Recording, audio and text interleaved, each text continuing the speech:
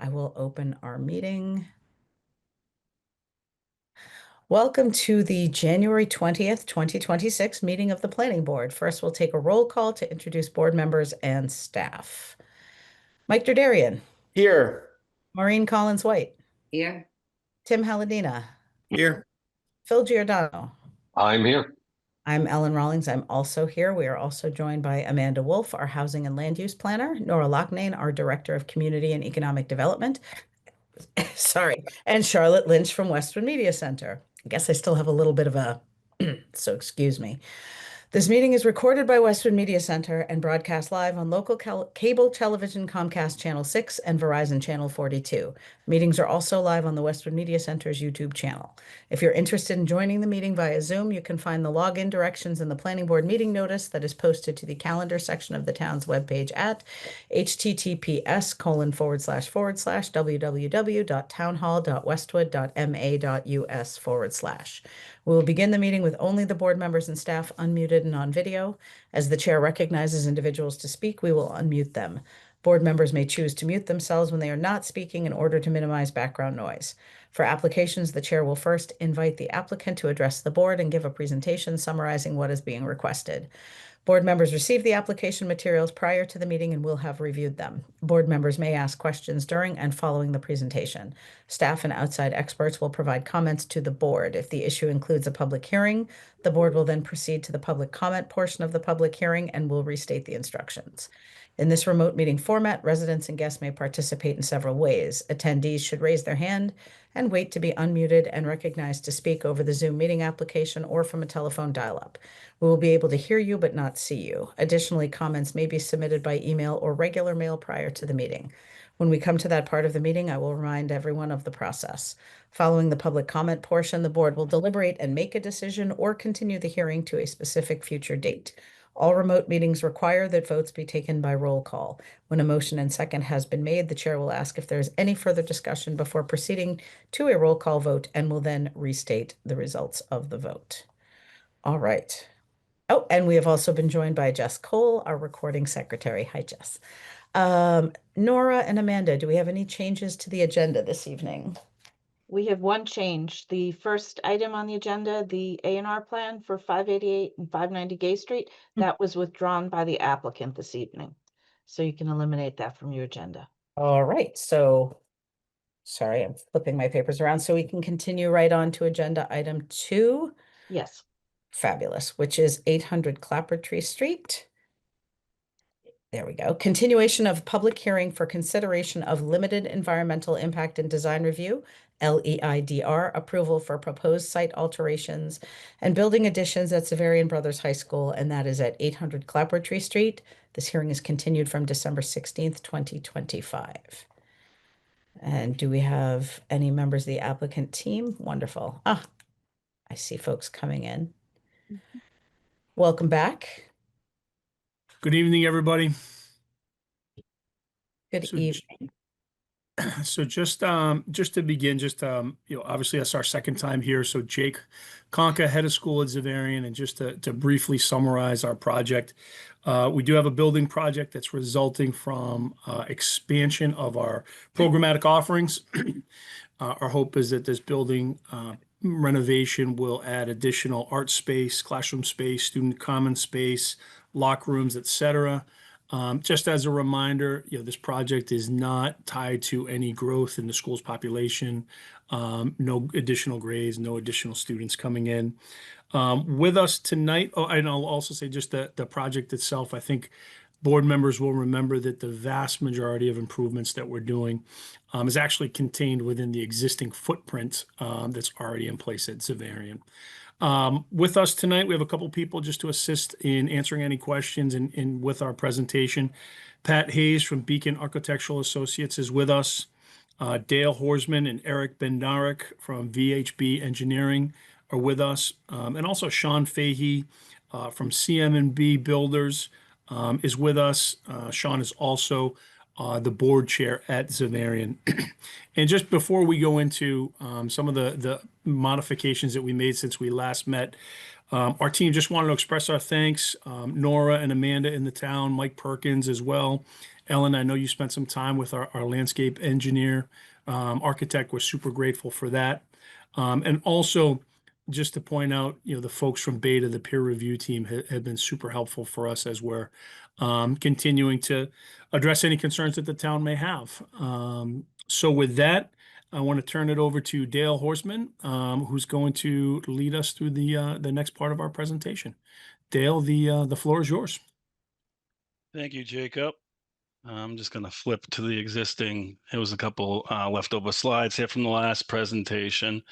But I first wanted to reshare an aerial image of the existing campus with some callouts of the major campus components for context. The first presentation focused on the proposed additions with respect to the project's proposed building program and architectural improvements. This presentation will focus on the associated site improvements to support the addition.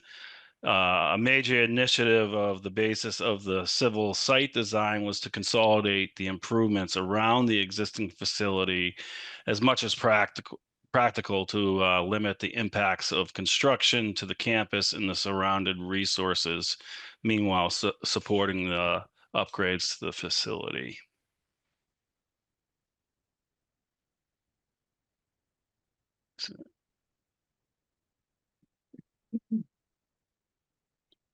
I'll quickly recap the overall project and then dive into the site improvements. The applicant is proposing to construct an addition that is spread across three distinct areas of the existing facility. The main addition shown in this L shape, the theater addition, which is back here, and the addition to the athletic wing. Collectively, these three areas will increase the building footprint by approximately 18,880 square feet and the overall building area by approximately 57,660 square feet.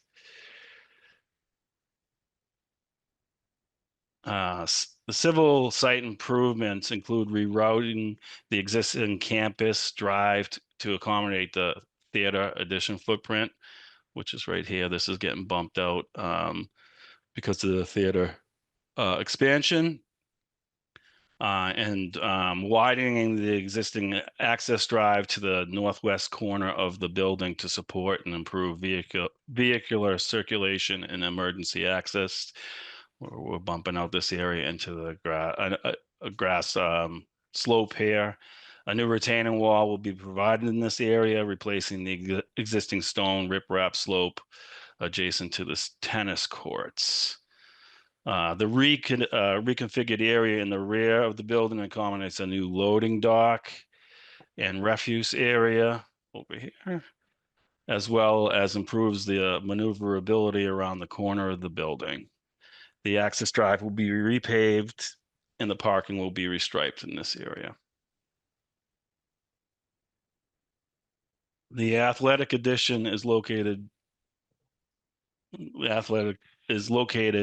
outside all wetland resource areas, but is partially located within the outer limits of the 200-foot buffer area, which is shown in the blue here. The area of infringement has been previously developed as part of the access drive and is currently paved. But the project proposes to add net pervious area within this riverfront area. The applicant has submitted a notice of intent, which is concurrently being reviewed by the Conservation Commission for approval.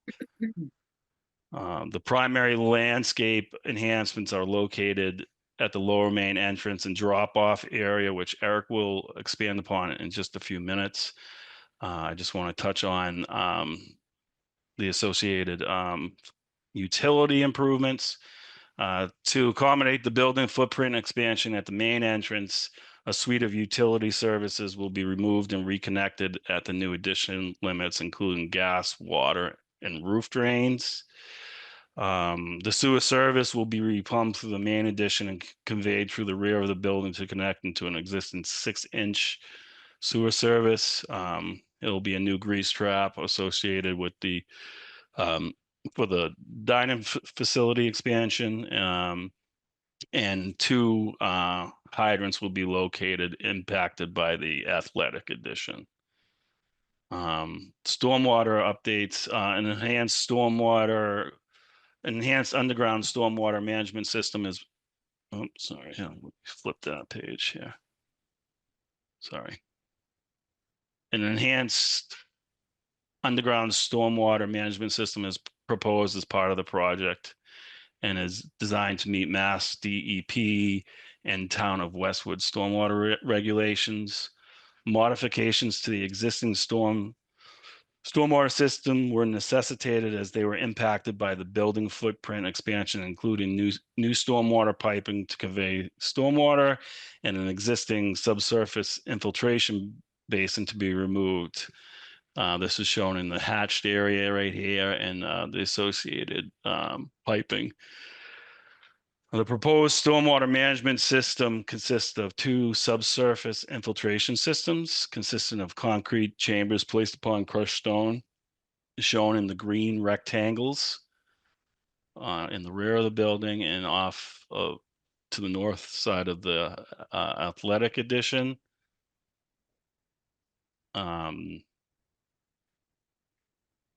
These infiltration systems manage the stormwater by reducing peak flow rates and volumes from pre-development to post-development conditions, and allows the stormwater to recharge into the ground prior to be discharged to an existing stormwater outfall located in the northern limits of the site.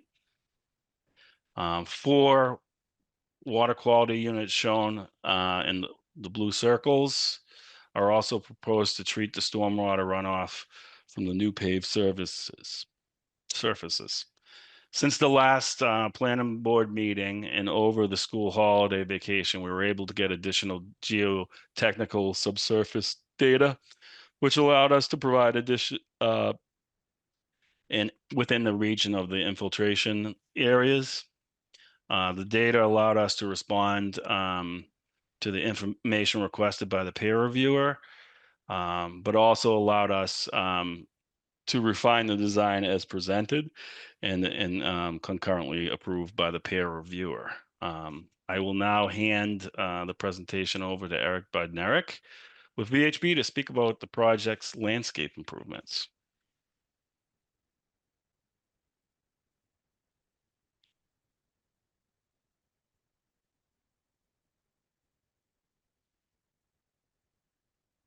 I see a hand up. It might be that your colleague needs to be promoted. Oh, it looks like he's getting in the... Thanks. There we go. Can everybody hear me? Yes. Excellent. Thank you. Again, Eric Bednarik, landscape architect with VHB. As Dale alluded to, just a few landscape improvements through the back of the site, the northeast corner off to where the athletic facility is, just some loam and seed treatments where some disturbed areas are. And then off to over to the northwest, where Dale mentioned the new emergency or improved emergency access area. Again, some treatments with some loam and seed, along with some evergreen buffer planting around the proposed dumpster. And then our primary landscape enhancements, of course, falls at the front entrance, which you can jump on over to the next slide, which I know you are familiar with. We have this nice entry plazaway with some nice decorative paving bands, and this nice amphitheater type seating off to the left of the entrance with some nice terrace plantings. And as we discussed at the last meeting, we shifted a lot of these plants over to be Eastern Massachusetts native, with the exception of one plant that we did substitute, being the redbud tree with Cornus Florida Appalachian blush dogwood. So I believe we are now kind of in compliance with all that Eastern Massachusetts native plant material. That will give a really nice different amount of textures and seasonal interest and basically sustainable and durable landscape. And of course, this will all be accentuated with some nice landscape lighting, dark sky compliant, reusing some of the light fixtures within the parking areas at the main entrance. And then the amphitheater stairs will have some nice little LED light strips accentuating those stairs, highlighting the entrance. There are some proposed uplighting in some of the trees that accent the or frame the entranceway. Um, and along the stairwell as well, just to provide that safety.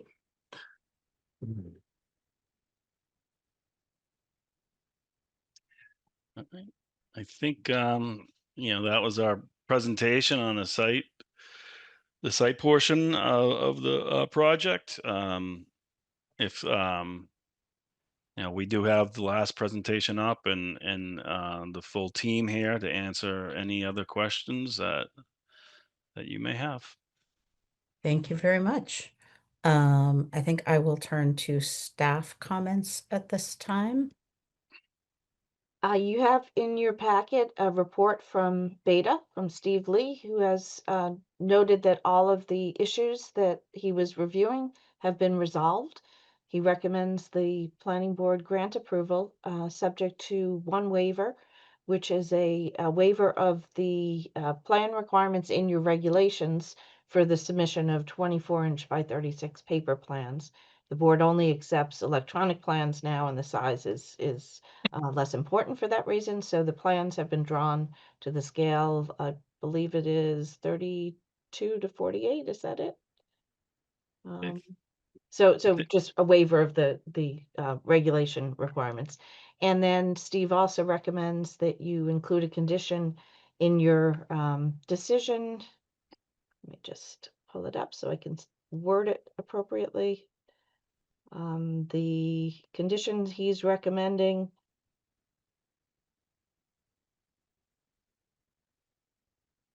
So let me find it.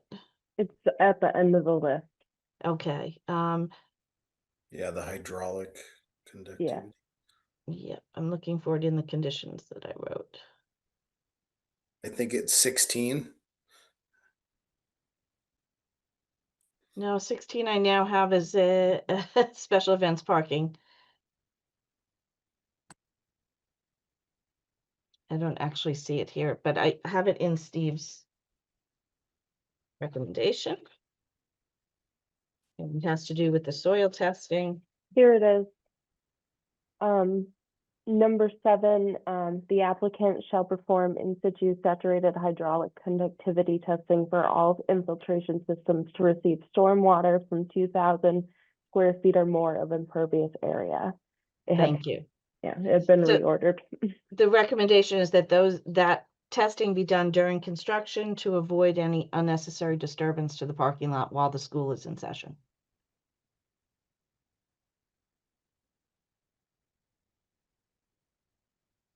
Thank you. Okay, then I will open up the floor to board member questions and comments at this time. I'll wait for hands.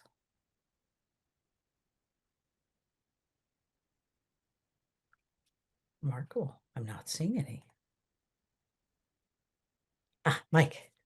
I just wanted to say, I don't have many comments. I think the project looks excellent, and I'm happy that Xaverian Brothers is going to do this update. I think it'll be a really positive addition to the school and to the town. Thank you, Mike. Tim. Yeah, again, no questions or comments. Just I appreciate it sounds like this was a good collaborative effort up front to get a lot of this work done. And just in the spirit of, as we think about processes on our end, this is I appreciate that. So thank you. Thank you. Any other board member questions or comments? Yes, Maureen. I just had one question because when they were doing the presentation, I do believe I heard something about there were 2 hydrants being affected. Did I hear that correctly or? Yes, there are 2 hydrants that are currently within the area of the proposed athletic addition that are just being slightly relocated. To the side, okay. Yeah, just to be out of the footprint and accessible, based on the new configuration. A lot of work, looks good. Thank you. Any other board member comments, questions? I just echo the comments of everyone. I think it's a great project and appreciate Xaverian Brothers' efforts. Thank you, Phil. Any other board member questions, comments? I like that dogwood species you chose. That's a nice swap out for the redbud. I think it'll look real nice in the spring. And as you noted, really enhance the biodiversity of your site. And I also, what Tim said is very resonated for me. I appreciate the attention to collaboration and process that Xaverian, you all put a lot of work in with our staff and with this board, and I really appreciate the collaborative nature of the work on this project. So thank you all for that. I have nothing else. I will open it up as this is a public hearing. I'll open it up for public participation at this time and then check in with board members and staff one more time, and then we can move forward to the next phase. So at this time, I will open up the floor to public participation. If there's anyone here who would like to comment on this particular application, you can raise your hand and we can promote you to speak, or you can use the Q&A feature in the Zoom application. We just need your full name and address either way for the record to be able to recognize you. I'll give that a minute.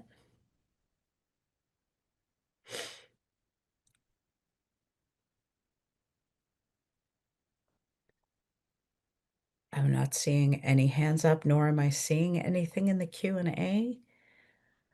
So I'll check in one more time. Anything further from board members? Anything further from staff? Staff, from your perspective, the peer review has been, all the questions have been addressed. We are complete from a process perspective.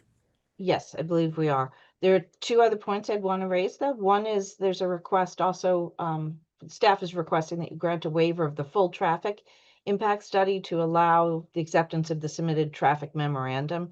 This is similar to other approvals for Xaverian that you've entertained. And then one other comment I wanted to make before you get into your motion. We had discussed this a little bit at the last meeting, that there is a need for parking during the period of construction in the special events parking lot. So I've proposed a motion, a condition in the motion for you to consider that allows for the suspension of the prohibitions of the use of that parking for anything other than special events, just during the period of construction. Thank you. Actually, that spawned a question for me because I think that makes good sense given for safety and for many reasons. I guess my one question is, my understanding is you don't currently use the gate to Marshall Street. That's really just for landscapers. Is that would be maintained throughout this? Because I think that was a concern when the parking lot was first built. So you'd be using the events parking lot, but the traffic flow would still not include the gate for Marshall Street. Is that correct? Yes, that is correct. Actually, the gate to Marshall Street, while it's there, it's virtually inaccessible. You'd need an all-terrain vehicle to get through there. So we don't anticipate using that. Absolutely not. Perfect. That was the only thing that popped into my head about that. So staff recommendation is not that you modify that other decision, but that you just allow in this decision a condition that suspends that one condition, which is the use for special events only. Okay, that makes sense. Thank you. Any board member comments, questions, or discussion around that particular condition? And Nora, it would just automatically go back into effect upon the completion of construction. It's not that the board would have to take any act to That's get right. it back into effect. Okay, I Right. just want to make sure it's kind of self-executing and automatically goes into effect. Mm-hmm. Excellent. All right. Then thank you for the clarifications on those. If there's no further questions or discussion amongst board members, I think we could move on to motions. I would just need you to stop sharing, Yep. Dale, and then I can share this document.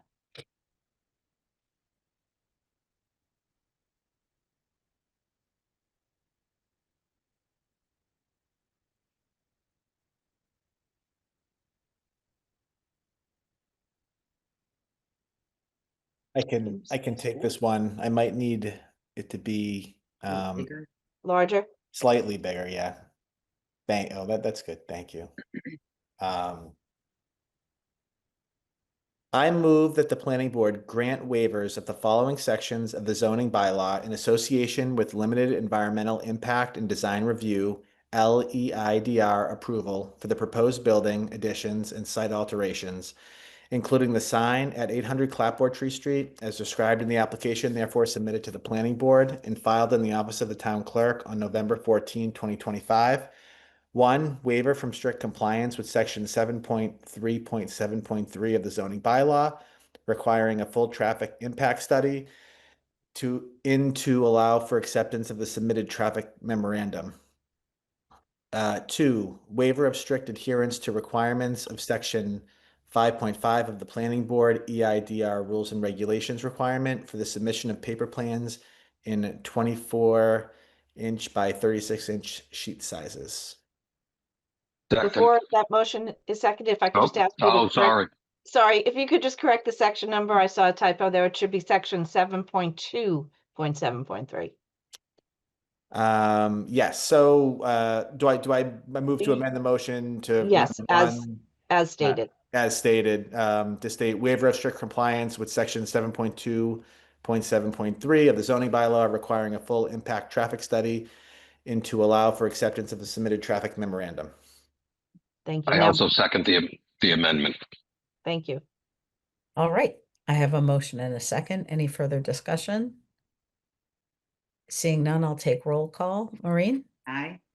Phil? Aye. Tim? Aye. Mike? Aye. I vote aye as well. That motion carries.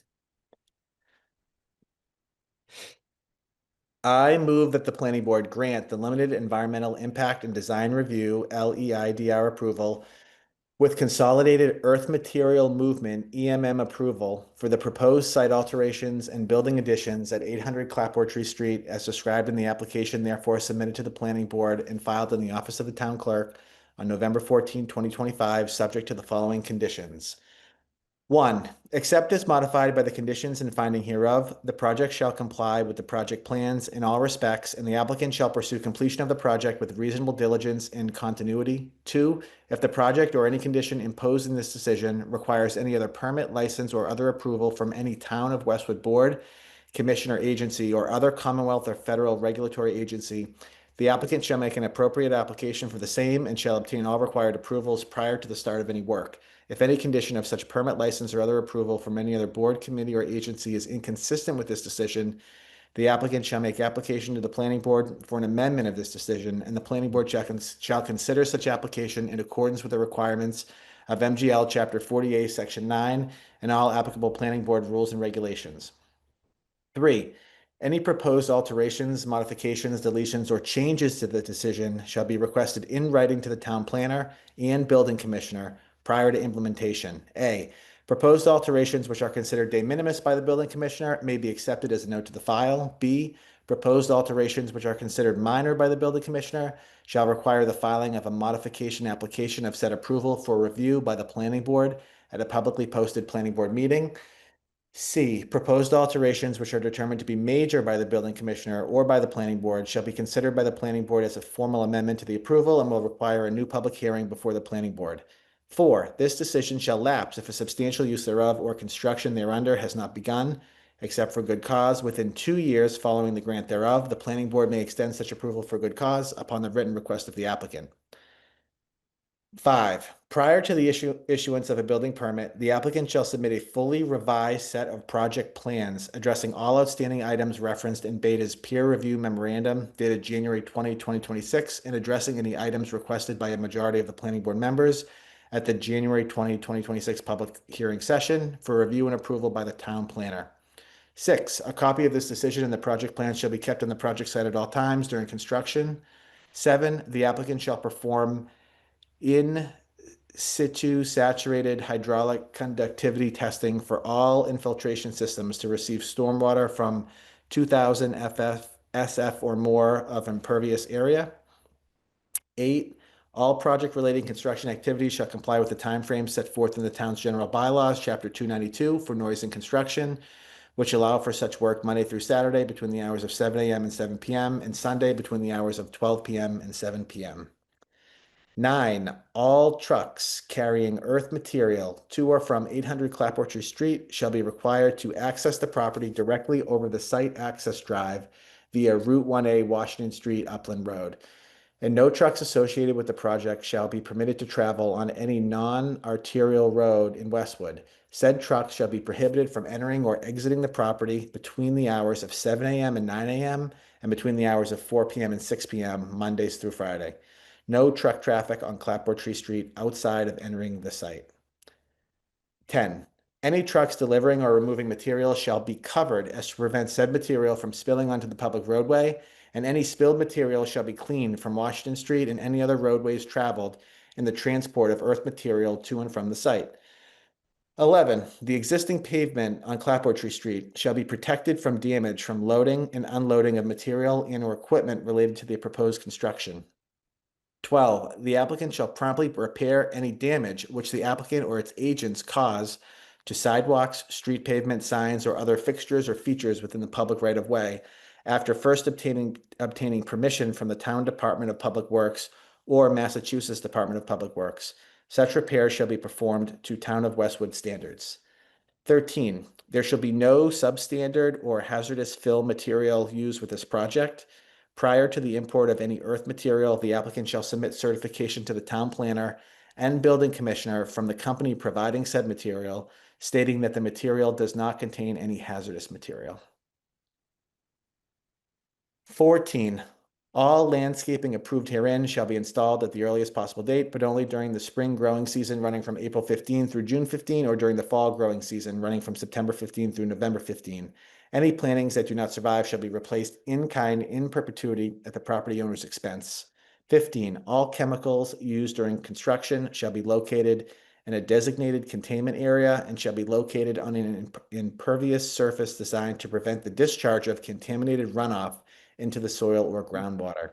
16. During the period of construction, conditions restricting the use of the special events parking lot contained in the Planning Board's September 12, 2023 decision granting limited environmental impact and design review, earth material movement and access approval, and subsequent modifications thereto shall be suspended to permit the use of this lot to meet parking demand associated with the construction project and or with daily operation of the education facility. 17. At the conclusion of construction and prior to the issuance of a certificate of occupancy, the applicant shall submit as-built plans delivered in a format approved by the GIS manager for compatibility with the Town of Westwood GIS database. Second. Nicely done. I have a motion and a second. Any further discussion? Amanda, yes. Nora, correct me if I'm wrong, but I think we can remove number 5 requiring a new set of plans because the planning board didn't ask for any changes tonight and the peer reviewer didn't have any changes either. Yeah, I would agree. You can. It doesn't matter if you leave it in because there's nothing required, but if you want to clean it up and take it out, then you can amend your motion and amend the second to that motion to remove number 5. Can I do have one question after reading through all the conditions. Do we generally have any condition or do we usually have a condition that relates to air pollution or anything related to that in terms of construction? I was just curious. We don't have a specific condition about that we put in the decisions. The EIDR standards have a section on air pollution, vibration, noise that are addressed there. So the applicant has already made a statement that's in your findings that they will not generate pollution, vibration, noise to that effect. But there's not a separate condition that we usually include. Perfect. Do we want to Do we amend? want, do Or we want to remove 5 or leave it? I think we can leave it just because there's no items to address, so they're in compliance. Yeah, I was going to say the same. I was going to say it is it doesn't require anything, so it's already complied with. But I think I would still leave it. Okay. So I've already seconded the motion. Okay. Any board members have thoughts on that, or are we okay to take a vote? Makes sense. Okay, Okay with it. excellent. All right, then I have a motion and a second. Any further discussion? Seeing none, I'll take roll call. Tim, Aye. Mike, Aye. Phil, Aye. Maureen? Aye. I vote aye as well. That motion carries, and I believe we have one more. I move that the planning board close the limited environmental impact and design review LEIDR public hearing for the proposed site alterations and building additions at 800 Clapboardtree Street, as described in the application, therefore submitted to the planning board and filed in the office of the town clerk on November 14, 2025. And a second. I have a motion and a second. Any further discussion? Seeing none, I'll take roll call. Phil, Aye. Mike, Aye. Maureen, Aye. Tim? Aye. I vote aye as well. Public hearing is closed. Thank you all, and you. good luck. I'm excited to see the end result of all this this work. Good luck. Looking forward to it. Good luck. Awesome. And just again, from all of us at Xaverian, we've worked with you guys now on several issues. Always a pleasure. Really appreciate your work with us, but more importantly, your service to the town. So thank you so much. When do Thank you you. start? Yeah, All right. thank you. Thank you. You. All right. Our next agenda item is 200 Nahatan Street, reconsideration of vote to approve third minor modification of solar design review approval for solar canopy at Westwood High School at 200 Nahatan Street. All right. Nora, will you be speaking to this? I Nora in a minute? will, and I believe we also have Rob Heaver in the audience who can join us. Yeah, This was a request for clarification that came up last week as we were ready to issue the decision. The question came up of, I think it was clear that the board had approved the size of the concrete bases as 50 inches by 30 inches by 24 inches, but the question came up as to whether the board understood that if they were that size, they would not be centered on all of the columns. They would be centered on the columns that just had electrical conduits, but on columns that also have drainage pipes or only have drainage pipes, they would not be centered if they were size 50-inch, 50 by 30 by 24. If you wanted them all to be centered and all of consistent size, we would need to increase the size of the bases to 68 inches by 30 inches by 24 inches. So this is coming back to you to opine on what the board was intending. Did you want consistent size bases, but not necessarily centered, and 50 inches in width, or do you want them to be centered and larger than the 50 inches, up to 68 inches? Nor does that size change the impact of the spacing on the parking spot? So it doesn't change the depth of the base, so it doesn't interfere with the dimensions of the parking spaces. You will still have compliant parking spaces. What it does Okay. is it leaves less space between bases for cars to move through the spaces. If a car is interested in pulling forward through a space as opposed to backing up. And I know that was something that we discussed. My personal opinion is that it's safer for cars to back out of the spaces rather than pull through. But we know kids will do what kids will do where there are spaces to pull through. The school department has reviewed this and they would prefer the sticking to the 50-inch wide bases, even if they are not centered, because they think that would have less impact on the parking lot. But it's really up to the board which way you'd like to handle that. What's staff's recommendation, Nora?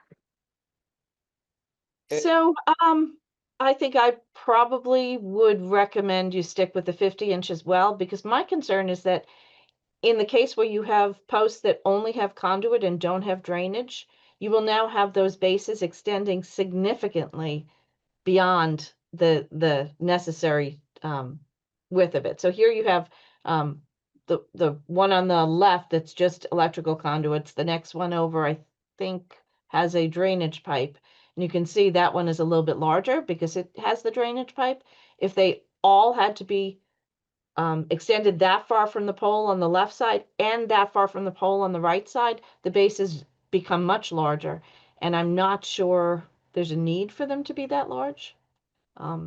You just have a Yeah. lot more concrete extending beyond the columns. So just to be, That clarity would have been helpful when we were talking about it last week. I agree.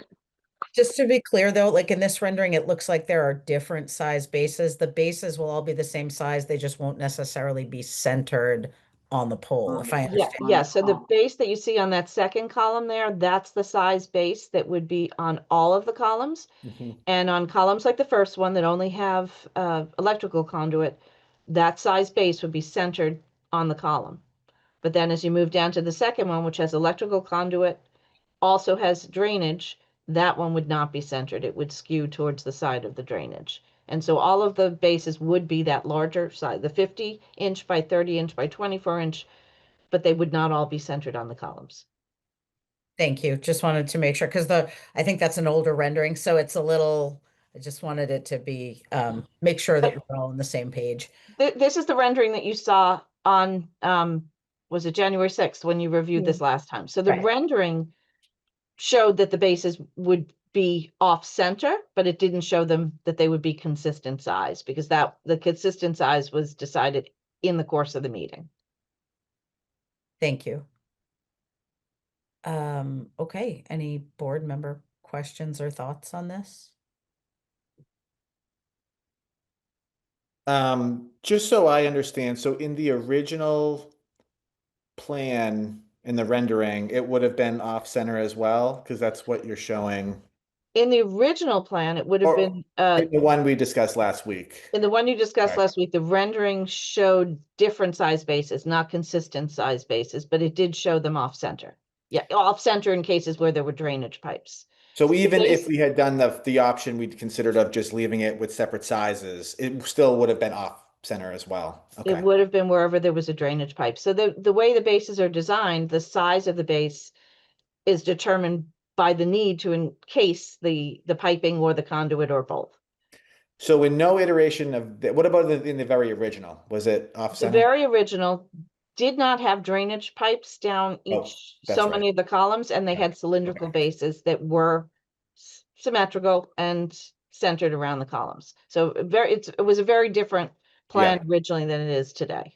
So it sounds like there's no iteration other than this making everything even bigger that would get this centered. I think it looks a little weird off kilt, but I don't know if there's any other way to do this, you know. Because Maybe it's not so terrible, but So if you did want them centered, so if you look at that base that's on the right there, that's almost centered. It would be a little bit larger to the right. So maybe you'd add about, I don't know, I'm gonna guess maybe 10 inches to the right. That would make that a centered column, so that you have the side to the left that has the drainage, and then the side to the right, which has no need to encase anything, but you would just be stretching out the column in order to have it be centered on the base. And then every other column would be that size. So it would Yeah. increase the width of the columns from 50 inches to 68 inches. No, I don't, it's 6 of one, half a dozen of the other. The main difference by making the columns larger, you're just doing it for that symmetry. You're not doing it for a practical reason. How much off center are they, Nora, if we went without them all being consistent and centered? I think the difference would be up to 18 inches. Oh, that much. Oh, I was thinking it was going to be like 4 or 5. It appeared. Okay. Because there are some of them that have drainage alone. So that one on the end there doesn't have an electrical conduit. It only has drainage. You see the next one up Right. has electrical. Then the one after that, it looks like it's just drainage. But there are some that have both drainage and electrical conduit, and those are the ones that would be the largest. And so that would dictate what you would be going with. That's how you get to the 68 inch. Because if you have one that has electrical conduit and then has drainage, which is necessarily distant from the electrical conduit, but it's only on one side, now you need to stretch the base all the way to the other side in order to be symmetrical. And then you would need to take that 68 inch diameter and apply it across all the other columns. So the one you see there on the second post which is shown, I believe, as a 28 or maybe 30 inch. I think 28 inch, that one is shown 28 by 30 by 24 inches high. That one would then have to increase by 40 inches, 20 on each Wow. side of what you're seeing there in order to be the consistent size of the largest base. Mhm. Is So there any difference in cost? There, In pricing? yes, the cost of the concrete would increase. Yeah. But what you essentially would have is more almost like a perforated wall, right? As you have 68-inch bases now instead of With 58 inches with spaces in between them. So you would still have, I don't know, Rob, do you happen to know what the space would be between two 68-inch bases? I don't, and it would change basically based on the distance between the columns themselves because they're not exactly uniform. Does it make sense to go with just one wall then, and then you don't see any difference? Because if we have small spaces, it's going to look really weird. Which is what I'm guessing. If it's that much increase in terms of concrete, we're going to have the spacing is going to end up being small, relatively. We would have to. I'd check on what the spacing would look like. I apologize, I don't have those numbers in front of me. Okay. Thank you. Maureen. In the picture, is there any symmetry where like there's like the water pipe coming down is like every other, is it every third, or is it just random where they're spaced out? Like, is there? It's not completely random. It's wherever they felt the need to drop a drainage line. But It's every Is it other. every third, or is it just It's every second column. every second? I'm just wondering, can you go with a smaller one and then a bigger one and center it that way? The smaller cement and then the bigger cement? I'm just trying to picture how that would look versus. So then what you would be suggesting is, well, if you were going to do that, then the ones that only have electrical, you might want to go back down to the 30-inch columns, 30-inch bases, and then enlarge to the 68-inch every time you have drainage pipes. But all of them don't require 68 inches. That's the concern. The Got it. majority of them would only require 50.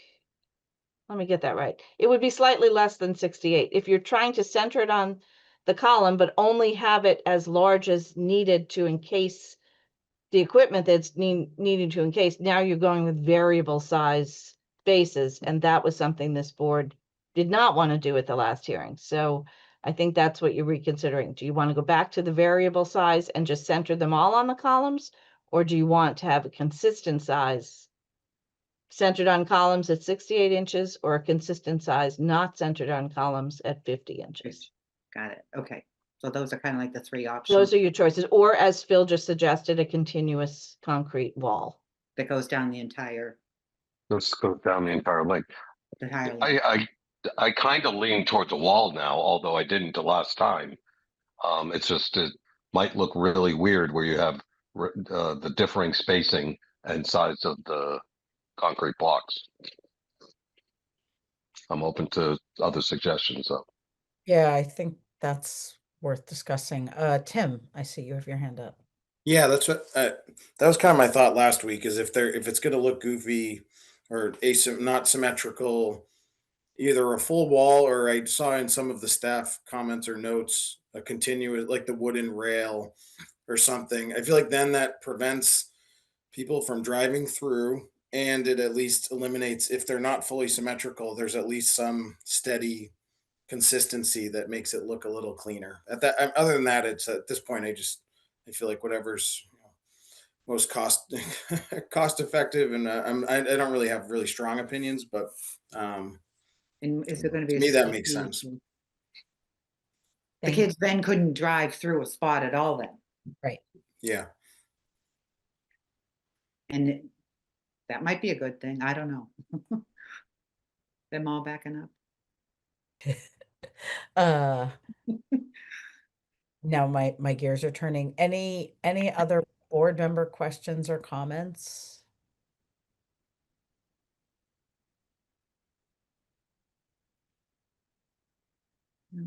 I'm curious, Nora, you mentioned, or I think it was you, Nora, I'm sorry, that the school department preferred a particular solution because it had less impact on the parking lot. What exactly does that mean? So I think they preferred sticking with the size that you had originally looked at, the 50-inch wide bases, but not having them necessarily centered on any of the columns, or at least not centered on the ones with drainage pipes where centering a 50-inch column wouldn't encase all of the equipment. I believe their thought on that is that by keeping the size of the bases to no greater than 50 inches, you left more room between the bases Yeah. that would allow cars to pass through. So I think that's the big question of whether you want cars to pass through or not. If you don't, then you're probably best off with a continuous concrete wall that goes across there. It's still a base. It would appear like a wall. But if not, then I think going with the school department's option of the 50-inch bases centered wherever they're just electrical conduit and off center where there are drainage pipes makes sense too. I think the least attractive option is going with 68-inch bases throughout. Yeah. Agree.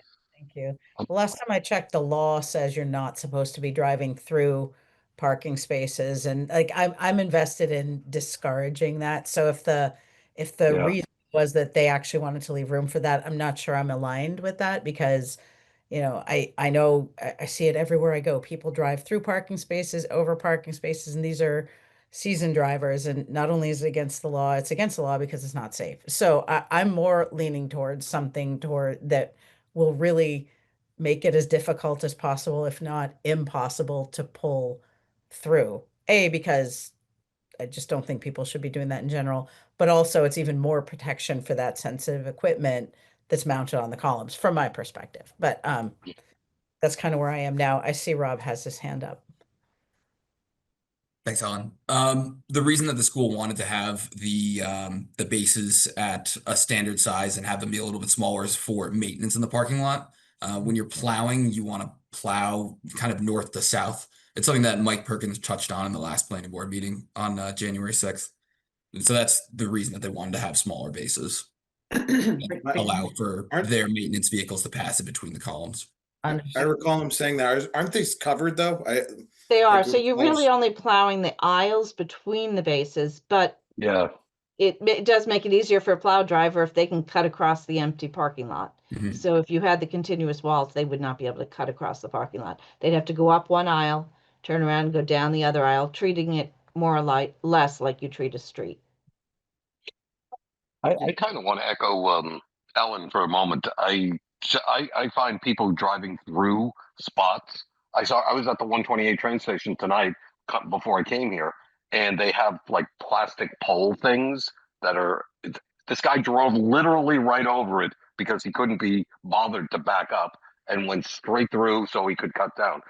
And I saw him do it right in front of me. I'm like, dude, you're not supposed to just like crush the plastic pole. So I'm really I don't think the plowing issue is going to, especially with the entire being structure, is covered. going to be that big.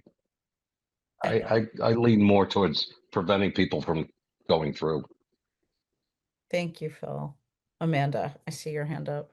One other thing to consider is depending on which base is where, it may not even be wide enough for the plow, depending on which plow they're using to clear the lot. So that's the other factor to consider is right now, it's not necessarily, particularly as you get down here, it looks like it maybe gets a little close, but it's hard to tell without fully scaling it out.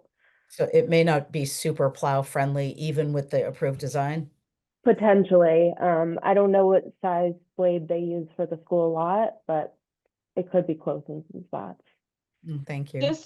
Just looking at the renderings, it looks like the openings between columns are roughly 17 feet, right? So your parking space is just over 18 feet, and then you take away the width of the columns, so you about 17 feet. And then if you have half of each base, and the bases are 68 inches, now you take from that almost 7 feet. So you're left with about 10 and a half feet of open space between bases if it's the larger bases. So that's about the size of a just larger than a parking space. So you'd be pulling through very carefully. A plow might or might not make it. A car probably could. As it Bart was. might be able to, but I That would do more Uh, damage. yeah, I would be strongly guessing a plow is not going to be making it through with that. Not successfully. Not or not without a lot of damage. Right. So that's helpful. I was wondering about that too. Um, And it might be easier for them to plow just straight down against a smooth wall. Yeah. It might be. Mike, Can you just remind me, are the poles, are they all equally spaced from each other? generally, but not perfectly equally spaced. Okay. But to the eye, because I could see it looked, if there was a continuous wall and these poles were really spaced out at different lengths, that would look, that would look unappealing as well. But if generally they're going to look somewhat coordinated and even. Yeah, Rob, could you show the rendering again, or Amanda, do you have are you the Yeah. one? Yes, Amanda's sharing. If you could share the rendering again, I think that's pretty close to showing what it would look like. Ignore the bases themselves and just look at the posts here, the columns, and you'll see they appear to be equidistant. It's probably not to the inch though.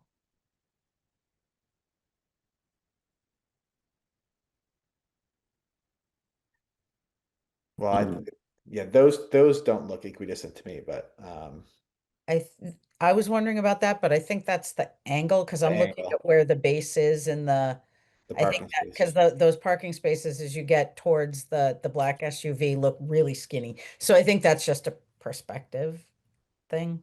Yeah. Because I had the same thought and then I was like, well, wait a minute. Do you have another picture, another angle? Yeah, Oh, there's yeah. several renderings. If you look at the back row, it looks evenly spaced out.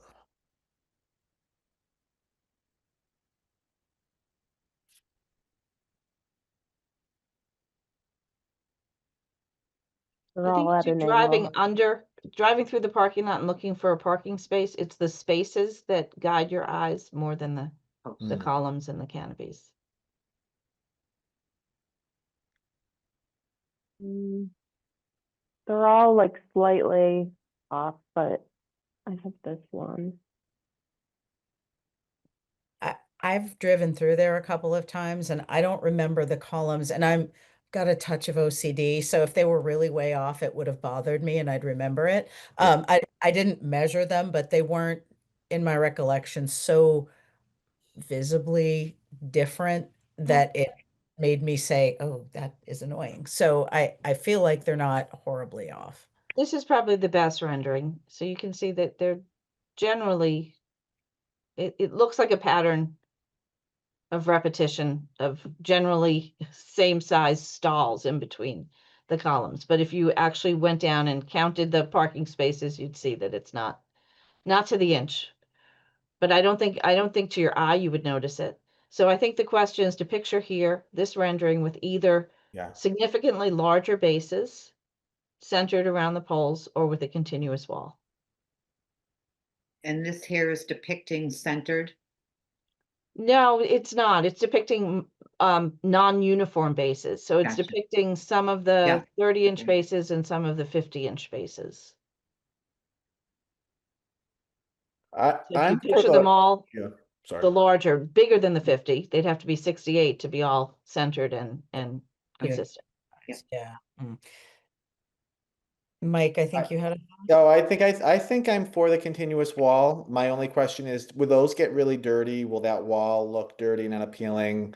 Would we clean it? Could we paint it Westwood green? Like, just that's like my only kind of comment on that. But I do think it's going to look a lot cleaner as a continuous, cement structure there. I would be hesitant to have it painted because I think when you paint it, that's when you see the chips when students or anyone parking in that lot accidentally hit into the base, whereas the concrete will be less apparently chipped if it's not painted. But they would have to be maintained. They will collect debris. To be honest, this is a parking lot not just used by students, but used to people going to sporting events after school.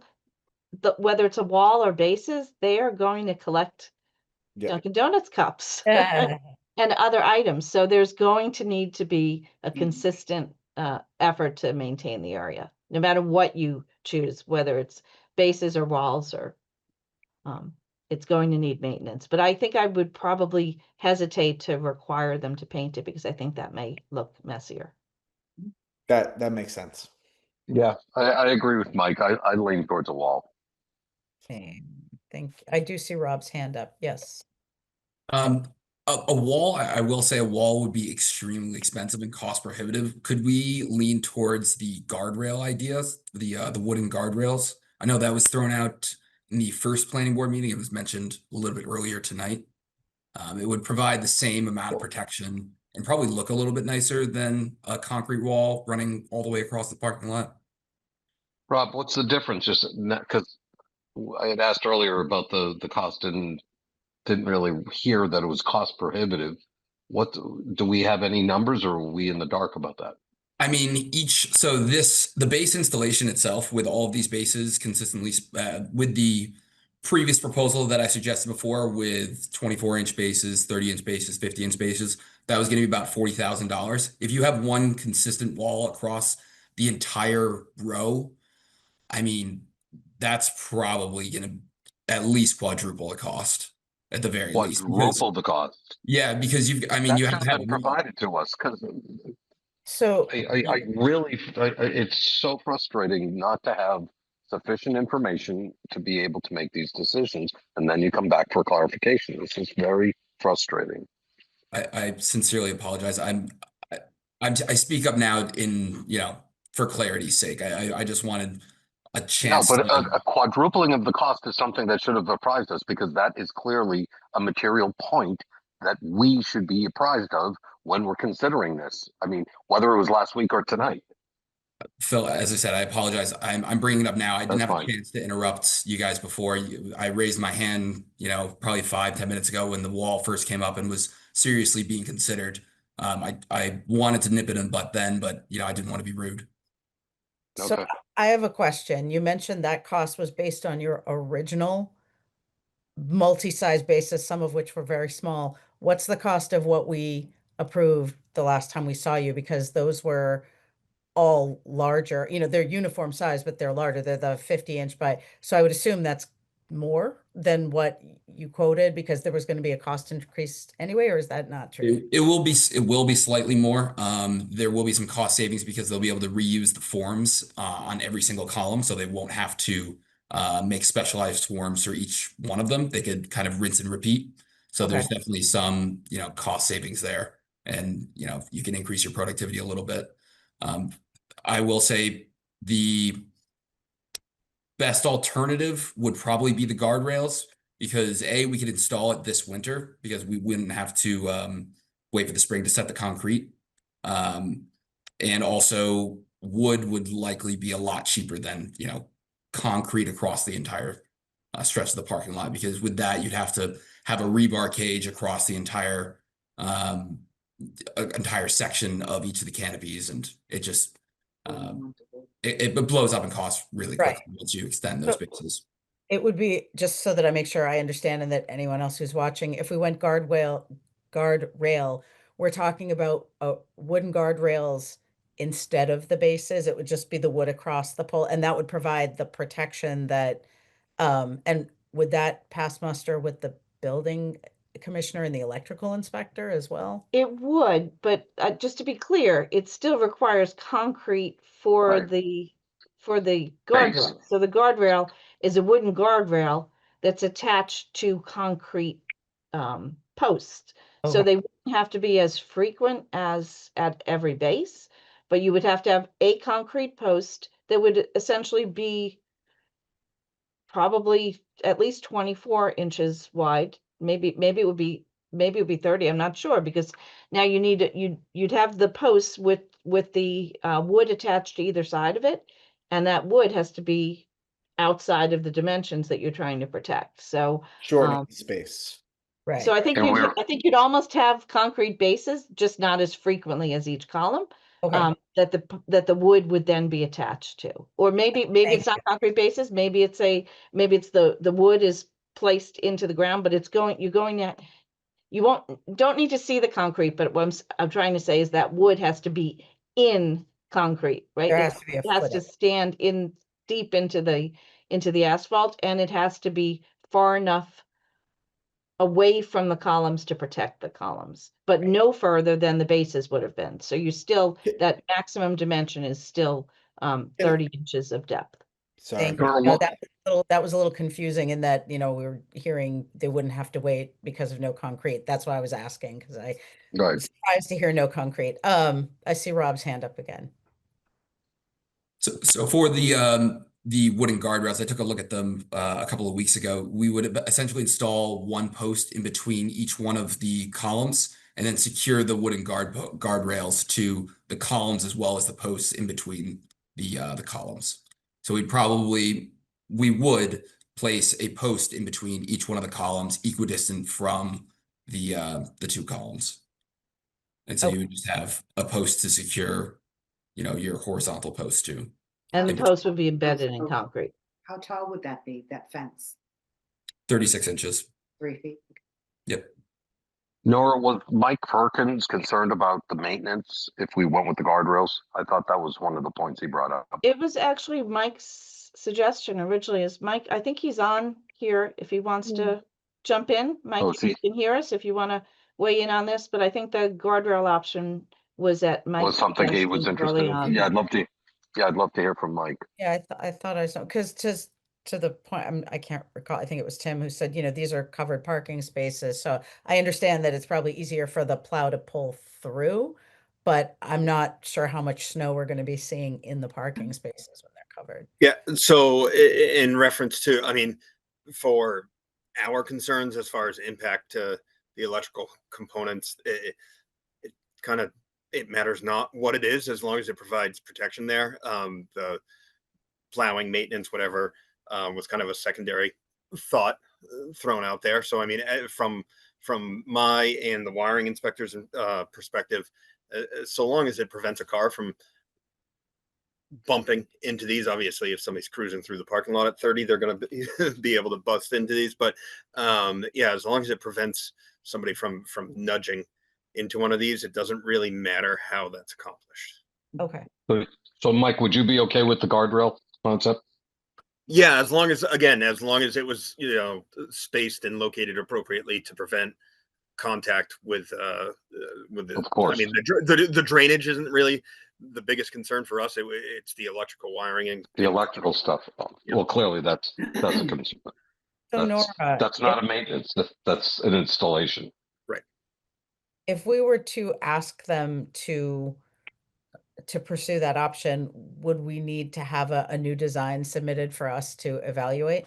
So the way that I have originally addressed it is through a condition that would require a revised set of project plans for review and approval by the town planner.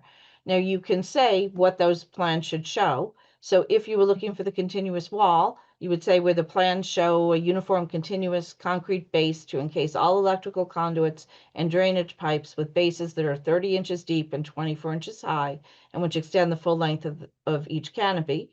Or if you wanted a guardrail, you could say to, the same thing, having the plans submitted for review and approval by the town planner, where the plans show a continuous wooden guardrail, the full length of each canopy, where the height of the guardrail does not exceed 36 inches in height, and where the width does not exceed 30 inches in depth, or the depth does not exceed 30 inches. Okay. And Rob, what's the cost differential between the guardrail versus because you were thinking the quadrupling if it was a continuous wall. What's the extra cost for a guardrail? Guardrail, I'm getting it quoted right now, actually. I haven't received Okay. any word back from our vendor, but I do have And we're few looking Okay. at wooden? Can someone remind me what the overall cost of the project is? overall as in total for Amoresco. The for the town, Oh, for the town. I can't speak to that. I can't speak to that either. or for Amoresco, the For Amoresco, I believe it was about $2 million. Let Oh, it was higher. me check. While you're peeking, I'm just going to ask the question. I appreciate you're getting the quote now. Is that something you expect to receive while we're having this discussion? Because my thought is I don't want us to approve something else that we're then going to hear maybe isn't going to work with the numbers. Exactly. Yeah, I would really love to see the two to see the two designs Options Renderings. and side by visuals. side. Yeah. And I'd just like to know what the cost, what the cost percentage is to add the wall or to add the Versus guardrail to adding the overall guardrail. project. I assume we're installing this because we're going to get money back through energy savings at some point. So I'd rather do this right than have it look really weird and sloppy. That's So I will I say that the school department's interest is in getting this turned on as soon as they possibly can. well, the school So, department probably should have apprised us a long time ago then. so I would say that if it's something that you would want to see plans rather than leave it up to the town planner, then I think it would be something that everyone would have to understand, would then have to wait. You wouldn't get the plans until your next meeting, which is on February 10th, and that Amoresco then could not begin the installation until at least the 11th, and probably quite a bit later than that, because they'll have to order whatever it is that they're installing. So just so everyone understands what we're talking about, and that it's further delay of a project that has already been incredibly delayed. I take a quiet exception to the delay being on the planning board's responsibility. Oh, And please, I I'm think saying we're the delays acting on the planning board side. and it's not that that's not for you, Nora. It's just saying the planning board is acting very expeditiously with limited information, and we're only back here because of that absence of information when we considered this last time. Correct. And all the modifications that this project has been through since it was initially approved are because of incomplete information on plans. So, Exactly. Well, that's why I think it's good that because if cost is a concern, I personally am okay with the town planner reviewing. If we decide a guardrail, I'm fine with the town planner reviewing it. This is just my opinion. But I'm hesitant for us to now say, okay, let's go with a guardrail and then find out that costs too much too. Well, That's and that's exactly what the quadrupling, if that is actual, then that's obviously a material point that if we had approved a continuous wall and then they came back yet again saying, oh my goodness, we just approved something that's going to raise the price by $150,000 or whatever.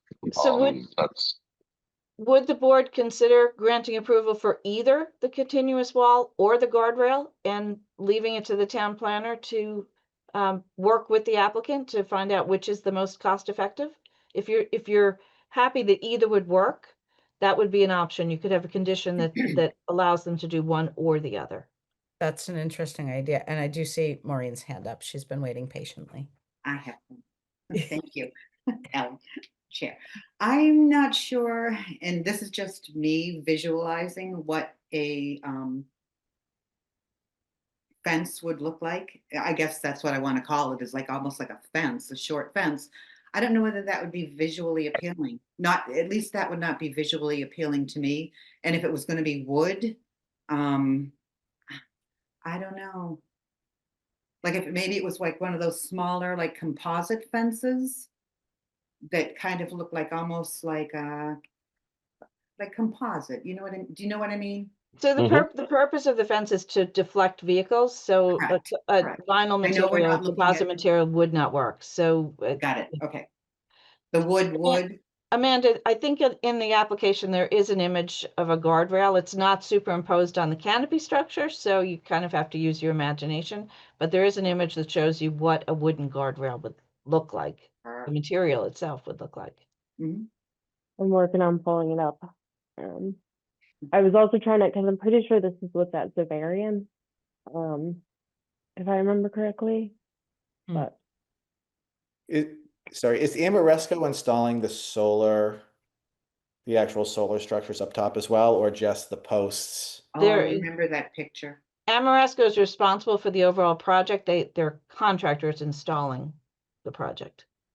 Amoresco. The general. Bob, you can speak to that better. Yes, that's correct. So we installed the canopies, and we are also going to be installing the guardrails if they are approved. So what else is left to the project itself when you said it's $2 million to Amoresco? Are there other components to this project that's part of what they're trying to do, installing solar canopies? Uh, Not sure what you mean. Are you asking just, is there anything else besides the solar canopies that we're going to be installing? Yeah, that's part of the, yeah, as part of this project. No, it's just this. So as soon as we have this installed, we'll have the electrical inspector come back out, give us approval. We'll unlock the AC breaker and then put the project online. All other components of the project are installed. The canopies are in place. The bicycle rack is in place. The Yeah. ramp Okay. that gets you to the bicycle rack is in place. The additional parking space that they added, that's all done. So the only thing left to do is to protect the structures and then to come back and regrade and reseed the grass areas that have been disturbed during the project. And that work can't be done till spring. But once the wall or guardrail or bases, whatever this board decides, once that's in place, they can flip the switch and the town can start getting money back from the solar canopy. Yeah, I guess the point I want to make is we're saying this is an extra cost, right? For instance, to do a clean wall, but I think if we had known everything up front, right? Like you're not going to design a plan that the wall's going to be crooked and the roof's going to be, at a weird angle, right? Like, and then when you go to fix it, Exactly. this is additional costs. Like a clean wall maybe should have been the original plan if it knew it couldn't do anything else that would look clean and not, you know what I mean? So I don't know if it's like an additional cost because we added this stone wall very late in the project, which really changes the whole, changes a substantial part of it. So, I wonder if this was all known originally, and they wanted a clean design, what it would have looked like. And it might have looked like a clean wall, to be honest with you. And that would just be, it would be 2 million, $50,000 instead of 2 million, right? So, I just want to throw that idea out there that I don't want to spend $2 million and something looks really off with the project. I Thank- agree with that. Yeah, I think the challenge for me is what was built was not what we had actually taken the time to evaluate and really review before, with previous iteration of this board. So now we're kind of looking at what we have and trying to address needs with what's already been constructed. So I'm struggling with this a little bit too. I'm thinking of the safety aspect too, because the aesthetics is a large part of it. But, and I don't mean any disrespect, but at the end of the day, it's parking structure. So I'm not as invested in the aesthetics, but I am invested in the safety. And I like the idea of something continuous, both to protect the equipment, but also to kind of direct traffic in the way that is the safest for everybody in that parking lot. I like the look of the wooden guardrail. I don't think that looks bad at all. In some ways, it might look better than the giant concrete bases, if it's just that with poles in between. So I'm okay with Nora's suggestion about exploring either and figuring it out. But that's just where I'm at. I'm definitely wanting to see a continuous something, though. I don't think I'm happy with the individual bases at this point in time. Amanda, I see your hand up. I know we're already past the discussion of separation at all, but Hod Fortune did just respond that they use a 9 to 10 foot blade to plow the parking lot. So that could be a challenge anyway with our. That cuts it really close if it's 10 feet. Yeah. That's 6 inches on each side of a blade. That's really tight. Yeah, That's real tight. Yeah. She did just add that they do use the stow pusher up there as needed, but I think they try to keep it as simple as possible. Yeah, there's probably limited snow that would be getting there anyways. But Rob, I have another question. Who bears the cost if there's an increase? Is it Amoresco under the contract or is it the town? Amoresco. So this would be a hit on your profit as compared to a hit on the bottom line of the town. Is that fair to say? I think that there is you know what? I'm not the developer. I don't know what the PPA says. Yeah. I would assume that this would probably hit into Amoresco. Okay, that's important just for our perspective. Just not that I don't think you guys are great, but our job is the taxpayers and the people of the town, and you're not a taxpayer nor a person in the town. So- I do want to just point out, though, that I have heard from the school that the delay is what is costing them. So the school had expected this to be completed at the end of August. Well, So they had that's- been counting on the electrical savings. So they are concerned with the cost that's due to the delay in the Amoresco project. Well, then they probably should have come to us in August. What, do we have a visual of the rail? Did Amanda pull that up? I might have missed it. She Okay. did. You can put it back up. Sorry. It was nice Well, looking. I It thought. didn't Well, look she's- bad. While she's pulling that up, I agree with what Ellen said. I like the idea of consistency, serves a purpose aesthetically. I think either will look fine. Again, I think I said this last week. I don't think any parking structure with these canopies look very appealing anyway. So I think this would help. I'd be open to having a condition to pursue either. That seems like it might be the most expedite. If we're all in agreement that we want to see some sort of continuous Mhm. line or structure rather than individual bases, I think Nora's suggestion from my perspective would be the most streamlined way to move the needle. And then let someone else, not this board, figure out what the price tag dictates. That's just my sense. Yeah, I'll just say, I'll make one last comment. That looks nice. I just don't know how that's gonna look in the parking lot with the concrete behind it, with the different space, are the concrete, is that still gonna be different sizes? It's hard for me to picture without looking at it. And I There think would be we're, no concrete. I'm won't be sorry any to interrupt. There concrete. would be no Oh. concrete. There would be the columns behind it. But there would be no concrete in this. Bases. The concrete that these Would bases. be a these- base. The wooden There would posts, be and the wooden concrete base posts. though. No, the wooden posts would go into the ground. The concrete that holds the wooden post would not be visible. It would be Okay. flush with the asphalt as the columns are attached to the asphalt. So that you would not see bases. It's either the continuous wall that's made of concrete, or it's the wooden guardrail. It would not have both concrete and wood. So to my eye, this would actually look cleaner in a lot of ways because it would eliminate the big concrete rectangles altogether and the poles in between the parking spaces. When I hear pole, I think of something that's not particularly large. Those would be the anchor points for this, if I understood correctly. That might actually look a little less industrial overall, if that's the only word I can think of, instead of these large concrete blocks or a large concrete wall. I think if we're talking aesthetics, as long as it's sufficient safety wise, I think the wooden rail actually looks better than the bases we were talking about last time, just in my opinion. I will also point out that a wooden guardrail, you can replace sections of it if they get damaged. And the wood also shows less damage. Dings in wood are less apparent than chips in concrete. Thank you. That's helpful as far as maintenance and ease of replacing damaged sections goes, because something will happen. That's just the way of it. Something will happen. Maureen. So Nora, just Sorry. one small clarification. So there would still have to be concrete that the wooden guardrail is going to be affixed to at the bottom of the pole, correct?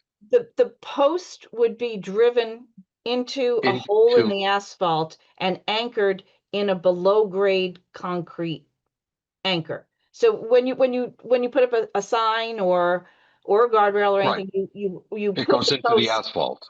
Yes, there would be concrete underground. They would patch the asphalt around the wood. So you wouldn't see the concrete. You would see asphalt coming up to the edges of the wooden post that the guardrail is attached to. So just this is a safety question. Where the exposure of the components are, whether drain or electrical, whatever, that's still then exposed because it's not encased essentially in concrete. There's only a wooden bar Yes, preventing a Yes. car from hitting it. correct. That Yes, that there's wood in that's a front lo- of it, but there's nothing encasing it. so So if that you looked at gives the, greater exposure of the safety issue to the electrical component parts, correct? Or am I wrong in visualing that? so if you went through the wood, you could hit the Right. drainage pipe, or you could hit the electrical conduit. But that's not likely unless you're flying through the parking lot. If you're just pulling into a parking space, you will hit the wood and it will stop your car. So I don't think the building commissioner or the electrical inspector had any concerns about a guardrail. I think they believe that would be sufficient to protect it in most cases. If someone flies through the parking lot and hits the wood barrier, and it hits a wood's not gonna conduit, it stop may them. break the conduit, and then the fail-safe provisions of the electrical system come into play, and the system shuts down. But it would need to be repaired. And Mike, if you're still available, if you want to weigh in on your thoughts on Yeah, I'm whether here. that's sufficient. Yeah, if somebody wants to make it through, they're gonna make it through, type thing. You know, the wood guardrails. I don't quote me on ratings, but you know, 10 to 15 miles an hour, you're not gonna blow through the thing. Mike, if you had concrete, what blows through concrete as compared to just, I mean, the wood to me is might be aesthetically nicer, but I would think there's more safety to the components if there's a concrete around Yeah, it. I mean, there obviously there is. It's going to be stronger, but I mean, you've got wood guardrails on the highways. You know, it's providing, you know, fairly decent protection there. You see them in parking lots where there's a steep drop off of a retaining wall or something like that. So I wouldn't bat an eye saying that the wood is going to provide less protection. Yes, it will, more than likely. But that's not saying that it's not protecting what needs to be protected, especially because it is a parking lot and you're not, you know, Going 50 miles an hour. you're not pulling into a park. Hopefully, if you don't, you know, mistake the gas for the You're not brake, which going at 40 happens. miles an hour in a parking lot.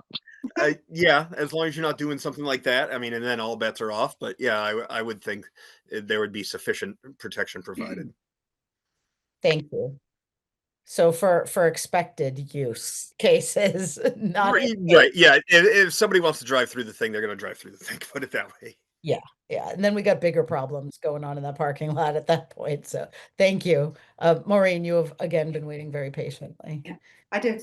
If they place the wood post in front of the actual pole, the canopy pole, wouldn't that be a stronger buffer? Is that something they would think of doing? Something that would make it a little safer? I don't know. Or do they have to place those posts equidistant down the whole length? So I think I'd leave Rob to speak to that. I remember our goal is to have the protecting structure with the least depth it needs to protect the structures while leaving the most parking available. For the space. Yeah. Yeah. You mean like line up the pole with the pole? Is that kind of what I'm hearing? Like, so the wooden. Yeah, I was just thinking just to give it a little more, I don't know, a little more thickness, but how deep are those poles? Like, are they what, like 6x6s or what are they? Those posts? The I wooden posts? think they're 8x8. 8x8? Not sure. So I would That would lose a little space. Is that what the concern would be? I think the greater concern would be that the bases that those posts have to go in, you don't want to compromise the base that the columns are in. Right? So the columns are set into concrete that's below grade. Yeah. And that concrete is wider than the columns. So you don't want to put a post too close to those concrete To the bases columns. You around the wanna set column it that off the a little columns bit. are adhered to. So I think you'd want the bases for the guardrail to be further away from the columns, not right in front of them. Right. Thank you. Thank you. Amanda, I saw your hand go up. Yeah, one other thing I want to point out is, you know, the whole reason that the columns aren't perfectly spaced is because of existing underground infrastructure. And so in terms of where the supports for the guardrail are, they might have some restrictions there as well. So it's not, I mean, Rob can verify, but they might not be able to perfectly place them. Gotcha. Whereas the concrete bases are affixed to the surface, and so they don't Right. interfere at all with all. anything underground. That makes sense. Rob, did you want to speak to that? Sure, yeah. I actually did take a look at the prints, and I did lay out where we would put the posts if we were to fix the guardrails to the columns themselves and then put a post in between each one of the columns, we would likely be able to place them equidistance between the columns and not hit any of the underground infrastructure. I do have a print I could share to make it a little bit Yeah. easier for you to visualize if you'd like me to. That'd be great. Sure. Thank- Sure.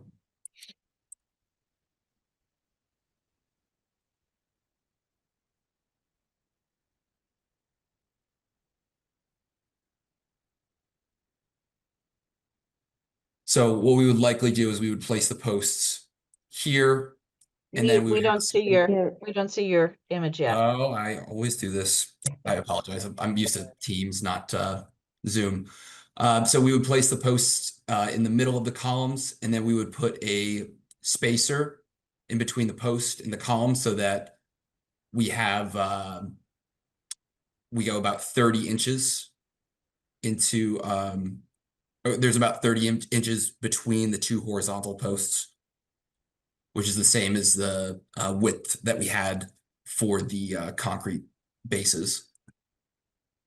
And if you didn't like that plan, then we would just put two posts in the center where this one post is. Doesn't really matter to us.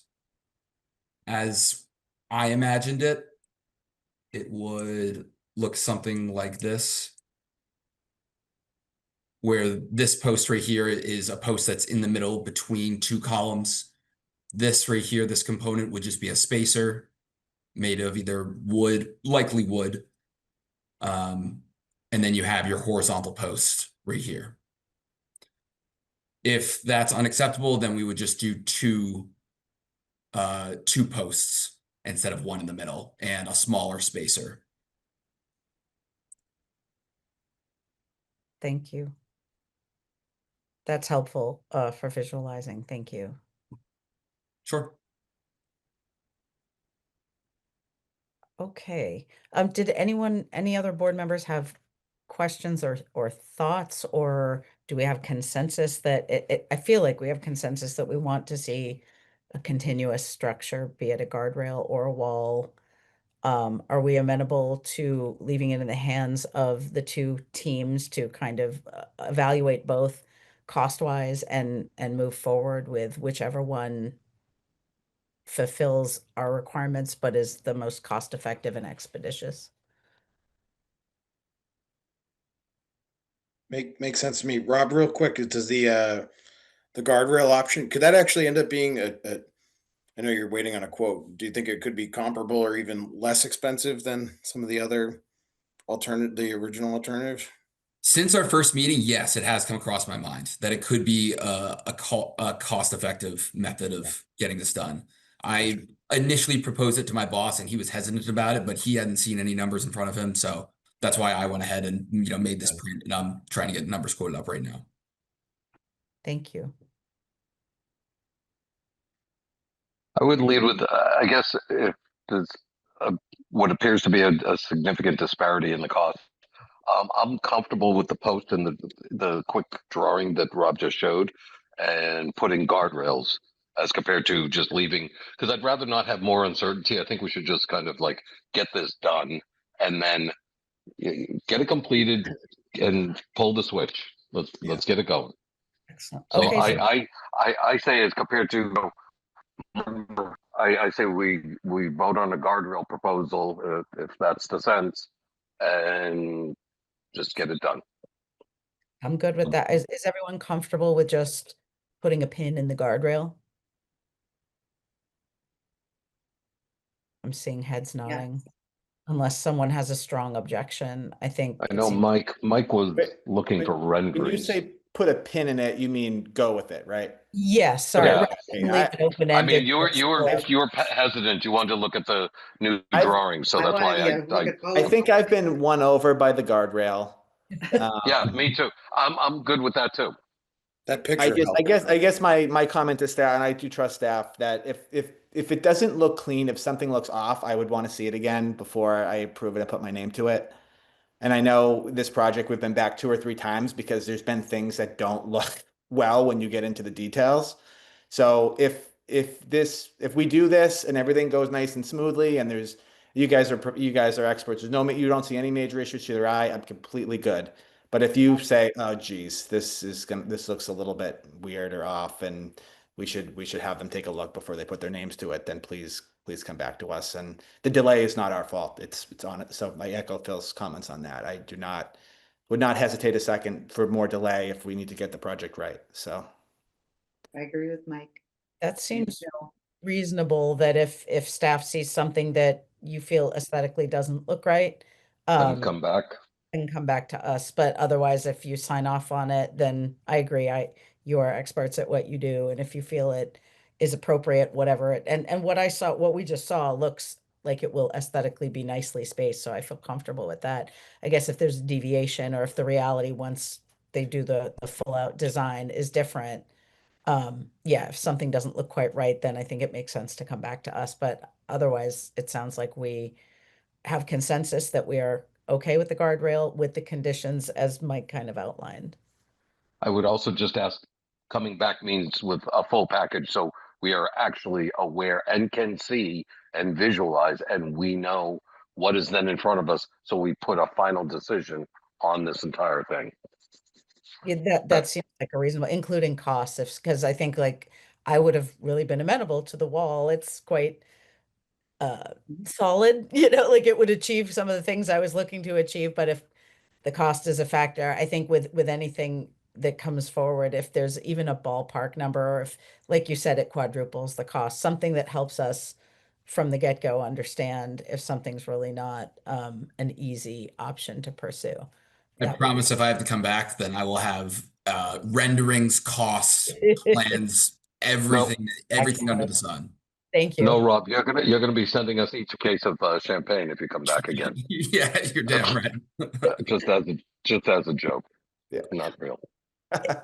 So it sounds like, and I saw Nora typing, so I'm assuming motions and whatnot are being edited. Yeah.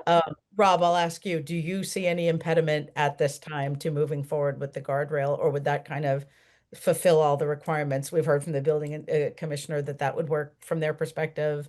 Is there anything that you can foresee at this time that would negate kind of this conversation? No, guardrails is the best way to go. Okay, And well, that's. when would the switch be turned on then if we do go with this? If we do Assuming go, we vote, I'm hoping if we vote in a few minutes on this, when are you going to be, switching this, turning on the switch? Likely mid-February, I would say. Okay. That's great. Okay. Sounds, yeah, because to sink the footings, like I had a fence installed at my house in cold weather. It's a similar process, I think, putting the concrete in. It's a different process than having to mold and set concrete bases, right? So you'd be able to, okay. That's a track. It might actually be school vacation week, because now that I think about it, that probably would be the best time for us to do this installation when the parking lot's empty. So I'll say the end of school vacation week. That sounds great. Okay. All right. I like that. Okay. And it sounds like we're ready for a motion, unless there's a. Do you want to see the condition I've added first before you start reading the motion? I think that's a good idea. Can you zoom in a little, Nora, just because my eyesight's terrible? All right, it's condition 4 that I've added, which reads, the applicant shall submit a revised set of project plans for review and approval by the town planner, where said plans show a continuous wooden guardrail, the full length of each canopy, where the height of said guardrails do not exceed 36 inches in height or 30 inches in depth. Could we add, as discussed in the January 2026 by a majority of the planning board, or some typical language that you usually use in or those? As a majority of the planning board.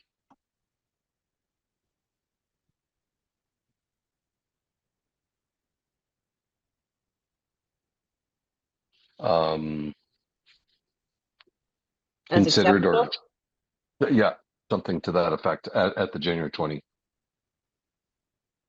Accepted. Is acceptable to each other. Yeah, that's At the January 2026 meeting. That would work for me. That looks comparable to verbiage we've included. Used in the past. Yeah. Okay. And nor the depth of the spaces are going to be still similar to Yes. where they were. Yeah, Okay. so if the space for the guardrails is no more than 30 inches in depth, then that only takes 15 inches off of each parking space, and we still have compliant spaces. Got it. Then we're good. Okay. Excellent.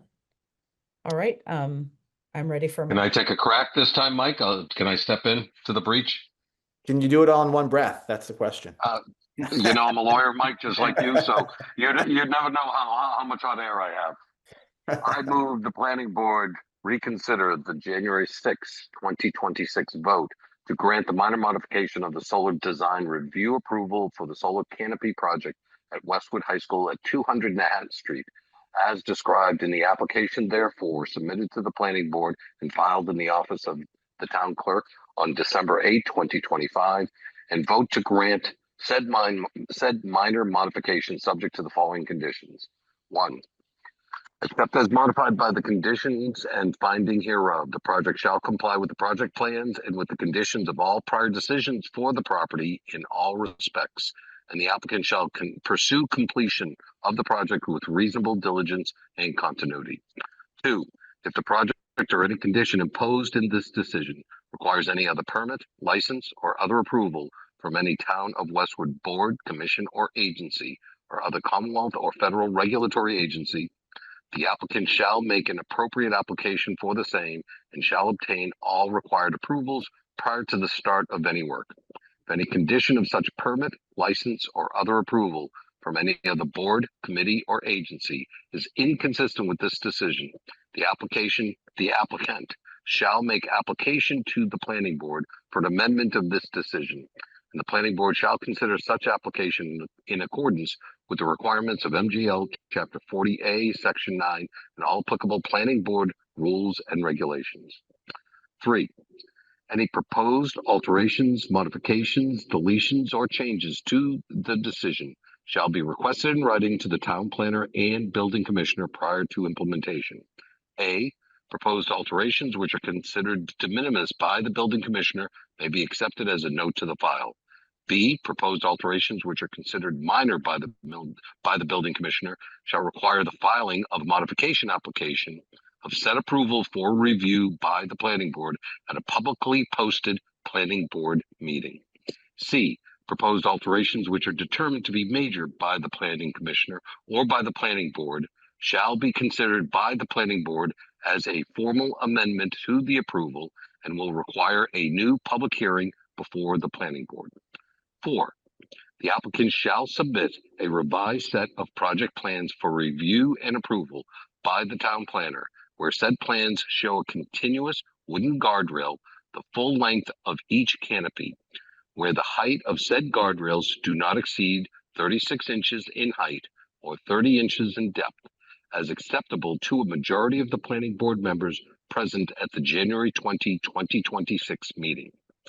5, all project-related construction activities shall comply with the timeframe set forth in the town's general bylaws, Chapter 292, for noise and construction, which allows such work Monday through Saturday between the hours of 7 a.m. and 7 p.m., and Sunday between the hours of 12 p.m. and 7 p.m. 6, a copy of this decision and the project plans shall be kept on the project site at all times during construction. 7, the applicant shall submit a final landscape plan showing the species, size, and locations of the 14 trees which were planted on the property in November 2025 and shall replace any dead or dying trees in perpetuity. 8, the decision shall lapse if a substantial use thereof or construction thereunder has not begun, except for good cause within 2 years following the grant thereof. The planning board may extend such approval for good cause upon the written request of the applicant. Somebody's got a second. Oh, second. Second. I have a motion and a second. Any further discussion? Seeing none, I'll take roll call. Phil? Aye. Maureen? Aye. Tim? Aye. Mike? Aye. I vote aye as well. That motion carries. All right. Rob, you're all set. Thank you. I want that switch turned on, Rob. All right, you are muted, but we can't hear you. I'm sorry. Thank you. We'll get it online. Thanks, everyone. Okay, Excellent. thanks. Thank you. Good luck Take with it the easy. rest of the Thank you. project. Bye-bye. All right. So our next agenda item is item 4, warrant articles, continuation of public hearing for consideration of proposed zoning bylaw, zoning map, and or general bylaw amendment articles for the May 2026 annual town meeting, continued from January 6th, 2026. All right. I guess Nora, Amanda, we'll just hand it right over to you. Okay, so we worked on the articles between your meeting on the 6th and today, and we made revisions that we specifically discussed or that we thought were consistent with what you were looking for. So I can share my screen and show you what we have so far. All right, and I think that's about as big as I can make it and still fit on the screen. So this is through today with some changes to different sections. The first one is battery energy storage systems. Amanda looked into this quite a bit to see what the state has, what they're working on. They have not completed their model bylaw or their regulations, but she looked at it to take some information that we could use for definitions from what they're proposing. What staff is proposing at this time is that the board limit its changes to BESS, battery energy storage systems, to definitions of those systems that are necessary to put these uses into the use chart, so that you're defining where you can have the various systems, and then you're showing where you can have them, where they're either allowed by right, by planning board special permit, or they're prohibited.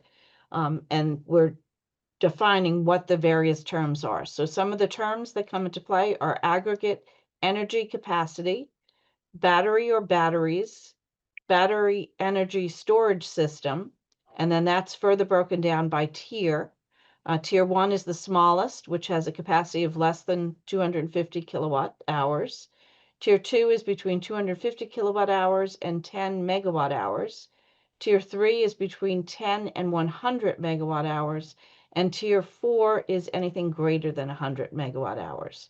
And then we added 2 other definitions, one for non-solar BESS and one for solar BESS. And the reason we did that is that where a battery energy storage system is associated with a solar facility, it's protected under the Dover Amendment. And so you already have a solar design review section of your bylaw that addresses how you handle solar issues, whether they're rooftop solar, which is allowed just by a building permit, large scale solar, which requires a planning board solar design review approval, and then other solar, which if it's a principal use requires a solar design review approval by the planning board, and if it's an accessory use, it just requires a building permit. So you've already put provisions into your bylaw that deal with solar. So what we've done is we've incorporated solar BESS within those provisions. So we're proposing, in addition to putting these definitions, that you make first you put them into the principal use chart.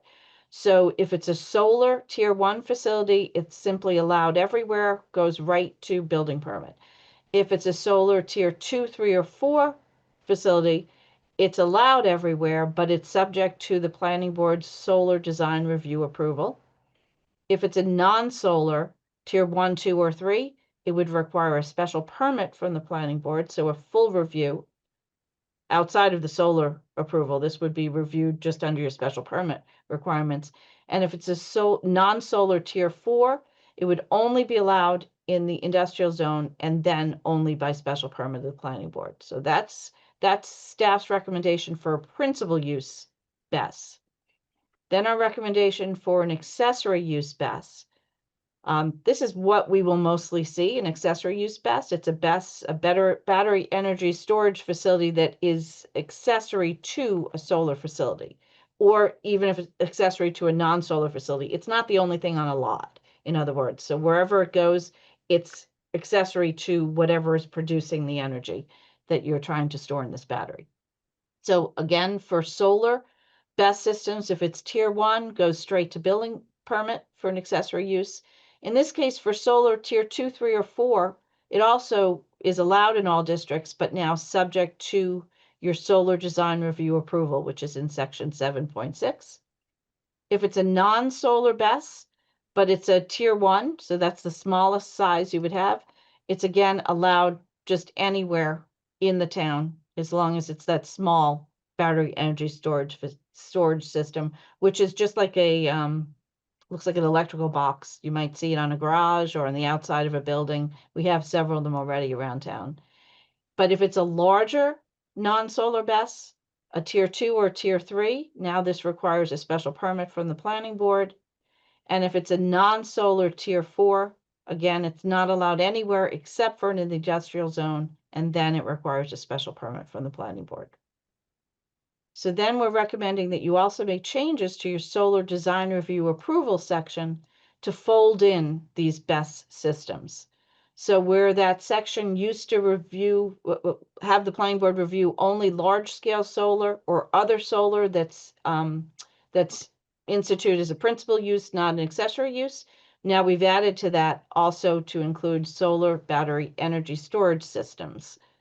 The applicability, you have two, you might remember with your solar design review, there are two ways that solar facilities get reviewed. One is they go to the planning board if they're the large scale solar or other solar as a principal use, and they go just for straight administrative review if they're an other solar as an accessory use. So we've done a similar thing with the BESS systems. We're saying that if it's a BESS tier, solar BESS tier 2, 3, or 4, then it has to go for a planning board review. But if it's a, if it's a solar BESS tier 2, 3, or 4 associated with either a large scale solar or another solar that's a principal use, it goes just like the principal use to the planning board. But if it's a solar BESS tier 2, 3, or 4 associated with a an other solar BESS proposed as, did I get this right? Yes. If it's proposed as an accessory use, let me go down here.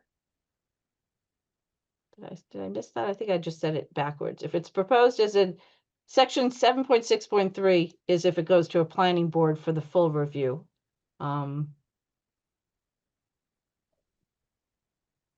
Let me just see, where does it say? The administrative review, sorry. It's hard to see it on this. I've blown it up so big I can't tell what I'm looking at. Give me just 1 minute. Yes, I'm sorry, there it is. So administrative review is for a solar BESS tier 2 associated with other solar. If it's tier 3 or 4, whether it's associated with an accessory other solar or a principal other solar, it goes to the planning board. And then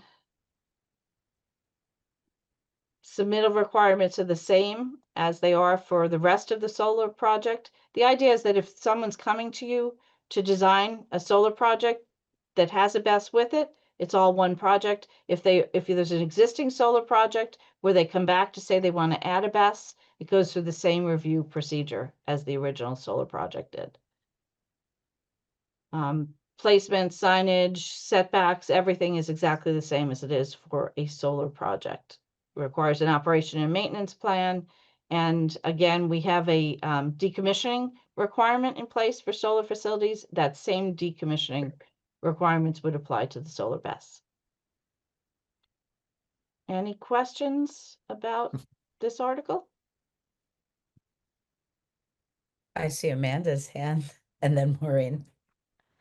I just wanted to add that while we're keeping it very simple this year, by next year we should have fully adopted regulations and a model bylaw to go off of.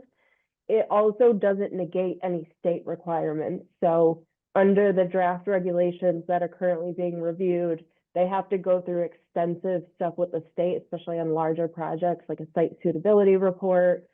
They have to receive a formal determination of score. There's a lot of steps that happen before they can even come to the municipality. So we're not necessarily missing out on any regulation by not having a comprehensive bylaw this year, because there's still other requirements that they have to fulfill. Thank you. Maureen. Yeah, that was part of my question about like how, if Mass state law changes, how we'll be able to amend this Yes, so Yeah. we would need to go back for another warrant article next year after the state regulations come into play. We fully expect we'll need to do that. The idea here is to get a jump on things and at least have the minimum in place so that you don't get an application where someone comes in and says it's not defined in your bylaw, or worse yet, because you don't separate it out, it's the same thing as a telephone pole or some type of essential service, and so it's permitted everywhere.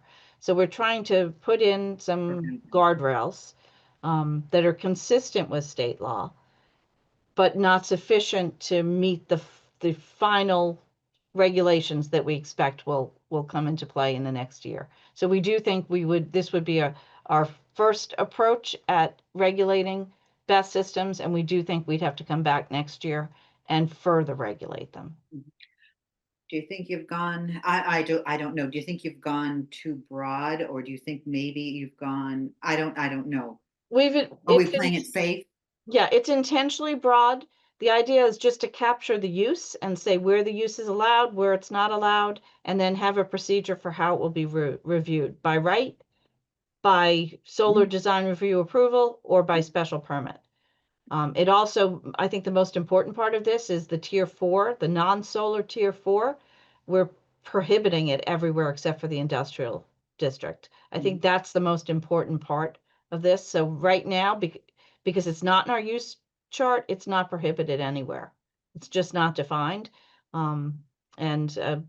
There are applicants who would at least argue and perhaps take us to court that if it's not prohibited, it's permitted everywhere. So we're trying to get a jump on that before someone submits an application to put a tier 4 BESS somewhere in town where we don't want to see it. Okay. Now, and then kind of just from clarity, a solar BESS tier 4. Yes. So a solar BESS tier 4, we are required, any solar BESS, you can't prohibit it. You can only reasonably regulate it. And so what we're doing is our reasonable regulation is under our solar design review approval section of the bylaw, which is similar to EIDR. It's not a special permit. You're not allowed to require a special permit for any solar facility. I will say also, though, the tier 4 have stringent state controls that don't apply in tiers 2 and 3. So you are anticipating, if it goes forward like this, that it will be probably need to be amended because of the laws that may be changing in Massachusetts. Yeah, we don't know what the final regulations are going to do, but we think that they might try to make towns be a little bit more accepting of these systems than this bylaw may be. This bylaw may be a little bit less accepting than the state ends up requiring us to be. So we're going to put it in. It's not inconsistent with any state law. And since regulations have not yet been put into place, there are no regulations to guide it against. So we're doing what we think is consistent with what we've seen so far, but we're understanding that we may have to take another crack at this next year, and we may need to expand the way we review these facilities. And there's nothing out there right now for any of this. Because you said it goes through like a pretty long process at the state level before. Yeah, Amanda, do you want to speak to where we stand? Yeah, so there's no laws changing. It's just the regulations itself. So it's kind of like how we had with the ADU changes and the MBTA communities, where there's the law itself, which in this case is existing law, and then they're allowed to create regulations around that. And in this case, the regulations are very different than what we've seen with like some of the recent housing stuff that we've had to deal with in recent years, where it's really more about the state process than it is about the local process, and it more outlines how you can marry those two. So like I said, there's pre-filing where they're going through several steps before they can even come to the municipality for a request. And then even the model bylaw, which is also under review, leaves a lot of flexibility. They're leaving it as a recommendation, not a requirement. So like you look at other communities who are currently proposing bylaws in response to this model bylaw that's been released, everybody's taking a very different approach to it. So we have a lot more flexibility on this. What's kind of unclear is some of the Dover Amendment protections and how they apply. And so this at least makes it very clear we're honoring the exemption under the Dover Amendment for solar BESS, but you know, everything else we're keeping fairly, I wouldn't say we're being more aggressive about it than the model bylaw. They have a very different way of looking at it, where we have business districts and then commercial districts. They're looking at it at a much more basic level of residential, commercial, industrial, whereas Westwood makes more distinctions where you maybe don't want a huge facility in your local business A district, but it would be okay in a highway business maybe. So there is a lot of flexibility, but it wouldn't negate, no matter what we put, it wouldn't negate any state requirements. Thank So you. I think what's proposed here would pass muster with the Attorney General's office. But until we see what the regulations are next year, we can't tell you for sure that it'll stand the test of time. We may need to come back again and make further changes. Thank Thank you. Mike. Yes, I have two questions. Can you just briefly describe the differences between a tier 3 and a tier 4? It's really just the capacity. So if I go back up to the definitions, a tier Yes, 2, the megawatts. Yeah, yeah. yeah, that's the difference. A tier 2 is the size that you may see in a home or in an apartment complex, and a tier 3 would be for a larger apartment complex or maybe a retail area where it's providing energy for a larger system. And so the risks that you've heard in the news the past, 3-4 years in terms of and I know the technology has gotten a lot safer, but in terms of, fire risk and stuff like that, have those only applied to tier 4? Could those be applicable to tier 3? You can have a fire related to a meltdown of a tier 1. Mhm. Obviously, that's it's more contained. Yeah. Whereas a tier 4 can be a very large facility where it could have thermal runaway that the fire department simply stands back and allows the whole system to burn and protects the area around it.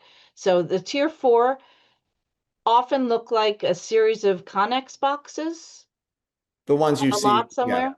the ones you think about. Yep. That's probably the most profitable BESS for a company who is engaged in this to build a very large one. And they take up a lot of land. Land in Westwood is more expensive than land in some other parts of the state. Yeah. In fact, most of the tier 4 BESS installations that are just starting to look around are looking at Western Massachusetts. So it's Yeah. unlikely that we'll see one here, but we Okay. need to be prepared. And I guess my question is really about tier 3, and are we being aggressive enough with tier 3 in residential neighborhoods versus basically, having an N under residential? And if it's non-solar, that is your option. You can decide that you don't want it in a residential neighborhood because you think it's much larger than any single or two-family house would need. I mean, but I'm curious what the staff's thoughts are. And then my other comment I'll just throw out there is in terms of solar, my understanding, and I read Amanda's memo very quickly, was courts have interpreted where there's a solar installation that you could also, if you then put up a non-solar, but it's connected or interacting with the solar, then that would also maybe be protected. I guess I'm questioning, is there a health and safety reason why we would want a solar BESS in a residential neighborhood? Because I think under the Dover Amendment, if there's a health and safety rationale, it could potentially pass muster under it, right? So if there's a health and safety rationale, you can regulate it, but you still can't prohibit it. Okay. So what you could do is you could make sure that it's designed in a way that the setbacks are sufficient from any other buildings where if it does catch fire, there's an opportunity to fight that fire without it spreading to another structure. But you could not say they can't have it. So if someone wants to come in and put a tier 4 BESS system that's a solar system, you have to allow it. You're not allowed to restrict it. You can They would just need to go through the regulate it. special permit process, and maybe it would get, Well, under the Dover Amendment, that's the thing. For a solar facility, you can't have a special permit process. That's why we developed the solar design review approval process, which stands in place of a special permit. So that's what this requires. Got it. So I think let me go back down to the principal use chart. For solar facilities, I don't think you have much choice here, but to simply say that they're allowed any tier, subject to solar design review approval. Okay. For the And what was non-solar that though, then? what we have done is staff have recommended that it be allowed by special permit, whether it's tier 1, tier 2, or tier 3. If the board is not comfortable with that, for non-solar, you have greater flexibility. You could have maybe tier 1 and tier 2 allowed in residential districts, and tier 3 not allowed in residential districts. That's up to you. You can I'm curious if a tier 3 belongs in a single family residential character neighborhood, right? I don't know what the tier 3s are, so I'm just asking the question, So a tier 3 can actually be relatively small. If you look through the examples that I had sent out, you'll see that sometimes even two facilities that have very similar output can look very different just depending on the technology that they use. Okay. And it's one of those things that's going to constantly be changing. So batteries are going to continue to get smaller. So what might be, the size of a like a shipping container now, within a few years might be more of like an 8x10 box. The other thing I wanted to add about fire safety. So the BEST includes fire safety within it usually, particularly with the larger facilities. So sometimes they'll have a sprinkler system. They almost always have a temperature control. So they'll have like an HVAC system to make sure it's not getting too hot or too cold. Sometimes they have built-in fire suppression systems where, the suppressant will release if it gets triggered. And then also already it's something the fire department does anytime there's any type of battery facility in town already. Like we did this with 24M, the battery research facility. The fire department does trainings specifically for that site so that they're prepared and they're aware of any larger scale facilities that might require special management in an emergency. and Yeah, having, yeah, And sorry. it's also the toxic fumes that are released from it too. Yes, yeah. So that would be one of my concerns. But as I said, technology does advance. Things will probably get safer and smaller. But still, we do have to think about safety. and that's why the proposal here is if it's a non-solar BEST, you do require a special permit. Yep. Wherever Mhm. it goes, it has to be by special permit so that you can take into consideration the precise site that's being proposed and impose setbacks or some type of arrangements that you think are necessary to make it the safest facility it can be. And you can also propose screening by a special permit so that if it's in a residential district or a local business district, you might want to fully screen so that no one around it could see it unless they're on the property. But if you're concerned about tier 3 being allowed in Yeah, I'm just curious, and if I'm going to let others speak, but if Mike Perkins wants to, if he has any knowledge about megawatts, I was terrible in physics, but I'm curious what his thoughts are in a residential, and if that capacity and that power is something to be concerned about or looked at. So thank you. I guess the thing with the solar, or especially with the batteries, with the lithium ion batteries, isn't necessarily the potential for them to catch on fire more often. Even with the electric vehicles, it's not that they're burning more often than gas powered vehicles. It's just when you hear about them, a lot more, just because you can't necessarily put them out with water. So it's more extravagant or eye-catching. So for the technology piece of it being safer, it's not that they're necessarily inherently unsafe currently. The concern becomes as you get the megawatts up there, You've got more and more of these batteries next to each other. And if you have one failure, that can lead to, dozens of failures. And as Nora said, it's I don't want to put words in the fire department's mouth or speak to their workings, but it's typically called surround and drown. You basically let it burn out and you make sure the neighbor's house doesn't burn down. For example, though, I mean, when we're talking about tier 1, 2, 3, 4, it is just the megawatts, the size of these things. Like Nora said, the larger tier 4 ones are very large. To be profitable, to be that big, you need a lot of land, a lot of area. That's probably not going to happen at least currently with the technology the way it exists. I don't know where that would go. But for example, if you've got a rooftop solar array on your house and you've got 2 battery systems right now at your house and you're 23, 24 kilowatt hours and you've got 2 electric vehicles parked there, you're basically a tier 2 facility right now anyway. So it's not necessarily, like I said, it's not the size of these become more dangerous. It's that the potential for one to cause a chain reaction becomes a little bit more something to be a little bit more, I don't even want to say leery, just aware of. But as Amanda said too, there's oodles and oodles of code requirements that go into these things, whether they be heat detection systems, fire separation between these batteries, whether it's different types of fire suppression systems, not necessarily sprinkler. You've got things like chemical and halon systems that remove oxygen from there to try to limit the thermal runaway on these, and then separation and containment. So these are in a container. It's not like your AC compressor where it's sitting on the outside of your house next to where you park your neighbor parks their car.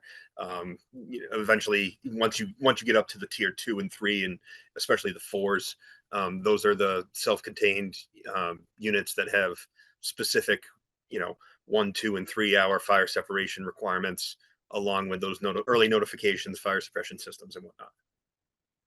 I also want to just point out there is a significant difference between a solar BESS and a non-solar BESS in the likelihood of us seeing it here in Westwood, or the need for it. So currently, as a principal use on a property, a non-solar BESS is very unlikely to be needed anywhere in a residential district. They would come into play possibly in the future if the grid system needed to set batteries in different neighborhoods to deal with the significantly increasing power demand that residential properties are having. But right now, it's probably not something we'll see.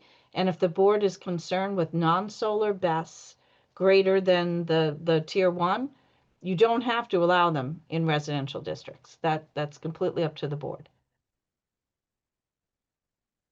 I see lots of hands. We'll go to Maureen and then to Tim. Oh, that was never took down. Oh, it was a legacy hand. Okay, well, we'll go to Tim. No, I would just, I feel pretty strongly that I don't necessarily agree with the idea of changing zoning on the basis of that technology is going to change and improve and size restraints. I think we should put rules and regulations in place that apply to today and relative near term, and then can always adjust as needed. I don't really see the need for any of these. I did some research on kind of higher tier facilities, and tier 3 seems to be like industrial applications primarily. So I just don't know what the need is, and if it's going to send a message to to the town. I would just be in favor of not having those allowed in residential at the moment. Thank you. Any other board members have comments on this? I tend to agree. Something that scale 3 and up in residential districts, even if it's not likely to show up anytime soon, I think it puts a pin in it for us to say we're not even interested. The non-solar, obviously, I understand with the right to solar laws, there are things that we can and can't do, but I would support disallowing those in the districts, in the zones that I think are probably far less appropriate for it, just to kind of codify that. Excuse me, thought I was getting better, but I still seem to be losing the voice. I think what makes sense, as we have several zoning articles, and I do see there are folks here, to take public comment after each zoning art, as part of each zoning article discussion, rather than holding it to the end, because that way, if there are folks who are here for particular zoning articles, they don't need to stay if they would prefer not to. So, I'll move to public comment on proposed PB Article 1 on the battery energy storage systems. If there's any members of the public who would like to comment, please raise your hand, or you can use the Q&A feature in the Zoom app. We would just need your full name and address.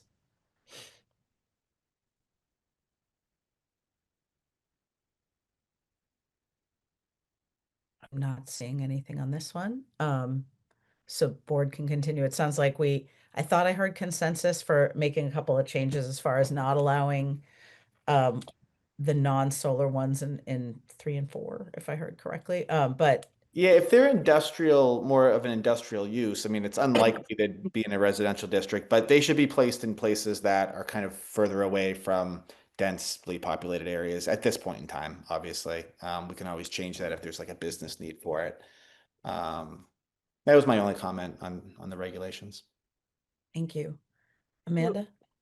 So to clarify, you don't want to allow it at all in residential, or are you open to special permit? Because one thing to consider too, and I'm not trying to sway you one way or the other, is Westwood does have some significantly sized homes where a tier 3 might not be unheard of on the lower range for, certain homes. So just one thing to consider.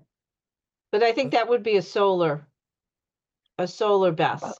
Presumably, yeah. So the non-solar BESS, so solar BESS are simply going to be allowed everywhere. It's just a question of whether you're reviewing them under your solar design review or not. So the way we have it now for tier 1 solar BESS, it's just allowed to go right to a building permit. That's the very small ones. Tier 2, 3, or 4 solar BESS, you go to the planning board for solar design review approval.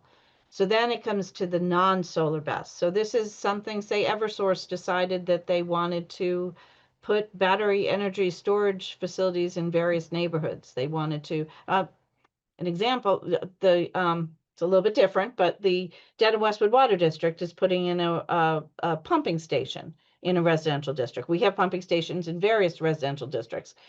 Eversource has a transfer facility in a residential neighborhood now.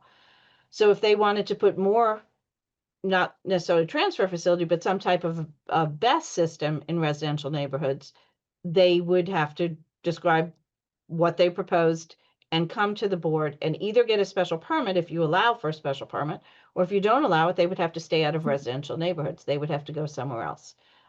For right now, I think that's probably okay. If you wanted to say not allowed, doesn't matter if it's tier 1, tier 2, or tier 3, or tier 4, you're just not allowed in residential zones. You probably could do that now. I don't know that you'll always be able to do that. So we have to wait to see what the state regulations are and if the state is interested in forcing towns to allow even non-solar BESS in residential areas. But the current law, I don't believe, requires you to accept anything other than a solar BESS. So if you want, what I've done is I think responded to the comments I heard and made these non-solar BESSes of any tier prohibited as a principal use in any residential zone, allowable only by special permit in business zones if it's tier 1, 2, or 3, and allowable only by special permit in the industrial zone if it's tier 4. And this is just for the principal uses, yes. Yeah. That's just for principal uses. We'll get to accessory next. So does that capture what you had in mind? I think so. We can discuss this more the next time too. I don't want to handicap Eversource if they're going to save everybody a bunch of money and there's this new technology, right? We can always come back and revisit it, obviously, but I just wanted to start the discussion. My understanding is a planning board special permit, while we do have discretion, they do, they might have a right to put this in if there's, we lose some discretion, obviously, right? If there's a special permit, we can't just deny it for no reason, Yes. right? If it's a special permit, it cannot be unreasonably denied. Yep. Okay, so then we'll look at the accessory uses and tell me if you think that this needs to change as well. So right now for solar, tier 1 would be just allowed go to a building permit, and tier 2 would require 2, 3, or 4 would require solar design review approval, could go anywhere. Non-solar, tier 1, I'm suggesting be allowed anywhere. So that's the tiny little box. If Eversource or some energy company wanted to put small boxes in residential zones and you don't have a problem with that, they could do that, just go straight to a building permit. But if they want to do anything larger than that, it would not be allowed. Tier 2, 3, or 4 would not be allowed in any residential district. Tier 2 or 3 could be allowed by special permit in the business districts. Tier 4 could only be allowed by special permit in the industrial district.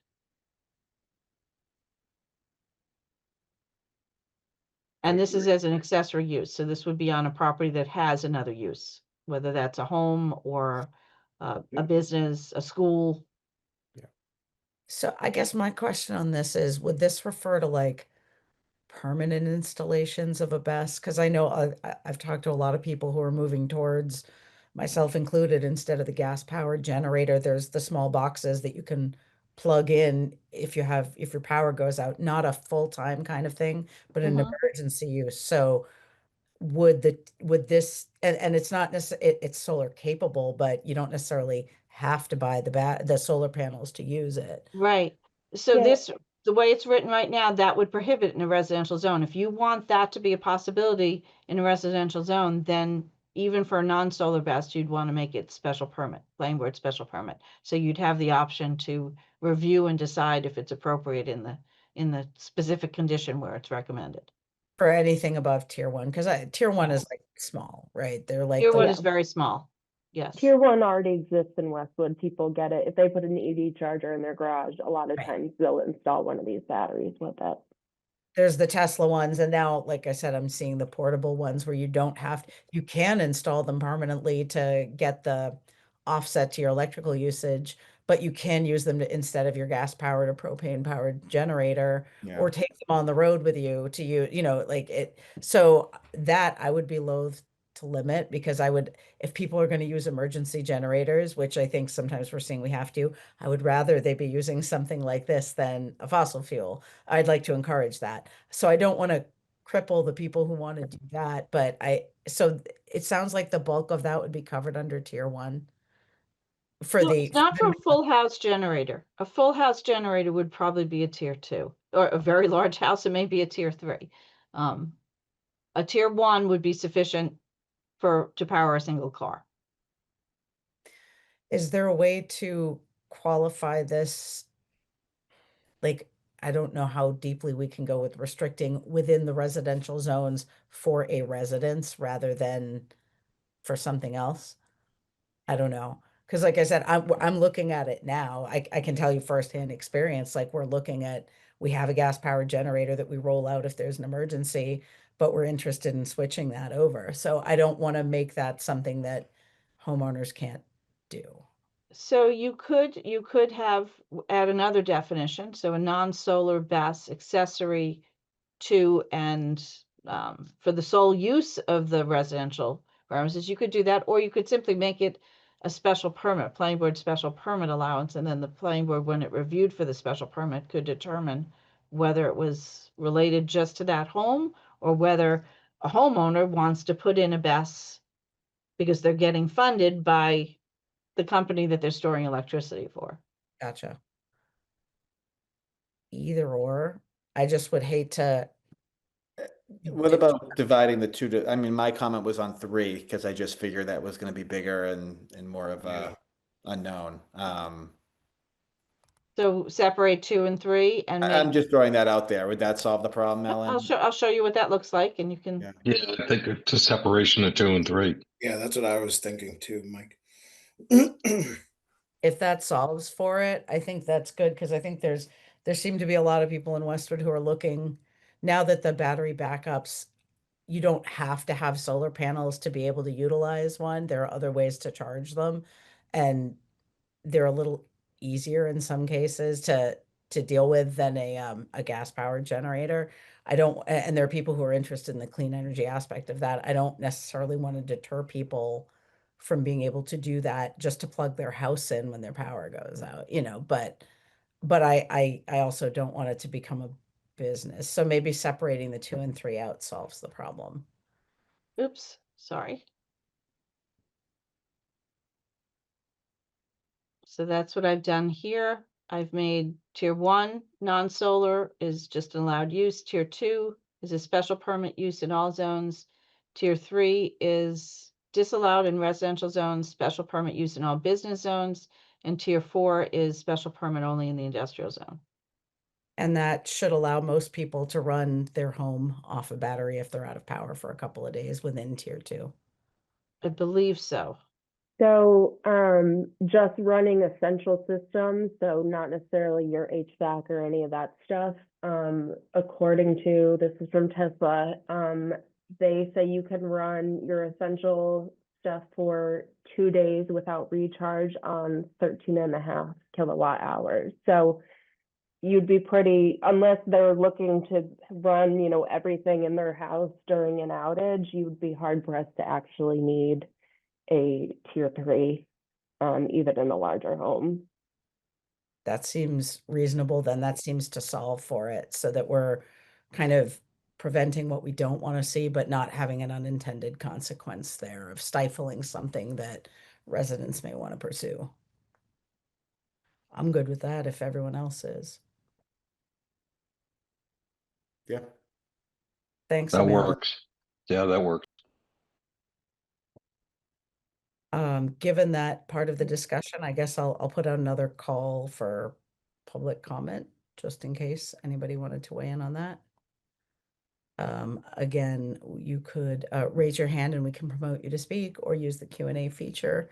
We would just need your full name and address. Nora, I'm sorry, just also for expectation setting, how you would like us, if I understood correctly, to get not totally final, but final, closer to final with the language tonight to really solidify it. Yeah, as best- just even if there's something you still have a question on, let us know so that we can come back on your February 10th meeting, because the February 10th is really the last one that you want to be massaging language on, because you want to leave that meeting ready to go to the FinCom with near final articles, only to listen to more comments at that meeting and only make changes after the February 24th public hearing if they come out of that hearing. Okay, great. So we're hoping to have final language at the February 10th meeting. So if there's something you see that you're not comfortable with, or some question that you want staff to pursue the answers to, bring it up tonight. Thank you. Just wanted to make sure we were all. So this is pretty much final language is what you're saying, Nora? I'm saying yes, unless there's something you're concerned about, and you'll Okay. have another opportunity to review it on February 10th if there's something you're still concerned about. But we would like to be able to bring you back answers to any questions you have on February 10th. So if you have questions, ask them now so that we can get you the answers.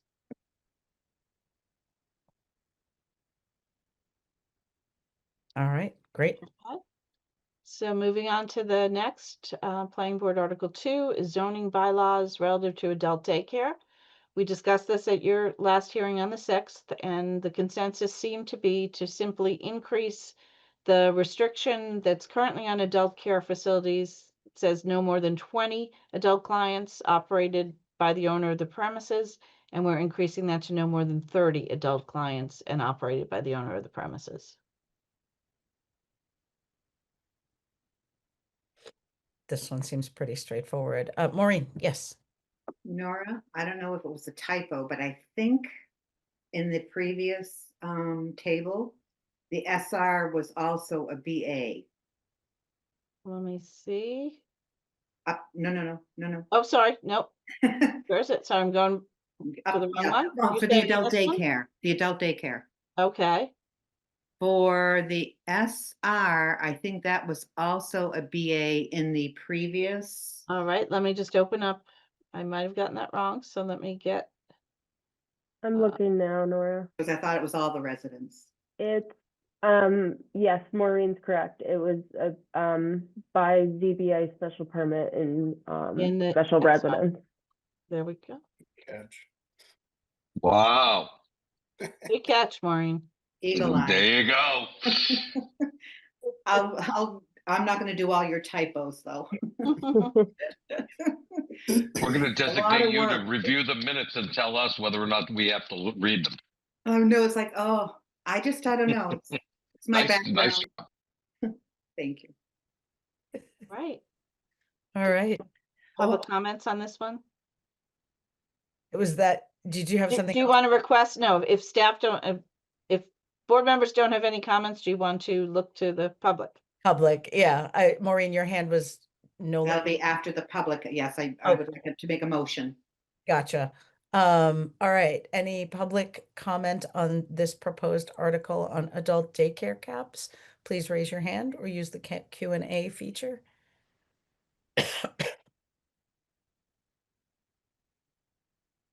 I'm not seeing any hands or anything in Q&A at this time. All right, the next article is relative to animal daycare. So I know board members were not necessarily committed to moving forward with this and wanted to give an opportunity for residents and business owners to weigh in.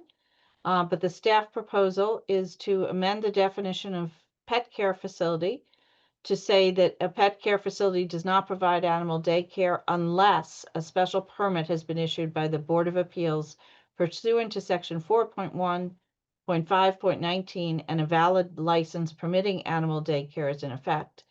And if the board was interested in doing that, then we would add that new pet care facility with animal daycare and make it allowable by special permit, zoning board of appeals special permit in the local business districts, highway business district, industrial district, and industrial office. So we would be differentiating a pet care facility without animal daycare, which is allowed by right in commercial zones or by special permit industrial zones.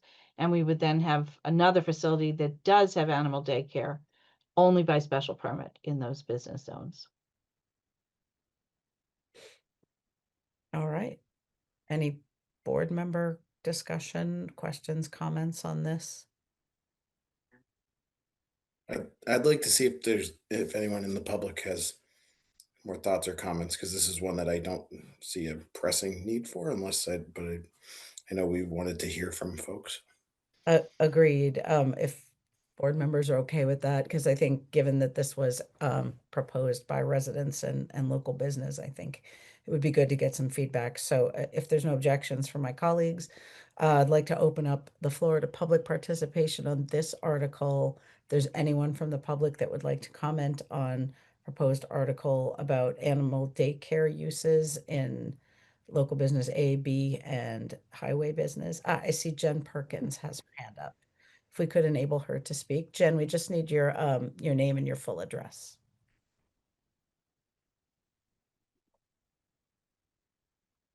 Jen, you're on mute. Oh, there you go. Can you hear me? Can you hear me now? Yeah. So Yes. Jen Perkins, 17 Burke Street. I am a resident of Westwood and have a very big interest in seeing pet groomers also be able to provide extended level of care for dogs during the day.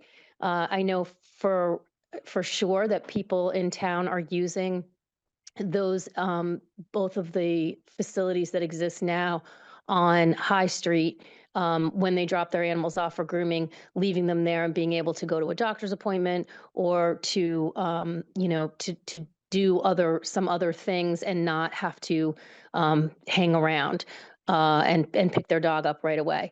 I also know that people are interested in letting their animals be socialized and have a place to go during the day, especially where it's safe, where people are watching them, and there's activity happening, even if they aren't being groomed. So there is, and there was some incidents that happened this year where there was some confusion around this. So I appreciate the board's willingness to look at kind of clarifying what is allowed and what is not, since there was, some confusion about permits that needed to happen. So just commenting from my part, I like that we are having businesses that want to come into town and want to do services for our residents. And I don't really see the difference between having a dog go someplace for a couple of hours during the day and stay there while they're being groomed versus going for a couple of hours during the day if they're not being groomed. So, I appreciate the board's consideration of this, and hope that you do allow that as a use in town. Thank you. Thank you. That's really helpful to hear from a resident on this particular issue.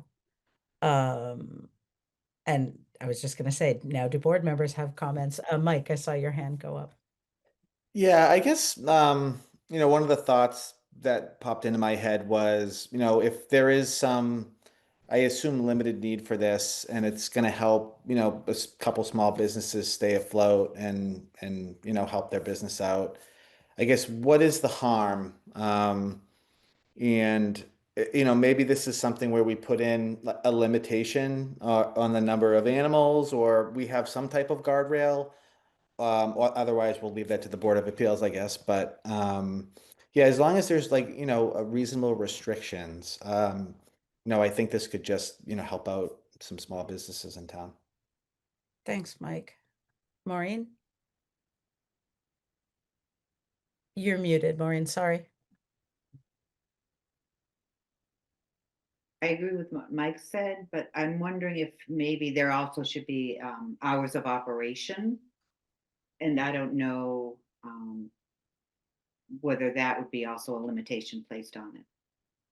But I think it's a good idea for the small business to give them a little bit more income.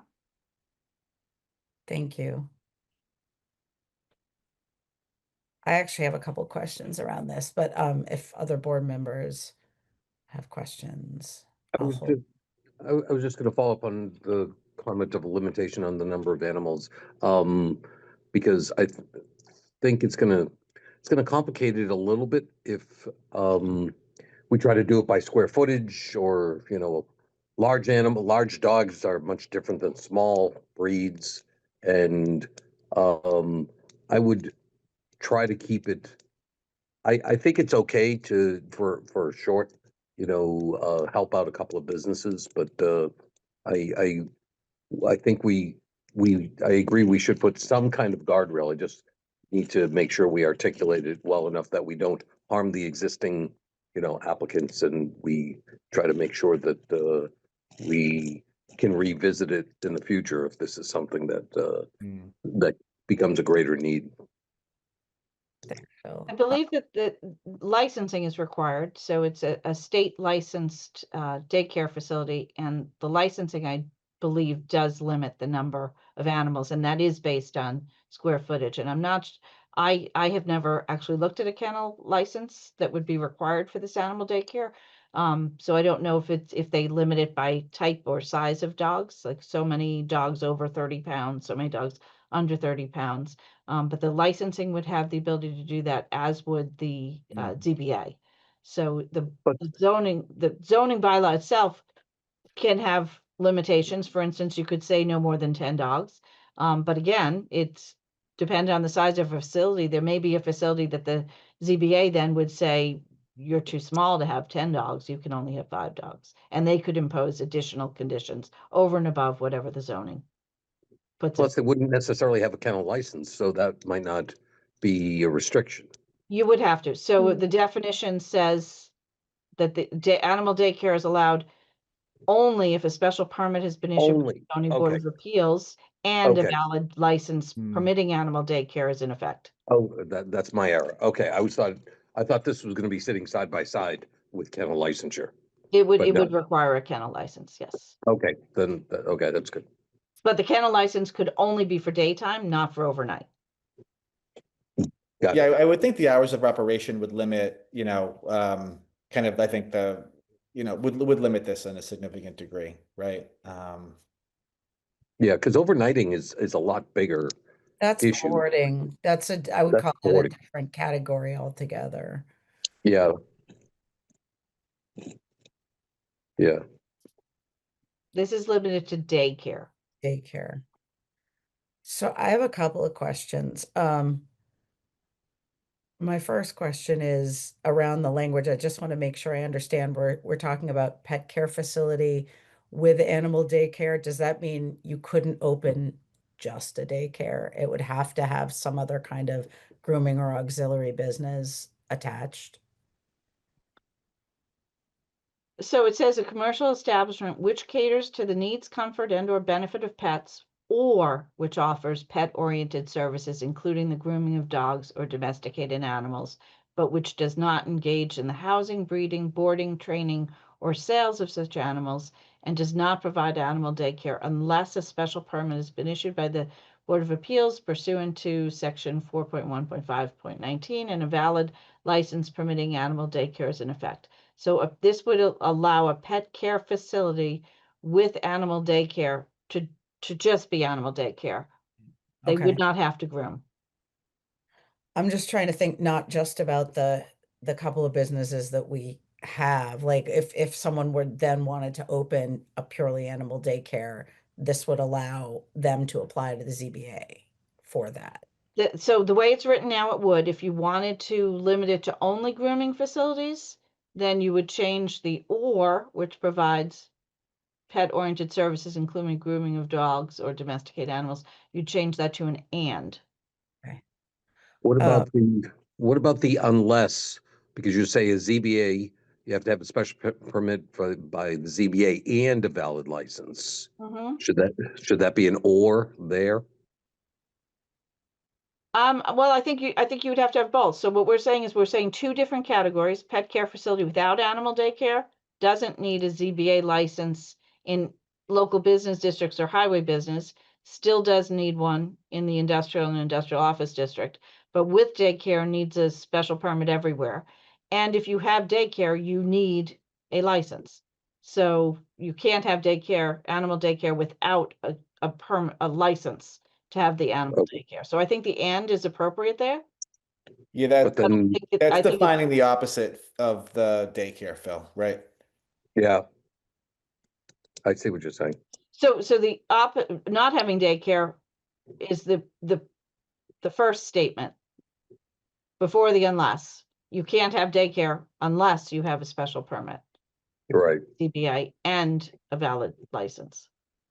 So that puts you in the pet care facility without animal daycare.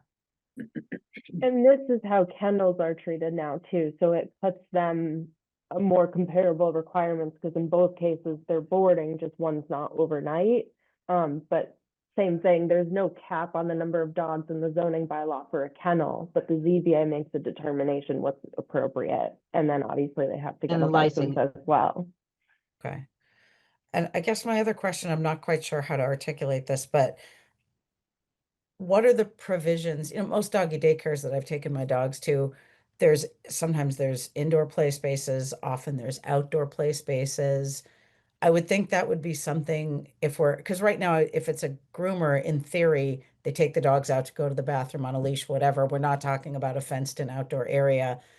If the landlord were to allow for something like that, how would that be regulated or managed as far as the design goes? So two ways. It would be regulated by the zoning board of appeals, but it would also be regulated if it's exterior to the building by the planning board by EIDR approval.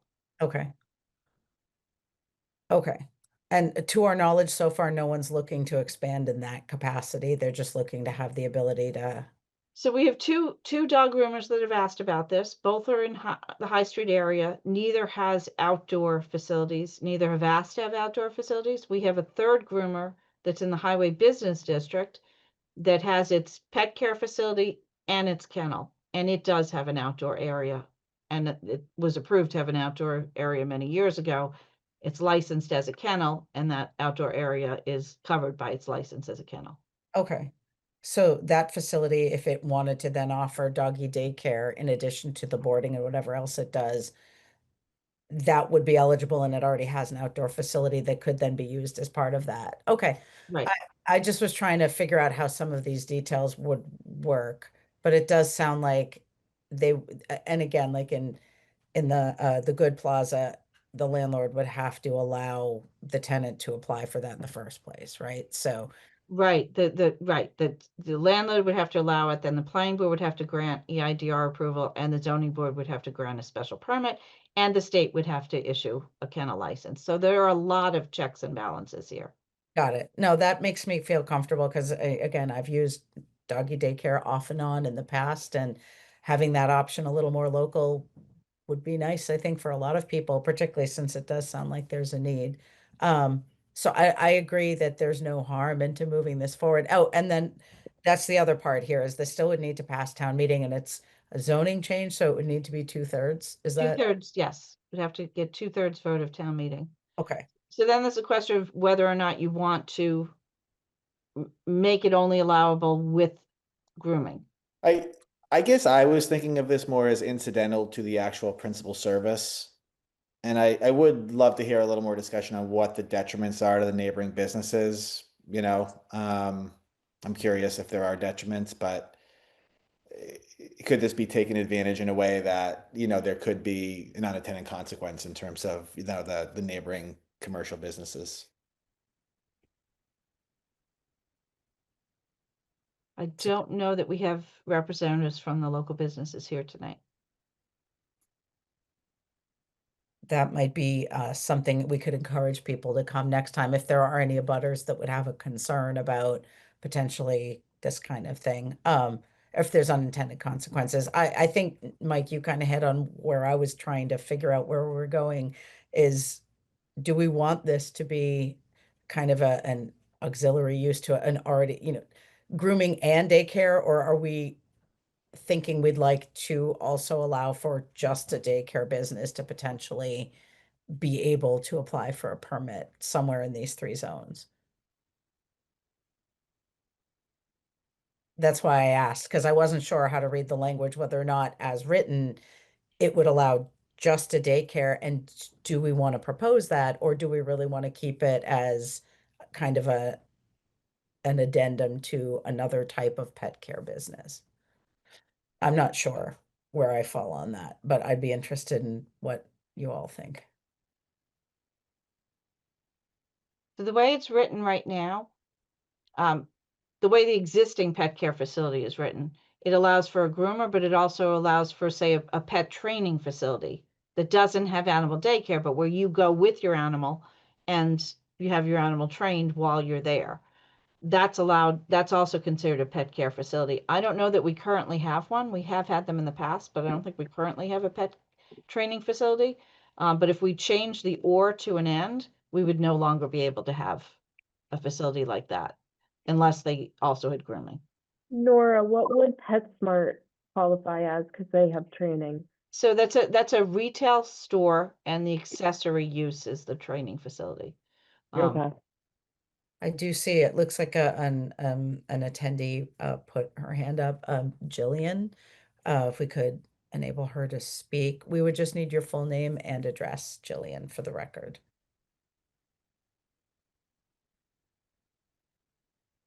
Hi, can you hear me? Yes. Yes. Oh, sorry, I'm not a very good tech person. No worries. I'm Jillian. I live at 336 Judson Street in Raynham. I am the owner of Bark and Buzz Grooming on High Street.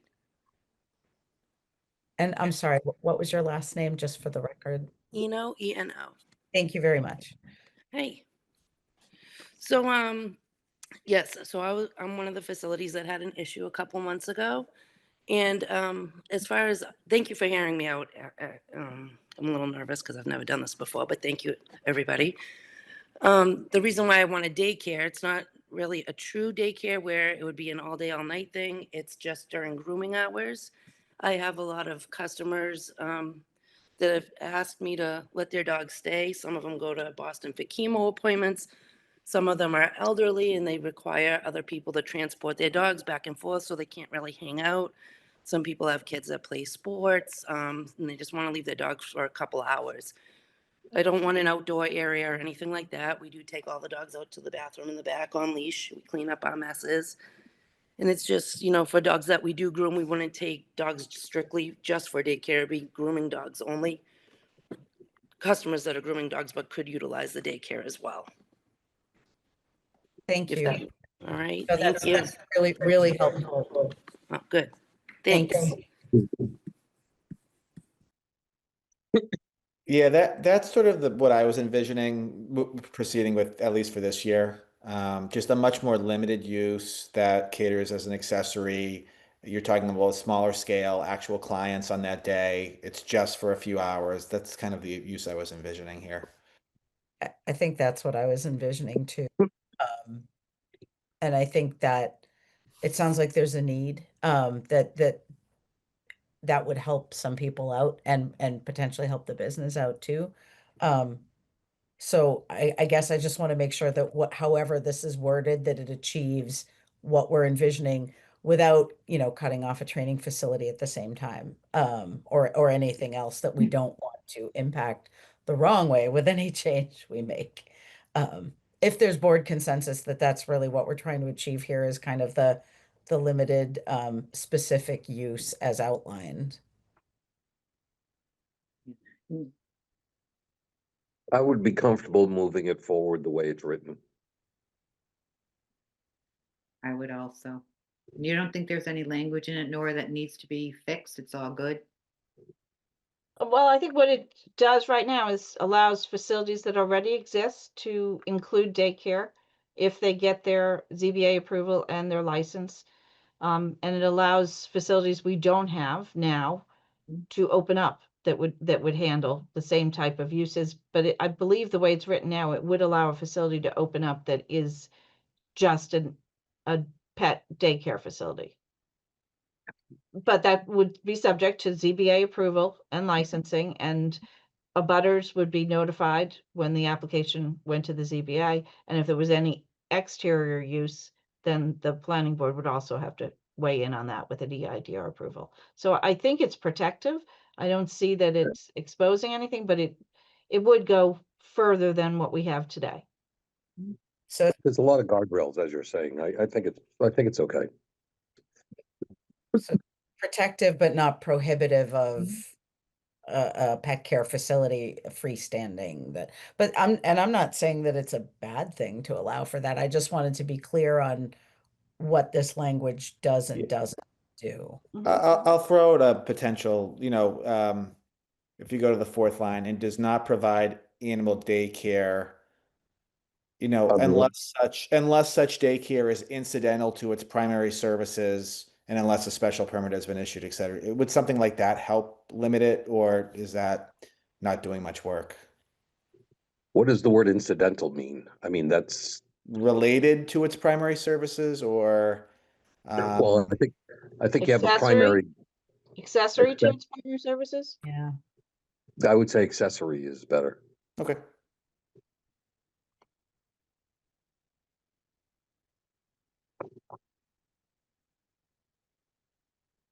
And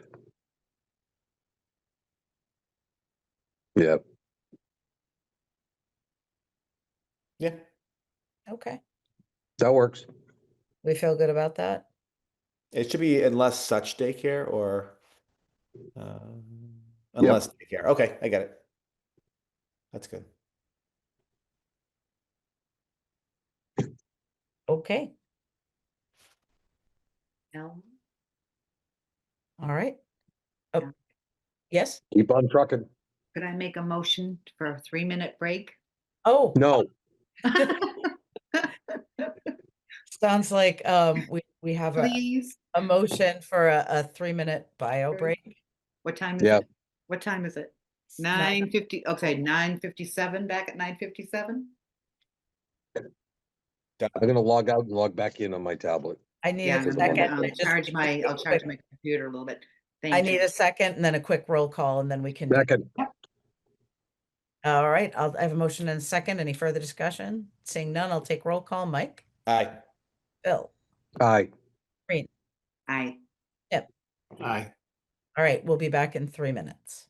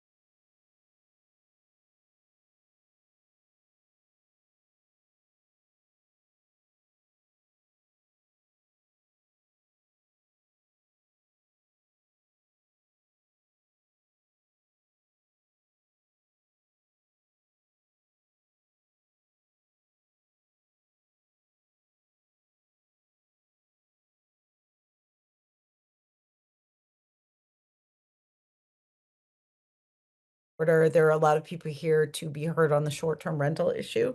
I'm okay with taking that out of order if other people are. Yes. Nora, there's no impediment to that, right? Yeah, that's fine. Okay. All right, once we have everyone back, we can, oh, it looks like Phil needs to be readmitted because I think he, Coming. and then once we're called back to order, we can go straight to that one.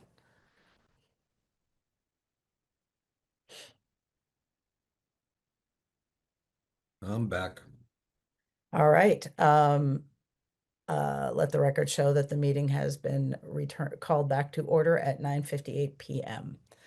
All right, so we do have an ask to take the short-term rental proposed article, the two of them actually, they kind of go hand in hand, the general bylaw change and the zoning change. If that's okay, Nora, we might as well do it all together. Sure. So what I've done since our last meeting is I've combined planning board articles 7 and 8. 7 was the zoning bylaw amendments related to short-term rental, and 8 was the general bylaw amendments related to short-term rental. Because one doesn't stand on its own without the other, I've put them into a single article so that voters could vote up or down the entirety of the article. So the way this is drafted so far is it defines short-term rentals. It sets a new section that simply states what the purpose is, what the applicability of a short-term rental is, and what the general requirements are. And the general requirements are that a short-term rental would only be allowed if it was in accordance with the general bylaw, the section of the general bylaw that would be adopted under the same warrant article. It defines a short-term rental as the rental of a dwelling unit or portion thereof for 28 or fewer consecutive calendar days as otherwise defined by MGL Chapter 64G, Section 1. The term excludes properties that are or that are required by law to be licensed as a lodging house, hotel, motel, or bed and breakfast establishment, and it excludes accessory dwelling units or their associated primary dwelling units. Then we put it into the table of accessory uses. A short-term rental unit in association with a valid town-issued certificate of registration pursuant to the Town of Westwood General Bylaw Chapter 315, short-term rental, which would be adopted elsewhere in this article. And then it's allowed in any residential district and not allowed in any commercial or industrial district. Then we get to the general bylaw, and we again define short-term rental, state the purpose, which is the same as in the zoning bylaw, the applicability. The enforcement authority in this case is suggested to be the town planner. It could be anyone else that the board feels is appropriate. This is based more or less on Town of Brookline's articles for short-term rental. They have the select board's office as the enforcement authority. There are other towns that have their health division or the health department as the enforcement entity, and you could also do the building commissioner as the enforcement entity. So because this is something that's been requested by the planning board, I put the staff of the planning board as the enforcement entity, but that's open to discussion. There are certain terms that apply in the general bylaw. Primary residence, that's any property at which a residence resides for at least 183 days of the calendar year. Short-term rental is defined the same way it's defined in the zoning bylaw that I read earlier. And then short-term rental operator is any person operating a short-term rental. An operator must be the owner of the short-term rental unit. And then we define short-term rental unit, which is a dwelling unit or a portion thereof that is being offered as a short-term rental unit. Then the general requirements are that no short-term rental shall be offered for lease or rental except in association with a valid town-issued certificate of registration pursuant to this section of the bylaw. Any short-term rental operator seeking to establish a short-term rental unit must apply for and receive a certificate of registration following the procedure in this section of the bylaw. And then there are specific steps that they have to comply with. The short-term rental unit has to be compliant with all applicable state and local codes, including building codes, fire codes, and health codes.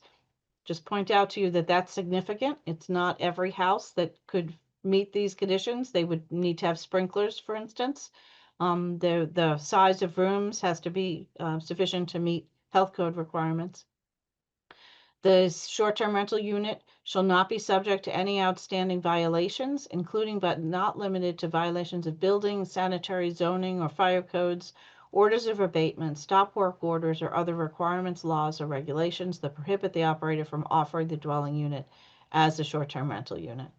The short-term rental unit shall not be restricted for below market rate housing, nor subject to any local, state, or federal income-eligible, income-restricted program, so no affordable properties could be used as short-term rentals. The short-term rental operator shall not have been subject to the suspension or revocation of a short-term rental certificate of registration, either associated with the subject property or with any other property in the town of Westwood pursuant to this section within the immediately prior 24-month period. So if you had a short-term rental and you violated your certificate and it was withdrawn, you would not be able to get another one for at least 2 years. Occupancy. The occupancy of any short-term rental unit should be limited to the number of bedrooms in the dwelling unit multiplied by 2, up to a maximum of 8 persons. So if you had a 4-bedroom home, you could have up to 8 people. If you had a 5-bedroom home, you'd still be limited to 8 people. If you had a 2-bedroom home, you'd be limited to 4 people. In addition, no short-term rental shall operate on the same property as a lodging house, which is defined in a previous chapter of the general bylaw. Then we talk about a certificate of registration. All short-term rentals would be annually registered with the town. A short-term rental certificate of registration, with or without conditions, would be issued by the town planner following receipt of and satisfactory review of all submittal items. And we go through what the submittal items are later on in the section.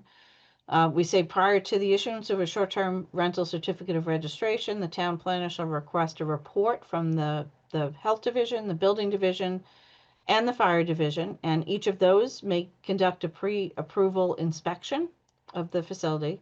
The short-term rental certificate of registration shall be subject to the applicant's compliance with all applicable federal, state, and local laws, including provisions of this bylaw and the zoning bylaw.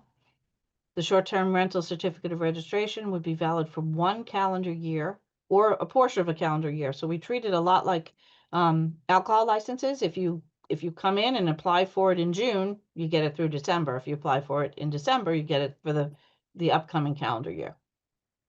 Each application for an annual renewal of a short-term rental certificate of registration shall be considered and processed in the same manner as the initial application. The short-term rental certificate of registration shall include a registration number and shall identify the type of the short-term rental unit, house, apartment, condo, the specific rooms that may be used as sleeping accommodations, and the maximum occupancy for each such room and the short-term rental unit as a whole. A short-term rental certificate of registration shall be non-transferable, shall become null and void upon any change in property ownership or upon any change in the primary residence of the short-term rental operator that makes the unit ineligible for operation as a short-term rental under this bylaw. The short-term rental operator may request a modification of a short-term rental certificate of registration during the term of the certificate of registration to alter the floor plan and or the maximum occupancy of a short-term rental unit, or to change the contact information for the short-term rental operator or secondary contact person. In such an event, the office of the select board shall review and process the modification application in the same manner. I think that should be the town planner. I think that we just didn't take that off. Shall review and process the short-term rental modification application in the same manner as it would have reviewed the original application. Including the mailing of a modified notice to abutters pursuant to section 315.10. No modification shall be granted for a change of property ownership or a change in the primary residence of the short-term rental operator. Again, I think that should be the town planner may deny an application for short-term rental unit for good cause. The submittal requirements. this says what you would need to do to apply for a short-term rental certificate of registration. First, you need an initial application fee of $250 per short-term rental unit, or a renewal application fee of $250. So the first time, second time, it's always $250 for an annual permit. If you want to modify the application, then it's another $50. So if you applied for an application, you were renting out 2 rooms in your house and you decided you wanted to modify it to rent out 3 rooms in the house, you'd have to come back and pay a modification fee. You need proof of primary residence by the short-term rental operator, who must be a resident of the property on which the short-term rental unit is being offered. In a case where the short-term rental unit is subject to restriction by a homeowners association, so for instance, in a condo complex or some neighborhoods that have homeowners associations, you would need a certificate signed by the officially designated representative of the homeowners association stating that the master deed, bylaws, or other governing documents expressly permit the short-term rental. You need to submit a floor plan of the short-term rental property indicating the specific room or rooms that are offered in the unit. The floor plan has to identify each room by a numerical or alphabetical identifier, and the floor plan can be sketched by hand as long as it's found by the town planner, the building commissioner, and the health director to be legible. The floor plan shall be labeled with numerical or alphabetical identifiers, and the use of each room, so bedroom, living room, etc., have to be on the plan. The floor plan shall identify the maximum occupancy for each bedroom and the maximum occupancy for the short-term rental unit as a whole. Has to include a parking plan showing a sufficient number of off-street parking spaces to accommodate all of the people that would be using the short-term rental at the rate of 1 parking space for every 4 occupants. The town planner shall be authorized to reduce the minimum parking requirements in cases where the short-term rental is located within a mile of an MBTA commuter rail or MBTA bus route. Local contact information for the short-term rental operator and at least 1 additional contact person have to be provided. They have to be available 24 hours a day, and it has to include the person's name, address, email address, and an active cell phone number. Either the short-term rental operator or the additional contact person has to respond in person within 2 hours of contact by a town official if there's any issue or emergency in association with a short-term rental. Such other information or documentation the town planner determines necessary and relevant. So they can ask for any additional information if it's relevant to the proposed rental. When someone applies for a registration certificate, there's a notice to abutters. So within 14 days of the issuance of a short-term rental certificate, so after one goes out, the town planner sends notice by regular mail to all immediate abutters of the property. So if someone obtains a short-term rental certificate of registration, all of their immediate neighbors will know. They will receive a copy of the certificate of registration, including all of the contact information for the operator and the additional contact person. So the neighbors would have that contact information as well. There's a section on suspension or revocation of the certificate. It may be suspended or revoked by the select board. So this would be, it's issued by the town planner, but if someone wants to have it revoked, it's up to the select board. They would have a hearing and would have to show good cause for it being revoked. Good cause shall include the issuance of 2 or more violation notices for the unit or the property on which the unit is located within a 12-month period, arising from any violation of any municipal ordinance, state law, or building code. In the case of revocation or suspension of a short-term rental certificate of registration, a new certificate of registration may not be issued for a period of at least 24 months. In the event the select board suspends or revokes an short-term rental operator's right to operate a short-term rental, the town planner will notify the Massachusetts Commissioner of Revenue that the certificate has been suspended or revoked.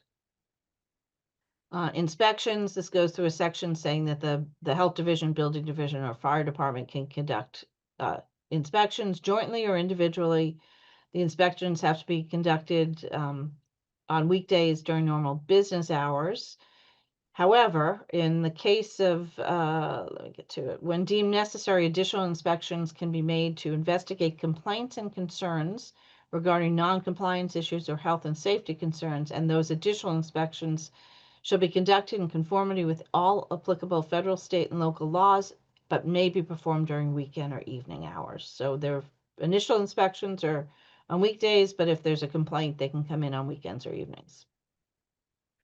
For operational requirements, no person can operate a short-term rental unit without a current certificate of registration. The short-term rental unit shall comply with all applicable federal, state, and local laws, regulations, and codes. Short-term rental operator may rent their short-term rental unit for no more than 90 days during the term of the certificate of registration. Notwithstanding the above, an applicant may request, and the town planner may grant, following a set of criteria established by the select board and following a duly noticed public hearing before the select board, an increase in the maximum number of rental days for the short-term rental up to a maximum of 180 days. So while a town planner could issue a standard certificate for up to 90 days of rental, if someone wants to live in their home slightly over half the year and go to Florida for the winter and they want to rent it out for the whole 180 days, that would require a hearing before the select board, and the select board would make a decision if that was acceptable or not.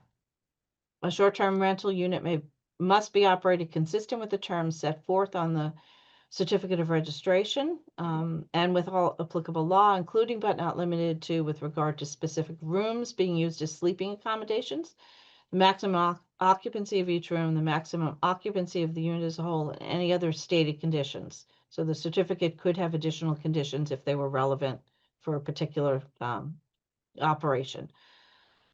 The following items have to be displayed within the short-term rental unit. You need a diagram that's sized at least 8 inches by 11 inches or larger, showing the location of all fire extinguishers, gas shutoff valves, fire exits, fire alarms inside the short-term rental unit, as well as in the building where the short-term rental unit is located. This diagram shall include one or more evacuation routes highlighted in red. The diagram has to be posted in each bedroom within the short-term rental unit, on all egress doors from the short-term rental unit, and in all common areas accessible to the short-term rental unit. There has to be a binder in each unit that contains the local contact information for the short-term rental operator and at least one additional contact person who's reachable 24 hours a day. The instructions for disposal of trash and recycling have to also be posted in that binder, and instructions for the occupant and guests on parking in designated areas. And that has to include the town's regulations for parking on public streets. So if you're on a street that has limited parking by time, then that has to be in the binder. Yeah, it also has to note the town's restrictions on overnight parking during the winter. And the binder also has to have a copy of the actual certificate of registration showing the validity for the period when they're renting it. And any other conditions that the certificate is issued under.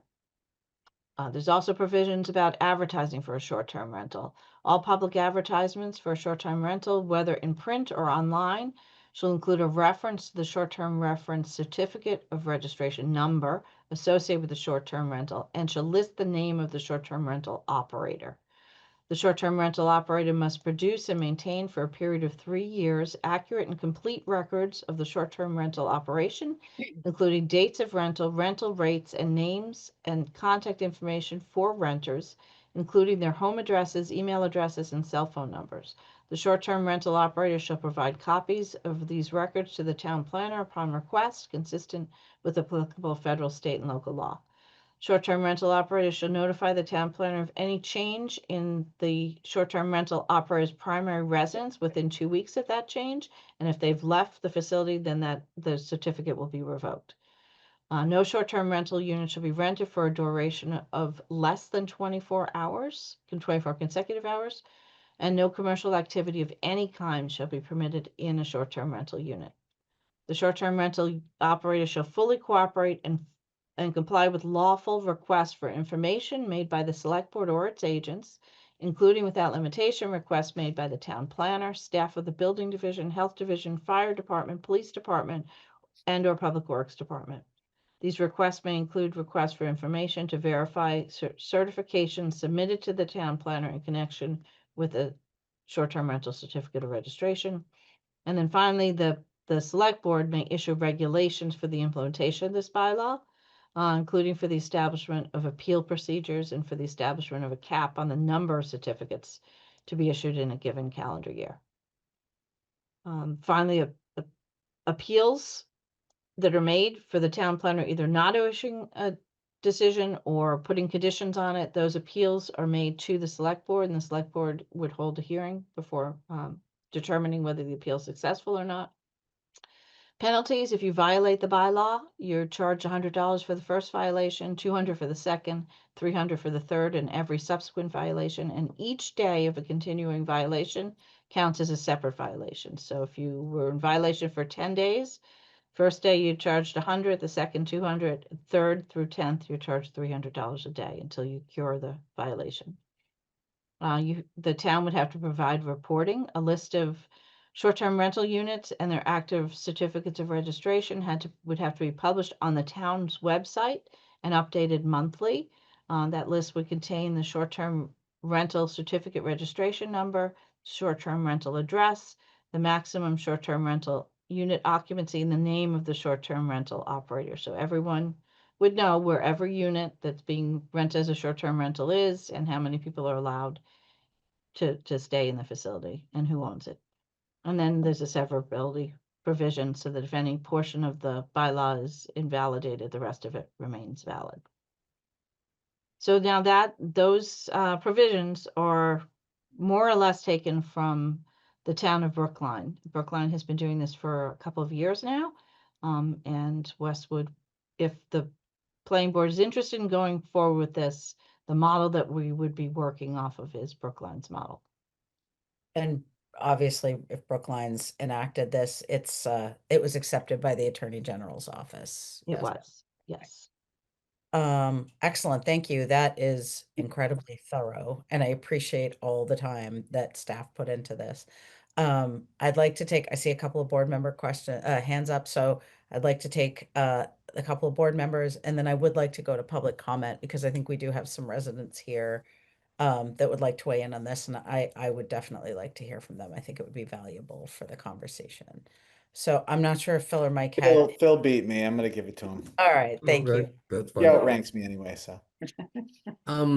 Just a couple of questions, Nora. The affordability restriction, thoughts on that? I can see, especially where we have such a huge demand, for example, as we had at Everett Street, for limited purposes, it could provide somebody with the ability to be able to occasionally have, something that supplements affordability. What's the rationale on the affordability restriction?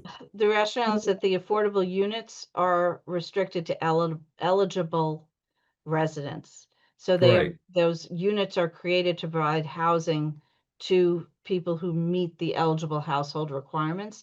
And so use of their housing unit for rental to anyone else, whether it's short-term or long-term, is restricted by the whether it's a deed rider for an ownership property or a regulatory agreement for a rental property. They're prevented already. You're not able to allow someone else to occupy your affordable unit.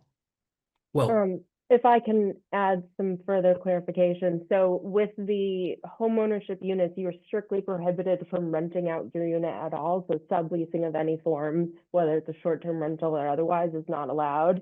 And then what happens with the rentals is if a certain amount of time passes with the unit not occupied by an eligible applicant or an eligible occupant, it can come off of our SHI. So even if it was allowed, there's a lot of risk associated with it.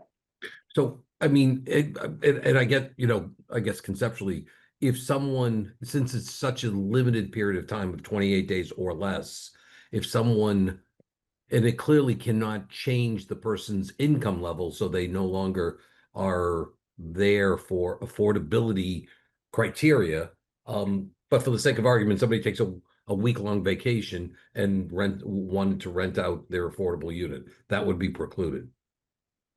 That would be. Yeah. The way it's written now, yes. Because our regulatory agreements and our deed restrictions for affordable units prohibit rental of the affordable units. In any respect. Yes. Correct. Okay. Phil, quickly, I think I read the relevant general law on this, and I don't remember the specifics, but I think the general law might talk about this issue too. Okay. When you get a chance later. Okay. I'll take a look at it. I didn't get a chance. The abutters getting all contact information. I'm not sure that I don't know that some people would necessarily want their personal information sent to everybody. Whether or not they have a good relationship or bad relationship, I'm not sure. I assume that it's needed certainly for the town and that's appropriate and whatnot, but I don't know about sending out notice with all contact information to all the butters. Yeah, as I said, it was based on the town of Brooklines, and that's what they do. So I think the thought there is that your immediate neighbors, if they see a problem, have your contact information to call you and not call the police department. Okay. Put a pin in that one. If there's it struck me that the select board is kind of the appellate body and the primary determinant, and that seems to be in some respects, and that there seemed to be inconsistent functional roles as we were kind of going through some of it, where I get the select board in an appellate review of a revocation or something like that may be the appropriate body, but it might and we were and then you changed and put town planner on the suspension, but then there was a couple other sections that just kind of went quickly, and I was thinking about earlier that maybe we want to limit the select board more as kind of like the final determinant and then push it a little bit further down to the administrative level of town planner. That's and So- there's a couple of sections where we might want to talk about that. So Yep, those are kind of my global thoughts. happy to review that. So the town of Brookline has the select board doing everything, which is odd. They're the That seemed issuing like authority, or the office of the select board is the issuing authority, and the select board is the appeal authority. But that's So- exactly what, and that kind of structure was coming through somewhat in the language. And so I was kind of like, the functional aspect doesn't make sense in the appellate role and in the kind of determination on the first instance. The intention here, and maybe there's some typos that need to be corrected, but the intention is that the town planner would be the one responsible for administrating the program, issuing the certificates. If you appealed conditions or denial of a certificate, that would go to the select board. And if you were looking to get a longer term use, so instead of 90 days, 180 days, that would go to the select board. So appeal of a decision, revocation, or special permission for additional use would be the select board. Everything else, everything standard and administrative would be the town planner. That's Let the me just intention. play devil's advocate, the planning board versus the select board. What's the pros and cons of either one? I kind of would push it to the planning board if that functionally, it seems to make functional sense, particularly where the town planner is going to be far more involved with the planning board as Mhm. compared to the select board. And that could be something that we might want to reconsider. It could be. I would want to make sure that the planning, it fits within the planning board's authority. I'm not quite sure currently that it does, but Okay. I'm happy to look into that. Yep. I think it's something just to be tossing out for thoughts. I see Amanda, your hand went up. Yeah, and Nora, just stop me if it's an issue of authority, but I'm in looking at the things that you have to monitor, it's a lot of the stuff that my position deals with already, and I'm wondering if it makes sense to make it the housing and land use planner.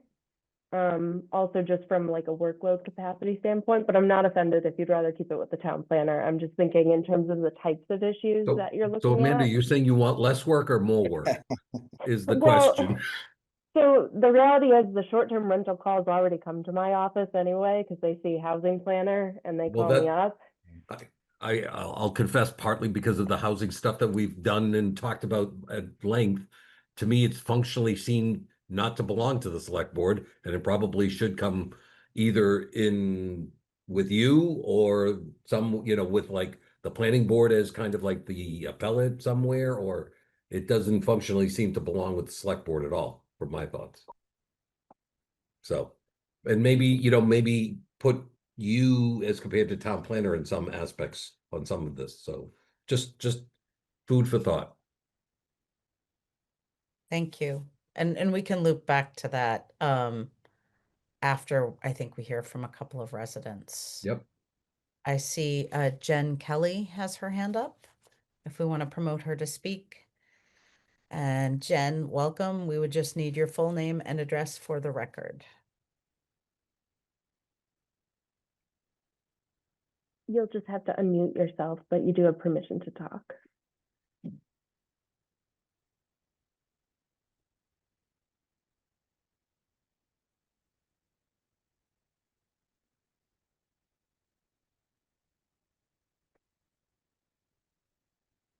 There we go. I see. Jen, you're unmuted, but we can't hear you.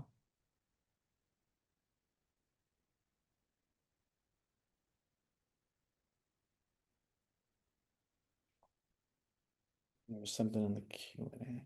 Yeah. Oh, sorry. Hold on, please. Sure. I know technical difficulties. I see Mike Perkins' hand up. Maybe we can hear from Mike while we get And the then Mike Dadarian had his hand up earlier also, Ellen. Mike, did you? Okay, we'll go to Mike Perkins and then Mike Derderian, unless Mike wants to hold. No, I think I clicked on that accidentally. I'm sorry. No worries. Mike Derderian, did you Okay. Yeah, I'll be quick because I know we want to hear from some of the residents. I agree with Phil's point about the functions and the appellate review.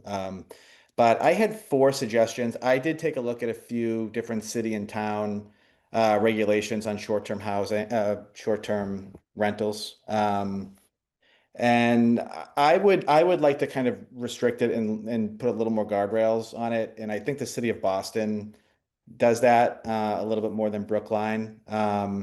So just throwing this out there, the city of Boston, I think from what I read, they require the owner occupant to be to live in the residence for 9 months out of the year.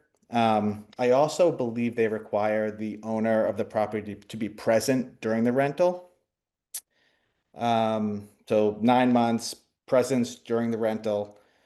I think the limit to the number of people, I don't know if that's regulated by state law or not, but I think maybe that would relate to the size of the lot itself. Obviously, small, densely packed residential areas would accommodate less than bigger lots, bigger houses could accommodate more. And then just accepting the ADUs, I'm not so sure I understand that. I think we want to incentivize ADUs to be longer, longer term, more stable housing versus short term rentals. So I'd be curious to hear why we would accept ADUs. Yeah, but those are my 4 things. Again, the limitations could be tied to the lot size in terms of the number of people. The ADUs we could talk about. Again, maybe mandating the owner be present during the rental. I think that would be an important limitation. And then again, a 9-month residency requirement. So Thank you. thank you. Could I just ask you to just explain ADUs? You're saying you think we should allow ADUs to be used? That was going to be my question. Did you want ADUs or did you not? I was going to say, I thought the purpose of ADUs were to promote longer term stable housing versus to be used as a short term rental kind of resource. So if ADUs weren't accepted, then they could still do short-term rentals. They would just be subject to these rules and regulations. But I think we're hoping ADUs are for longer-term housing options for people, right? The current Do you draft, want to exclude them? the current draft excludes ADUs. You could not Right. have a short-term rental in an ADU Yeah. or in a principal residence that also had an ADU. I thought you were excluding it from the regulations themselves, so I misinterpreted that. Yeah, it's saying you can't have one. Okay, perfect. Thank you. Thank you. And that's consistent with what you were looking for, Mike, correct? Yes, yes. Okay, because I actually was getting confused since it was excluded. Okay, cool. Thank you. Excellent. I think we have Jen Kelly twice, but I think her phone is probably working. Let's see. Can you hear me now? Yes. Yeah. I am so sorry. Right. I'm going to ask you to bear with me. I am joined by several neighbors as well as my husband, and we just want to give you all a humongous thank you for hearing us and for taking this issue and doing such thorough work on it.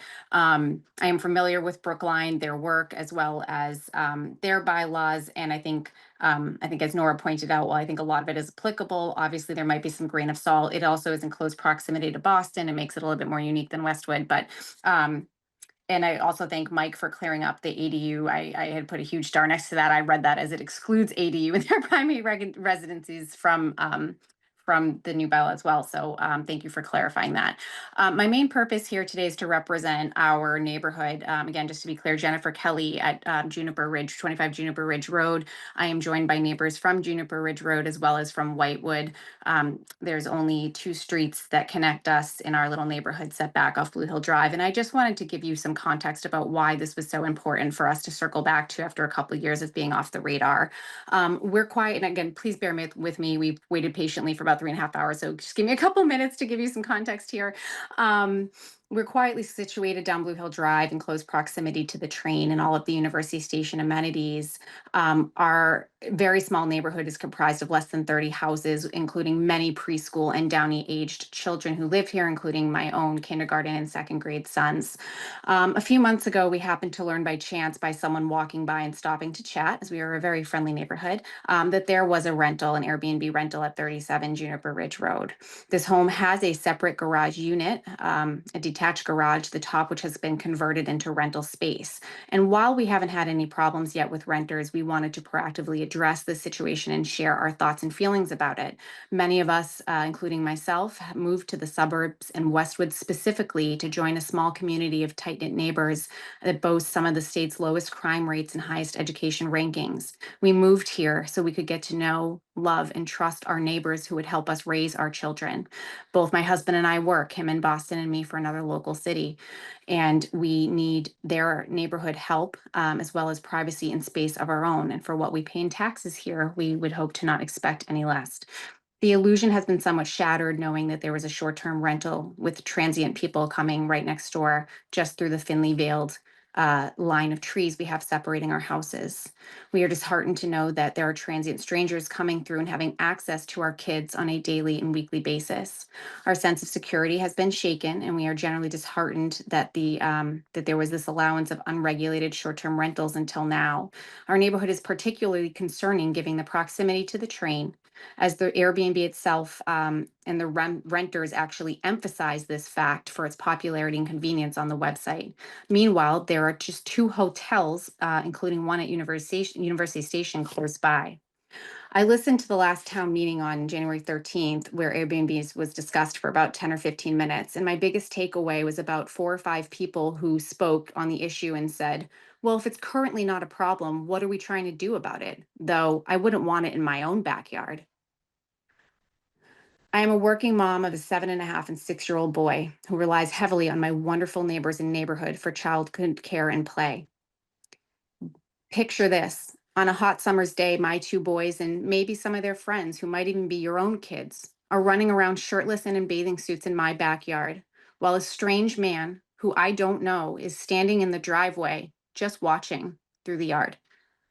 Or this, my son's best friend, an 8-year-old girl who lives 2 houses away playing basketball in her driveway, her mom inside tidying up the house, peeking out the window now and then to check on her sweet and sociable daughter when she sees a strange man speaking to her from the street, pointing towards the train, asking her for better directions, asking her to come closer. Could she walk and show him where the train was? I moved here after a decade of living in Boston proper because I wanted a town, a neighborhood, and a neighborhood where I knew my neighbors. If I wanted a transient community, I would have stayed in Boston. Instead, I'm paying an exorbitant amount of taxes, which will only go up with upcoming projects for these transient neighbors. Is there technically currently a problem, aside from generally feeling unsafe and unsettled? No, not yet. But I am a mother. I do not wait for problems to occur to jeopardize my child's safety. I take proactive steps to stop them, and the town should too. We're improving school buildings to the tune of $300 million, but do you think young families who can finally afford to move here want random people as their neighbors? It will only hurt the town's reputation and home value. Saying that it's okay, but not in my own backyard, I'm sorry to be blunt, is the crappiest way to deal with the situation that I've ever heard. And it disheartened me so much to hear people take that stance in this small town. Moving on from NIMBY and being proactive about stopping issues before they occur, I just want to quickly address 2 other points. Someone compared this situation to Cape House rentals, which is not just apples to oranges, it's simply bananas. The Cape is a destination location where rentals are common and serve a purpose. The amount of rentals aid in their revenue. Westwood is not a destination town. It's not necessary to have rentals here. We were not going to reap the benefits from 5 or 10 Airbnbs. With the Gables and a Marriott hotel down the street in University Station, it's just simply unnecessary to have short-term rentals. And finally, let's talk a big one. Circling back to my 2 examples I gave you, sex offenders.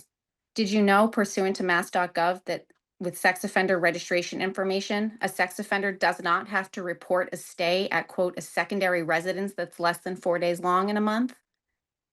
Are we opening the door for a registered sex offender to use a VRBO next door to me if he just stays for the weekend? These are the things that I go to sleep worrying about and that wake me up in the middle of the night, which I never thought I would have to experience moving to Westwood.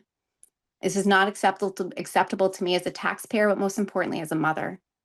Plenty of surrounding cities and towns have put reasonable restrictions on rentals, like the 28 or 30-day minimum, and then with all the important restrictions that were outlined by Nora, because they recognize the primary and foremost purpose of their towns is to create a safe place for families and neighborhoods to flourish.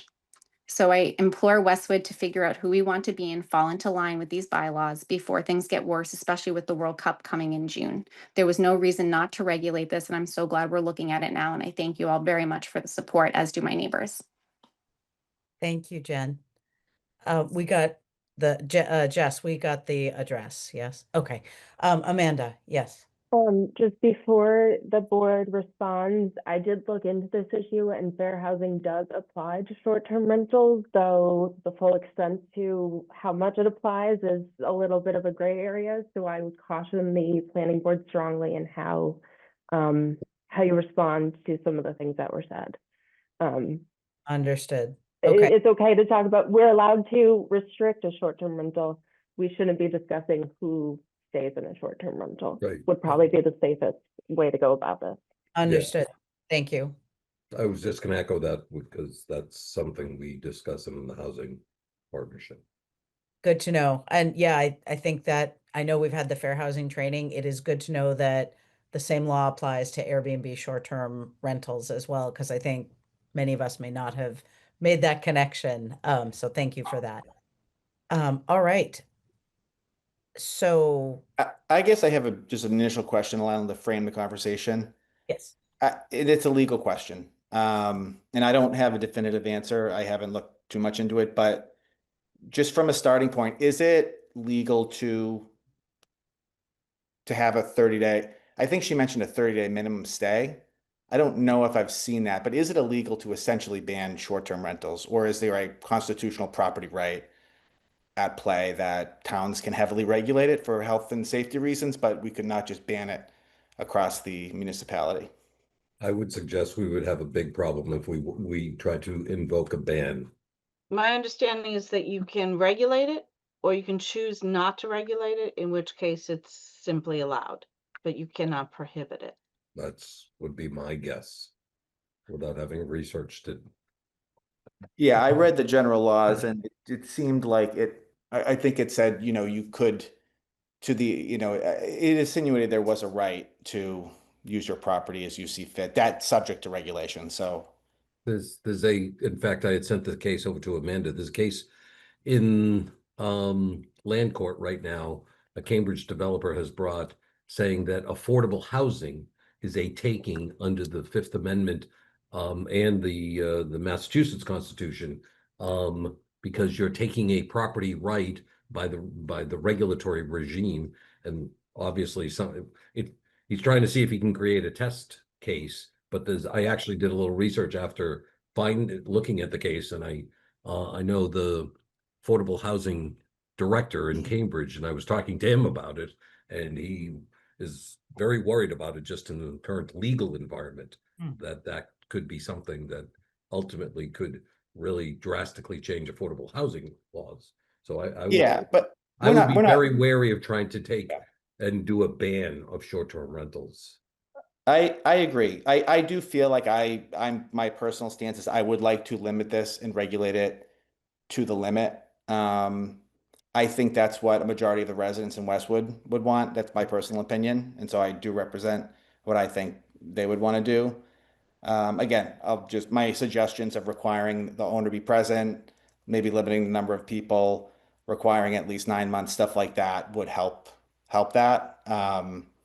But yeah, just for just for Jill, I do not believe we could ban this. So we need to regulate it reasonably, but I don't think we have the power to ban it. Yeah, Thank I would you. echo that. And Mike, you said the language that you had found, that's from City of Boston's bylaw? The city of Boston has Okay. those. Yeah. Yeah. Okay. So maybe it sounds like I'm hearing there is a desire to, I really love what Brookline's doing, but it does sound like there's a desire amongst the board members to even go a little further if we can, and maybe model after some of City of Boston's language. That's even tighter than what we just heard in what we have in our draft.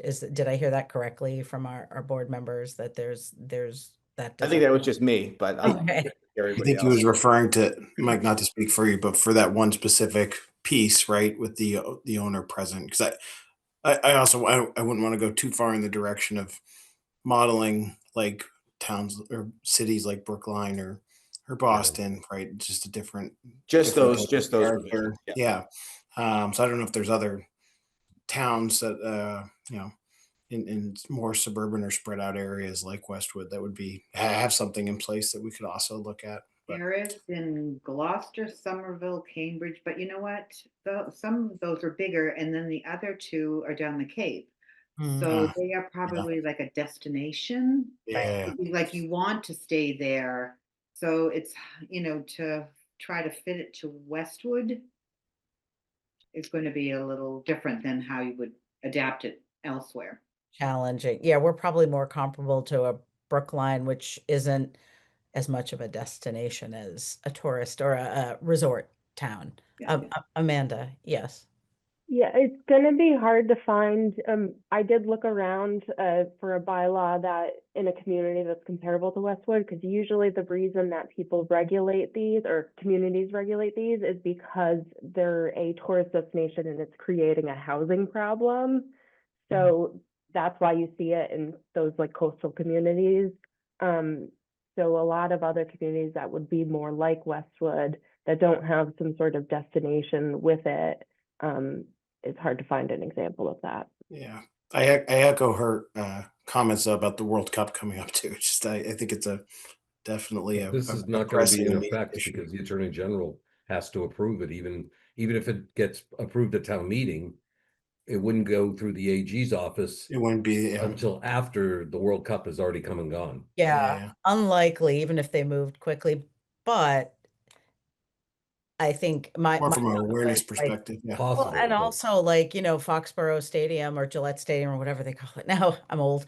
If that's going to be hosting more, if Boston might potentially, I mean, they talked about hosting the Olympics in Boston a few years ago. So if we're starting to see that there may be more larger scale and even potentially international events that are going to be hosted in the greater Boston area, I don't think it is a bad idea for us to be forward thinking because we do have the train stations and, I think it's not a bad thing. And I know I remember when this came up a few years ago when there was one particular Airbnb that had caused some disruption in the neighborhood. And at the time, I think it was 4 or 5 years ago, it was, well, we don't think this is a big enough issue to worry about at this time. But we're not overrun with short-term rentals, but there are more. And I think we will see more. So I think now is a good time to be proactive, to do something to regulate it. And the comments referenced, at the FinCom meeting, I did hear there were a couple of residents in attendance at that meeting who pulled me aside after and said, the perception may be that it's not a problem, and not residents that we're hearing from this evening, just to be clear.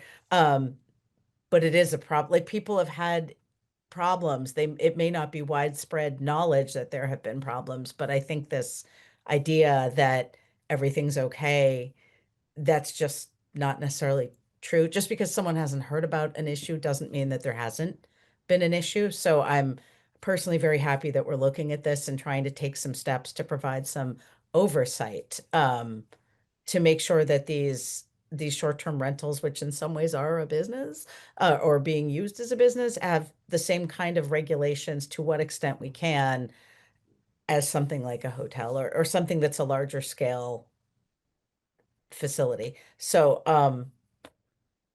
yeah, I'm glad that we're looking at this, and I do think it's appropriate to continue with it from my perspective, that I'm supportive of moving this article forward. I think the question is, do we want to look at the suggestion of, I like that you have to be a resident of the home, whether you're there or not at the time. I think that's good, because I know we talked about, we want to discourage an LLC from buying up a couple of houses in Westwood and using them solely as Airbnb. So I think that the language we have achieves that. Do we want to tighten it up, as Mike suggested, that the owner has to be present?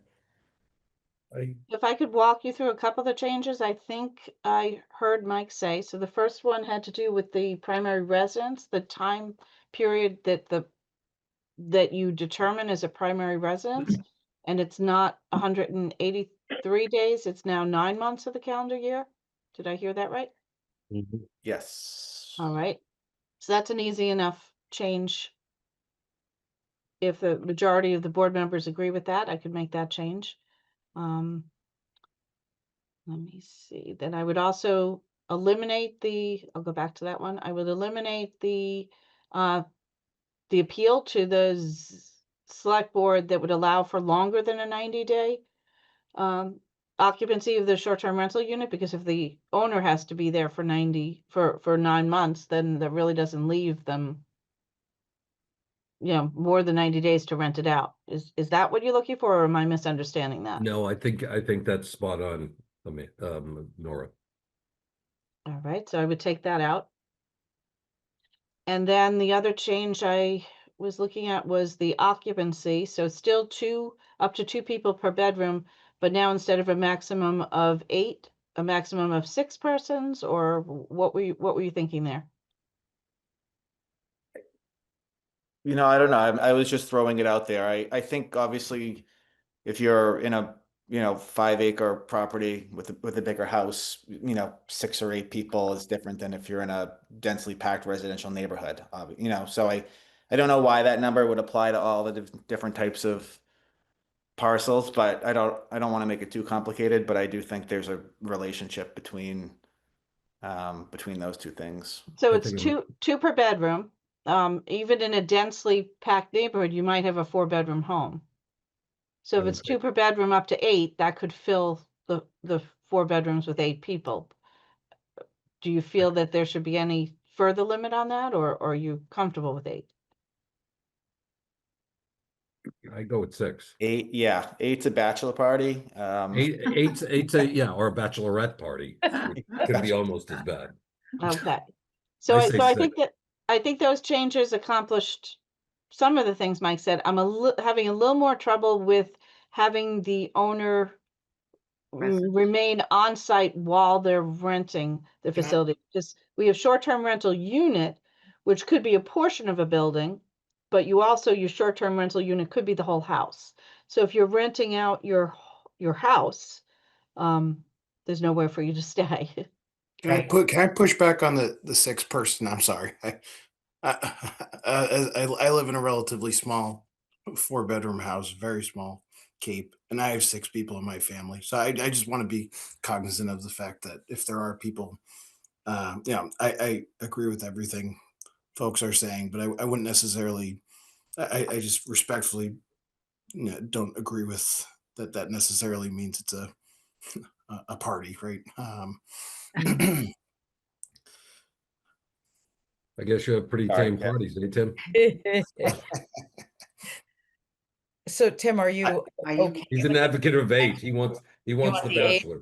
Yeah, I don't necessarily think. I think there's other ways to be more restrictive in what we're trying to do. As I was thinking through the violations as an example, was one thing where those dollar thresholds seemed extremely low relative to real estate prices in the area. So Yeah. I was just thinking through. I think there's other ways to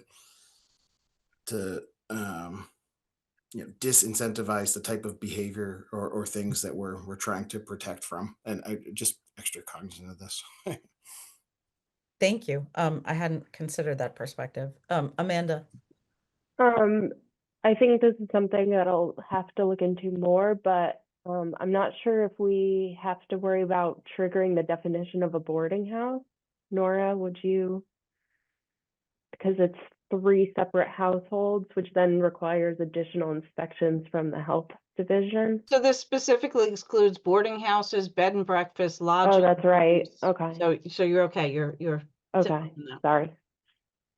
And I believe state law does limit the fines to a maximum of $300 per day, but I will check that to see if there's any leeway there. So can we just get back to the number? What does a majority of the board wish to have for this maximum number? It's 2 persons per bedroom, correct? It is. You have 4 bedrooms. I'm okay with 8. I'm okay with 8. I think that's okay, All right. but not 10. A maximum of 8, I think, is reasonable. Let's go 8 with 1 dog. Pets allowed? Oh, that's the other thing. Are pets That you allowed? could bring to the pet lodging place. Exactly. Our draft regulations Because we say just nothing about expanded pets. that. Would the pets be discretionary to the owner? Is that something that we should be considering regulating, or is that really up to the owner of the property? You I can think choose that's to enough. regulate it. If it's not regulated, it's up to the owner. Yeah. So then getting back to having the property owner remain on site during a Yeah. rental, that then prohibits the rental of a home. It only allows the rental of a room or a few rooms in your home. Yeah, I have to look into it more. Boston separates out different types of units, rentals, and that applies to certain types, but certain other types, such as renting out the whole unit, it doesn't apply to. Yeah. I'd like to look into that a little bit more. I'm not Okay. sure it's practical in Westwood, which is more likely to be a home as compared to just a unit of some sort. Well, here's a question. I don't want to go too far in the weeds, but what if someone has like a unit over a garage that's not technically classified as an ADU? Is that a gray area where the owner could be home and only renting out part of it? I think we need to think about, like, not for right now, but I'm on the fence about that one. If there's situations where it makes sense. Otherwise, I'm good with just that the person has to actually own the home and live there for most of the year and not just be someone who's bought it as an investment. Can we circle back on this one, Nora? Yes. Yeah, and do the And let me know. fees regulated, Nora? I'm sorry, what was that? Are the fees regulated by the state? They are not. It's up to the town I- to decide what fees it wishes to choose. I think what Boston does is where the owner's not going to be present, they consider the rental to be of the whole unit or the whole house. And so there's a higher fee that applies. So that's something we can think about doing. Anyway, we can come back to that, but Looks like we have a couple more public comments. I will take a look at these. Susan, I would just need your address to be able to share your comment. I do see something from Jen Kelly. I believe her address was 25 Juniper Ridge. Yes, it was in a previous comment. Sorry, not meaning to talk about complete bans. We're very happy with talking about the bans on anything under 28 or 30 days. Thank you. That's good. Okay, I have Susan Hellman, 20 Juniper Ridge Road. How does the town regulate / monitor the occupancy rules? Would that fall under what we're talking about, like the town planner would? Yeah, that's a good It's the question. certificate of registration. You get the certificate of registration up to a certain number, and then if you violate it, you can lose your certificate. So if there was if someone next door knows that the occupancy is a certain number and they see that there's more people than allowed there, do they call the town planner, or do they, Well, the town planner is the enforcement, the way we restructured it instead of. So it would be the town planner. Right, town planner. Or would if you be the change it to the enforcer. housing planner, or if you change it Or to the land the and health housing. director, whoever it Okay. is, there's a person at the town who's responsible for monitoring these units. Yeah, And the short-term rental operator is responsible for providing records Okay. of the units. So anytime the town planner has any question, or whoever is monitoring this has a question, they ask the short-term rental unit operator to provide documentation on who's there, how long they're there. Because remember, they can only rent them for up to 90 days. So once they've exceeded 90 days, they're done for the rest of the year. Is So that it's not number only the too, is number of that number people that too are there. high? Is that number too high? Does anyone think that number's too high, or? 'Cause, I mean, is that getting into you're basically a business 90 days a year? I mean, that's somewhat commercial, right? Like, Months. I mean, how many times, I mean, it's, I'm just raising that. Mm. You're having 90 tenants a year? Is that what that, 90 days? No, 90 days. 90 It's days saying max. three-month-long rentals. For Snowbird, it wouldn't be unreasonable.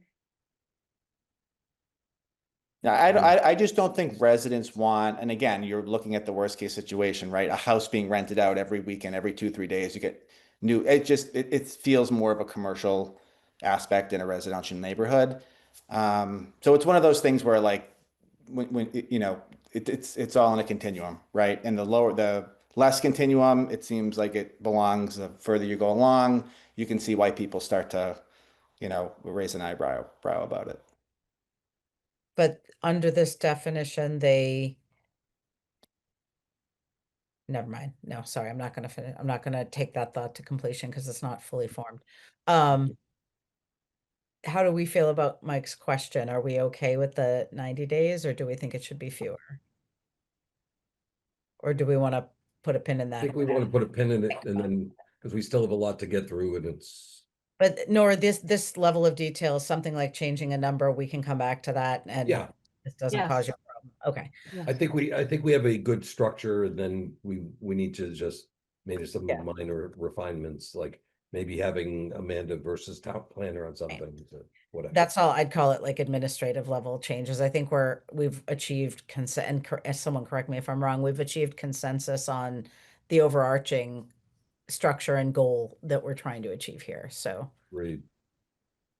I'm seeing nods. All right. And thank you to everyone who offered public comment. We appreciate you coming. It helps guide us to hear from you. So thank you all for offering your thoughts and taking the time to come and stay through the meeting thus far. And we will be discussing this again at our next meeting. So there will be more opportunity to comment if other people want to. Well, you're very welcome. All right. So what did we bypass? Definitions. Thank you. Definitions.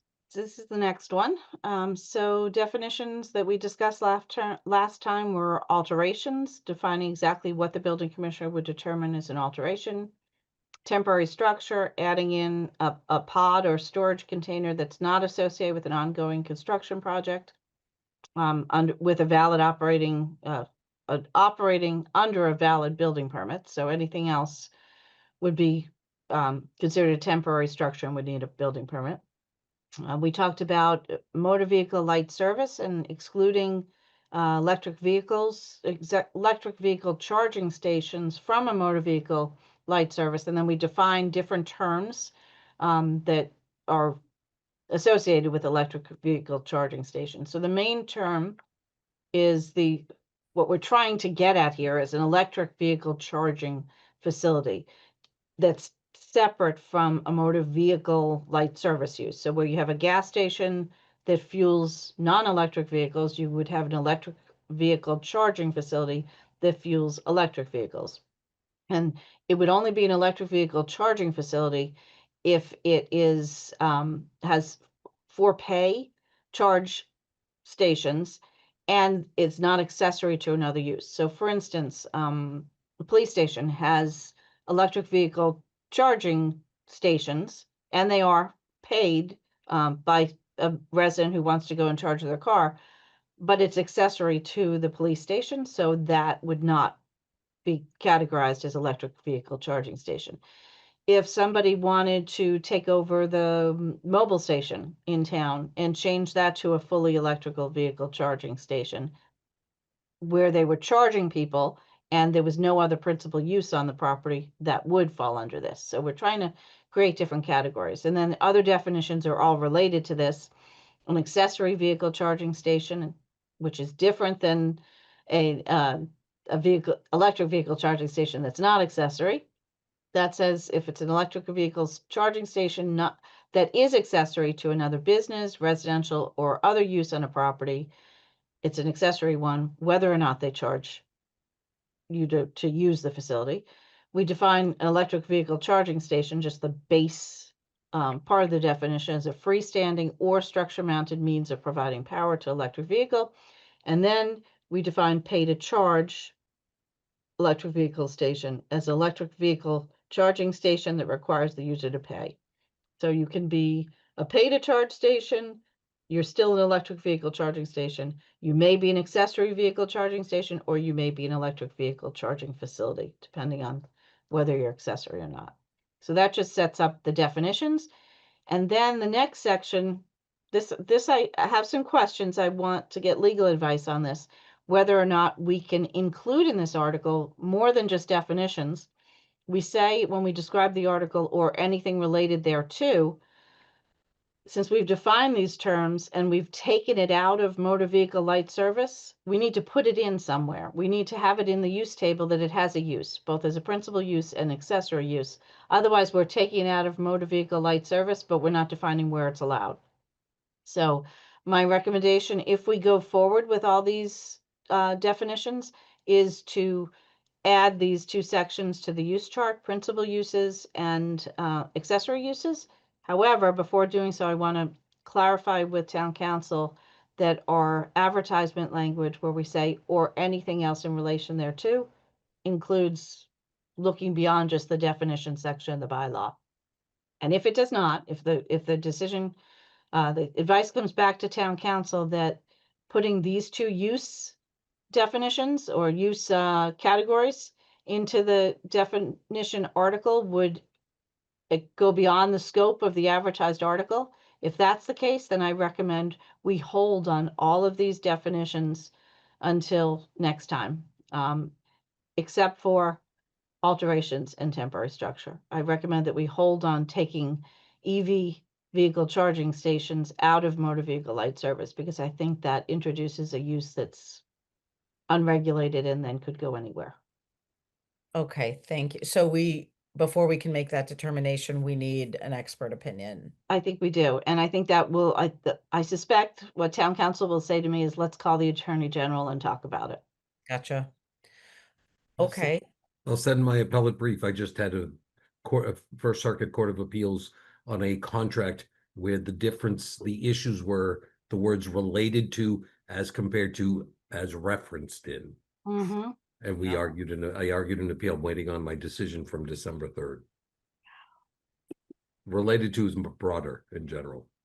I think it is very broad, but it's generally the most broad considered a bylaw is considered like a contract, so that's what it's going to end up being.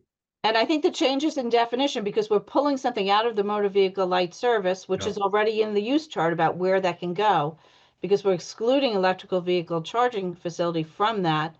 I think it's obvious that we need to then put that new definition into the use table. So I think it is very clearly related to this article, but I think I'd want to know where it stands, because the worst thing that could happen would be for the Attorney General to okay part of the article and allow the definitions to go in, but not allow the use regulation to go in. And then we open ourselves to a use that can go anywhere. I think you should get a view on that. I agree. Yeah, that's very fair. Mike, I saw your hand go up. Oh, before we move on to the next article, I just want to say one quick thing, but not about this. Oh, okay. Well then it sounds like there isn't much for us to do at this time with that one. I will just open it up to public comment on the definitions article. If there's anyone who would like to offer comment on definitions, please raise your hand or use the Q&A. We would just need your full name and address. I'm not seeing anyone. So Mike, yes.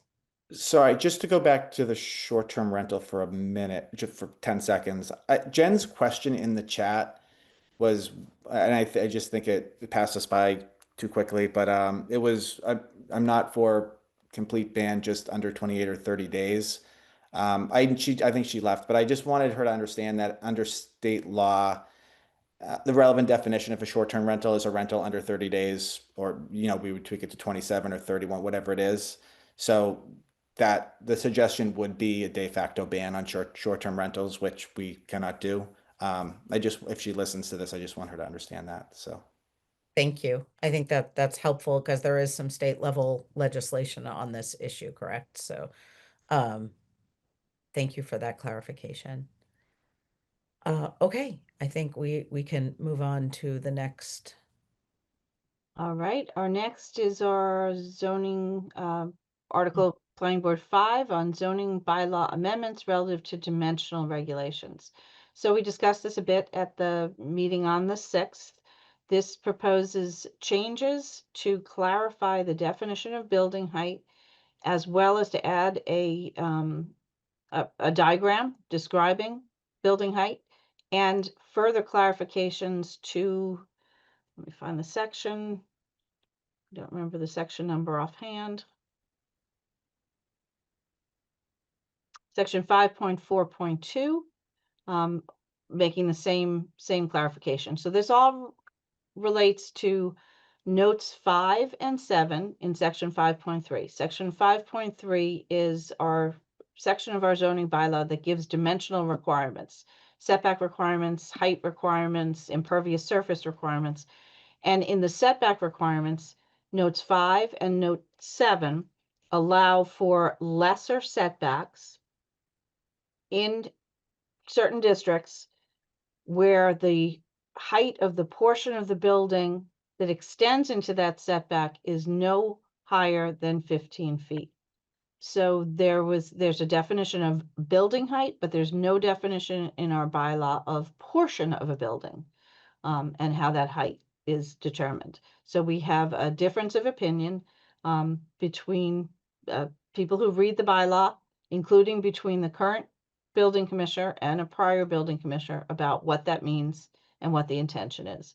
So this is to clarify how the bylaw is currently interpreted by putting it into the language of the bylaw. Now notice that this is not done in the housekeeping section.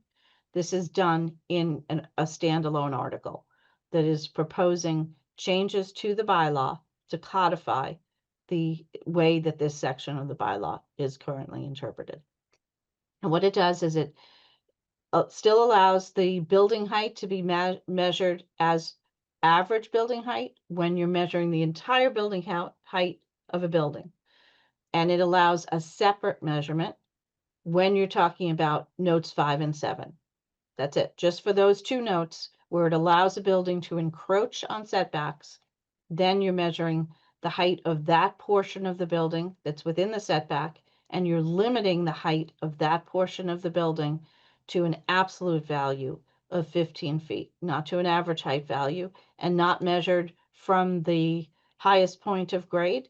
It's measured from the actual grade in the setback to the actual top of the roof, the highest point of that portion of the building that's in the setback. So I think that's it in a nutshell. That's the intention of this article. Thank you. I saw Phil's hand go up almost immediately. Yes, Phil. Nor I don't, the ZBA appeal that was discussed by, I can't remember who it was at the last meeting. Yes, Not the FinCom meeting, but do we know when that would be issued or what has happened? So that appeal was heard at the zoning board meeting On the last 14th, week. I Let me think it see if was. I can see the date. It was on January 14th was the meeting date. The appeal was opened and it was discussed. And then the board agreed to continue the matter to their next meeting, which is on February 11th. So they Okay. did not resolve that one matter. So that was an appeal of the building commissioner's decision under note 5. Right. And this was clarifying and essentially codifying Mike Perkins' interpretation of what is the bylaw. Yes, making it clear to everyone that that's the way he interprets it by trying to eliminate any confusion, any way of interpreting it a different way. Okay. Thank you. Other board member questions on this? Comments?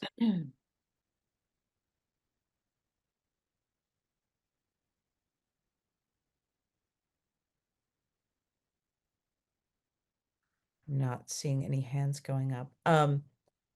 Yeah, I was interested in what was going on with that appeal, but it sounds like there's no resolution to that yet. I appreciate the illustrations, but do we have any concrete any photos of properties where something was done under the previous interpretation that was detrimental to the neighborhood, as opposed to I'm just trying to visualize what this means in reality rather than just a drawing on a page. I don't have anything tonight, but I can provide you, if not photographs, I can provide you diagrams that show what you could do with this change, or what you could do with or without the change is the same, because Mike is still interpreting the bylaw. So Right. whether this change gets made or not, that's the way Mike is interpreting the bylaw. But I can show you the different ways you could look at it. And the board can consider a couple of things here. This is another article that's advertised to do this or anything in relation thereto. So the board has it at its discretion to do exactly what's proposed here, or to make changes that do the very opposite if that's the way the board thinks this should be handled going forward. And if the board changes the language in a manner that is inconsistent with the way the building commissioner is interpreting the current language, then that change is what applies if it's voted by town meeting. So is that clear to everybody? What that you could eliminate the footnotes. You could specifically say that the footnotes should also measure average height. So there are different ways that you can address this. I think the important thing is that we don't want a lack of clarity. We want one consistent, understandable definition to go forward with. And that's what we're trying to do it in the direction that it's already being interpreted in. If the planning board supported by town meeting voters feels something else is appropriate, then you can present that. Thank you. I think diagrams or something would be helpful. I think not just for me, but we're going to be asking the residents to vote one way or another on this. There's going to be a recommendation where I think it would just help people to understand what we're doing and why, and what's possible one way or another. So I think having not just what you're trying to do, but some of the things that could be possible if it's interpreted another way, or if it were left vague and there were an appeal. And because I'm still trying to get a sense of what the community wants. 'Cause I So think to be clear, if there's an appeal, the appeal relates to the specific decision that was appealed. It doesn't change the interpretation. The interpretation remains in the hands of the building commissioner. The zoning board of appeals does not reinterpret the bylaw. They look at a specific case, specific facts that go into that case, and make a determination relative to that case, and that's it. But if we change the language to make the bylaw, for lack of a better word, more restrictive, Right. it's That's what, an amendment. Yeah, that is in your hands then to define. If you think that it should go the other way, if you think we should go into the setbacks and have taller buildings within the setbacks, then you would write your amendment in that way and take that to town meeting. And if town meeting approves that, then that's what goes forward. no, that's why I'm thinking, because if I'm looking at it and going, well, I can see both. I think it would just be helpful to have some diagrams that help illustrate what could be done if the bylaw was interpreted one way and what we're asking to do, so that there's clarity for the people that we're asking to vote one way or another on whatever it is we end up asking them to vote on. We can have that at the February 10th meeting, or before the February 10th meeting, so you can discuss it at that meeting. Thank you. It probably would be helpful for FinCom too. I saw Mike Perkins, and then we'll go to Maureen. Yeah, I was just gonna basically say what Nora was just saying, that we can get some examples, either some photos of some structures that already exist, and then some, what if scenarios, worst case both ways, or however it may be. Thank you. Yeah, Yeah. I think that would just, like I said, I think it would be helpful for everybody with a capital E for context for discussing this. So thank you. Maureen. No, I was just going to comment that yes, I'm a visual person, so like photos are better than the drawings are nice, but I like kind of need a picture to see what you're trying to do, or what's they're trying to do to the home. Right. Thank you. Yeah. Any other board member comments or questions on this one at this time?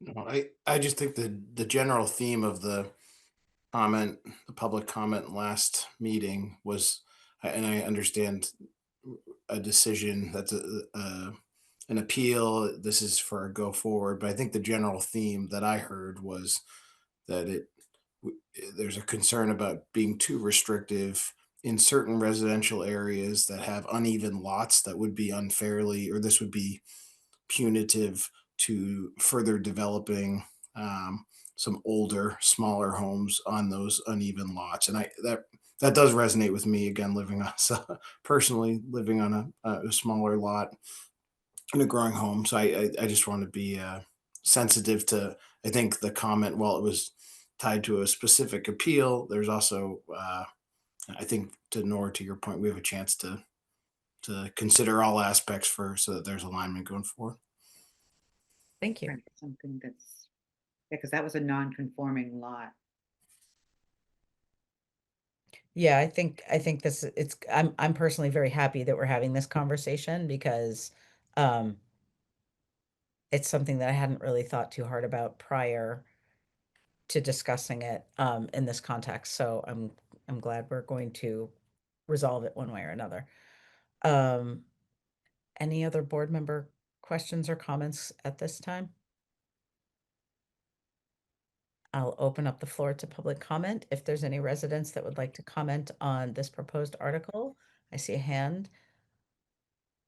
Sorry, I'm flipping. Ryan Chipman. Yes, Mr. Chipman, if we could just have your address, as we have your full name, but if we could have your address for the record, please. Hi, this is Ryan Chipman. I'm back again from 81 Cobley Street. Thanks for having me here again tonight. And so I wanted to kind of speak again on this issue, kind of given the board's discussion at the past meeting and the discussion that's happened again tonight. And first, I'd like to again address the characterization of this point as a mere clarification. And I agree with what I think the board and Nora has said, that a clarification of the bylaw would be valuable. But I think to equate an adoption of these new restrictions on building height with a clarification is a false equivalence. And as the board has discussed, the town could just as well choose to clarify the bylaw by altering its text to explicitly affirm an average height definition. And indeed, that is the path that I would urge the board to consider if it chooses to modify the bylaws at all. Basically, the salient question before the planning board here is not one of whether clarification is needed, but rather a question of whether the residents of Westwood and the long-term health of Westwood's housing stock are best served by a more restrictive absolute height from grade plane definition of building height for these portions, or whether they are best served by an average height from highest adjoining grade definition.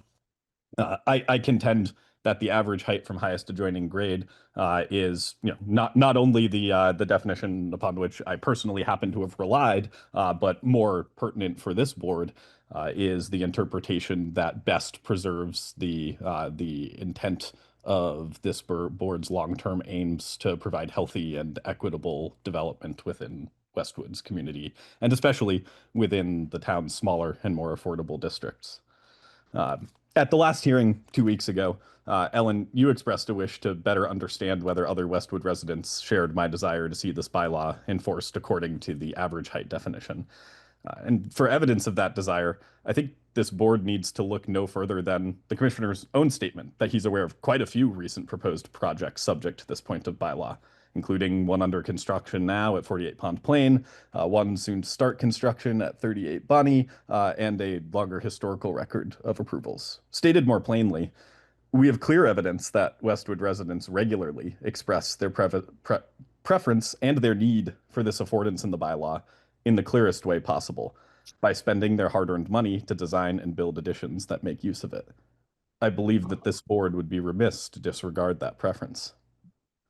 I'd also like to address the concern raised by Mike at the last hearing that this restriction would somehow help prevent the construction of massive additions that are not in keeping with the character of a neighborhood. And in fact, I would contend that the real impact is quite the opposite. In all of our research on this topic, into past projects subject to this point of bylaw, those projects have been additions that preserve the character of the home and neighborhood, specifically capes that extend towards the sideline, stepping down their roofline while doing so. And the average height interpretation of this point of bylaw makes such projects possible at all. Without it, the town instead is going to drive homeowners to pursue knockdowns or to find additional space by building upwards to create big boxes within the more restrictive sideline setbacks. In addition to those options not being a cost-effective option for Westwood homeowners, I also don't think this town or this board wants to encourage big boxes in our smaller neighborhoods. I would love to understand how my wife and I could meet with the board to show them the evidence and the documentation that leads us to these opinions. In that last hearing, Maureen also raised a great point about the difference between measuring from grade plane versus measuring from highest adjacent grade. Currently, height for residential buildings is measured from highest adjacent grade. The proposed modification would measure absolute height not from highest adjacent grade, as used in all other residential height measurements, but from grade plane. Looking more closely at that particular detail, you'll realize that the restriction being imposed here would actually be even more aggressive than just a switch from absolute to average height measurement, because it also unnecessarily penalizes sloped lots. When this board last presented articles to FinCom, I think FinCom rightfully expressed concerns about whether this is an overreach and emphasized the importance of fully understanding the impact of this change. Similarly, there's been a lot of frustration around town about the disregard demonstrated by boards and staff for input from the town in a wide variety of situations. I would urge the board not to make the same mistake here. In conclusion, I agree, clarity is needed here. I also believe that it is clear that the right decision for Westwood residents and the right decision for the long-term health of Westwood's housing stock and equitable development therein is to explicitly affirm in the bylaws an average height interpretation. Thanks. Thank you. I'm going to go to Mike Perkins in 1 second, but I did hear an ask about how to get information. What's the best way to get information to the board from Mr. and Mrs. Chipman to engage with us in that way? I would defer to staff because I know outside of a meeting, an official meeting, we're kind of limited in how we can do that. So I would defer to staff to answer that question because I think I would like to see whatever it is that they would like to submit. So submitting documents, they should be submitted to staff and staff will put them in the meeting packet so that planning board members can see them. And any documents relative to this zoning article can be reviewed and discussed in the course of the hearing. Perfect. Thank you. And Mike Perkins. I just want a quick clarification that this, the proposed zoning amendment, it doesn't measure from grade plane. It talks about the actual grade point from the, or excuse me, the measurement from the point of grade adjacent to the house to that directly above the highest point of the building. Grade plane is the average grade of a property. We're not talking about that. It's the actual hard measurement from one spot to the other. Okay, thank you. Thank you. Any other question? Mike, yes. Yeah, I just want to say that the last time we met, when we had the discussion and reviewed this, the actual house and example I had in mind that I believe was approved by the prior commissioner was actually a non-conforming use, so it's apples to oranges here. So I'm very interested in learning more. I'd love if Mike Perkins, there's a way you can get a sense of what the different interpretations would lead to, like within the neighborhood, like in terms of how those heights, are relative to other houses right next to them, how much shade they block, how much sun, how a sense of the character and how it changes. I know it might be tough, but it would be very helpful to kind of see the two different approaches, and again, within the context of the surrounding houses right there. So, Yeah, I mean, I don't know about doing, shadow modeling and things like that. Obviously, yeah, that's kind of not it's not hard. Yep. in the realm of possibility, probably. But I mean, if you want, we could do something where take photos of a house and then kind of Photoshop. Hey, this is where it could be expanded to, or this is where it would have to come lower, or something along those lines, um, to kind of show what we're talking about. I know it's kind of getting in the weeds to try to Mm. three-dimensionally imagine something from a piece of paper in my awful Microsoft Paint drawings. Um, but yeah, No, I I'll understand. It just whatever you can do to get that sense of again how it's going to look within, because I think that's what matters, right? It's how it looks with the houses around it because of how close it is to the lines and to the buffers. right. And the vast majority of the lots that this comes into play in, more often than not, would be in the neighborhoods of the Maze, um, Yeah. down in Islington, um, some other areas where we've got smaller, tight knit lots together. Those are more often than not where this question comes about Yep. more often. And the vat and again in the majority, I mean the majority of lots in Westwood are non-conforming. And some of them, like that 48 Pond Plain address that was discussed earlier, that was actually an existing non-conforming house that was modified. So it's a little bit of a different situation there. It's one of the quirks of our bylaws. If you've got a non-conforming house, you can actually kind of get away with more. Yeah. I guess you can kind of move things around a little bit differently. So yeah, there's a lot of different if thens and intricacies, but I'll try to pull together a few photos and show some extent of what could happen. Thank you. Thank you.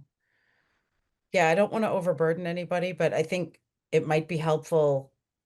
I did hear a point that if there are a lot of people applying and asking this question, they're applying to do things that kind of fall under this purview. It might be helpful to get a sense in the last 6 months how many applications bumped up against this. Because what I don't want to say I'm struggling with it, but what I'm coming from the perspective is typically when these questions come up, I've sat in public hearings where people were railing about the fact that their neighbors were able to build closer to the property line than they liked. So that the impression that I have historically, and even within the last couple of years, is that people don't want encroachment into the setbacks and they don't want the height. But now I'm hearing that that might not be the case. So I'm trying to reconcile what I've what that's why I keep saying, what do people really want? Because I'm one person, we're one board, we're hearing things from either side of this argument. So I'm trying to get a better sense of what do the residents really want? Because just because 5 years ago people in the maze were very unhappy that houses were coming closer and taller, if that's not the case anymore, then I think that's something I need to understand better with some So kind. oh, I'm sorry. No, sorry. Just so that's why I'm like, I don't know, maybe pulling applications or getting a sense of number applications that have bumped up against this in the last 6 months. I don't need to read each and every one of them, and I won't make you do that, but just a number might be. Yeah, off the top of my head, I mean, in the last 6 months, this has come up 3 or 4 times, probably. In the last 6 months, the question of how do you guys measure average height comes up, you know, 6 or 8 times because it's different. Yeah, every single town is different. Dover measured it differently. Dedham measures the point from uh, where the frontage is to a midpoint between the frontage of the lot to where the house is, and they find the midpoint of that grade. That's where they start measuring from. So yeah, our height question comes up very often for new houses and for additions. I would say the number of times people say, well, I'd like to build into the setback. I know it's 30 feet, but I want to go 26 feet. How come I can't? I mean, that happens, I would say not 50% of the time, but probably 30% of the time we get questions about how we can do this better. And to your point, attitudes change, and I think a lot of times it has to do, especially now, affordability of housing, people wanting to, stay where they are and try to expand their house or remodel or add on to their existing house, just from a dollars perspective, and also because if you're moving into a neighborhood with smaller lots, it's probably cheaper than it is to buy a bigger lot. So, those people that were either in the Maze or Islington or something, like you said, 5 years ago, were complaining that, hey, this is coming too close to my backyard. And those people maybe don't live there anymore. And there's other people that are moving in and saying, well, I want to expand my house. I've got a growing family and this, that, and the other thing. So there are changes in attitude sometimes like that. I don't know if that's I don't want to say it's not a bad thing, but if you're going to start changing bylaws to suit, a school age child's generation moving out of the neighborhood to the next people coming in, then you start coming into a revolving door of changes and amendments to the zoning, which makes it sometimes even worse. And I think the relevant question is how does the neighborhood feel, not whether there's applicants who are trying to do this, right? I don't know. Right, and I don't know number of how to applicants. gauge. Yeah, what does that Yeah. say? It's really what do people feel about what they're trying to do, right? Right, and I can't gauge that. I No, just of know, course. the number of calls that we get in our office, hey, there's survey stakes at my neighbor's house. What are they doing? How come they're getting so much closer to my house? Who approved this? Or, like Mr. Chipman was saying, at the ZBA hearings, we often hear from neighbors on people that are trying to go for special permits and whatnot, and their neighbors say, we wholly support this and we have no problem with what this person's trying to do. So it's a very nebulous thing to try to nail down, and it really depends on who you're talking to at any given moment. Yeah, the real Last thing, point is and I it's don't know gonna if this be, is appropriate, but I know you said the old building commissioner did approve things that you wouldn't, right? Can we see a couple real world examples of something that went up that you wouldn't have approved? And so we can see what that impact. Yeah. Yeah. There's a few of those that I can pull up that are Yeah. pretty clear. That'll show, highlight this certain area or something like that. Perfect. Thank I you. think the issue is we need to make clarity, which is clear that there has to be an understanding.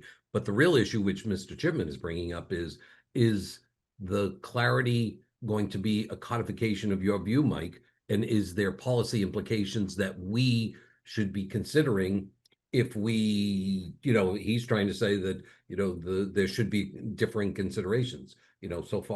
So I think we should evaluate either by photographs or drawings or something else, what the implications of that might be. I mean, so far I'm comfortable with the way we're going, but I think we just want to make sure that everybody has the process and what is the overall perspective very clear as to what we're talking about. Well said.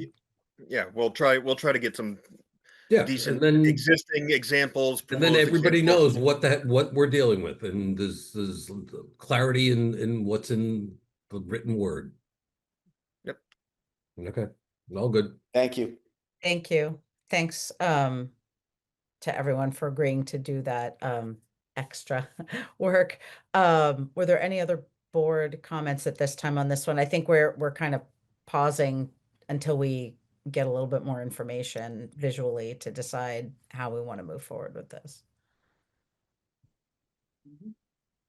And I see one thing in the Q&A. Where's Elijah with a time check when we need a time check at 11:36 p.m.? Not to mention that it's 11:36 p.m. I do see. Sorry, like a repeat. We're almost done. I think we've gone through the ones that were kind of the most. Yeah. Lengthy and I need to talk about indoor sports complexes for about an hour. So you could, if you want to, get some tea. No, I'm just kidding. I do see one more comment from Ryan Chipman, and a 48. No, sorry, he's on Cobley Street. I don't remember the house number, but Jess, do we have it? Yes, it's 81 Cobley. Thank you, 81 Cobley. Mr. Chipman says, I don't think we need paint drawings. Our proposal, as well as the projects at 48 Pond Plain, are perfect contemporaneous examples of how this is being applied in practice. Thank you. Yeah, I'd love to see the ones that were approved by the prior commissioner too, just to see. That too. I think I'd like to compare them. Yeah. compare them to see what those are good examples of timely ones, or I like the word contemporaneous, and then some historical ones as well. I think will be helpful for us to kind of make some discerning choices. We'll give you those, and we'll also give you diagrams of what would be possible. Thank you. All right, we can move on to number 6. Number 6, that's zoning bylaw and/or zoning map amendments relative to the administrative office research district. So we went through the changes to the bylaw that add administrative research office district buffers and screening requirements.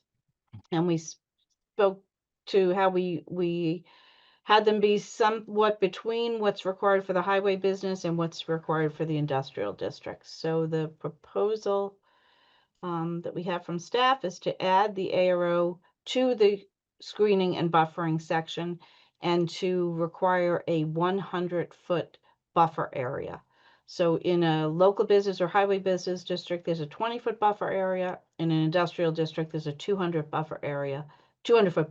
We're proposing the buffer area for ARO be 100 feet.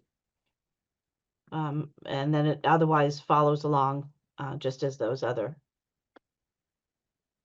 the other zoning districts have buffers and screening. It fits the same way.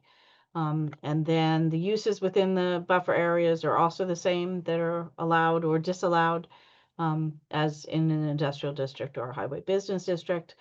In an industrial district, you can have sidewalks and driveways within a buffer area, but you still have to maintain 75 feet of natural buffer area.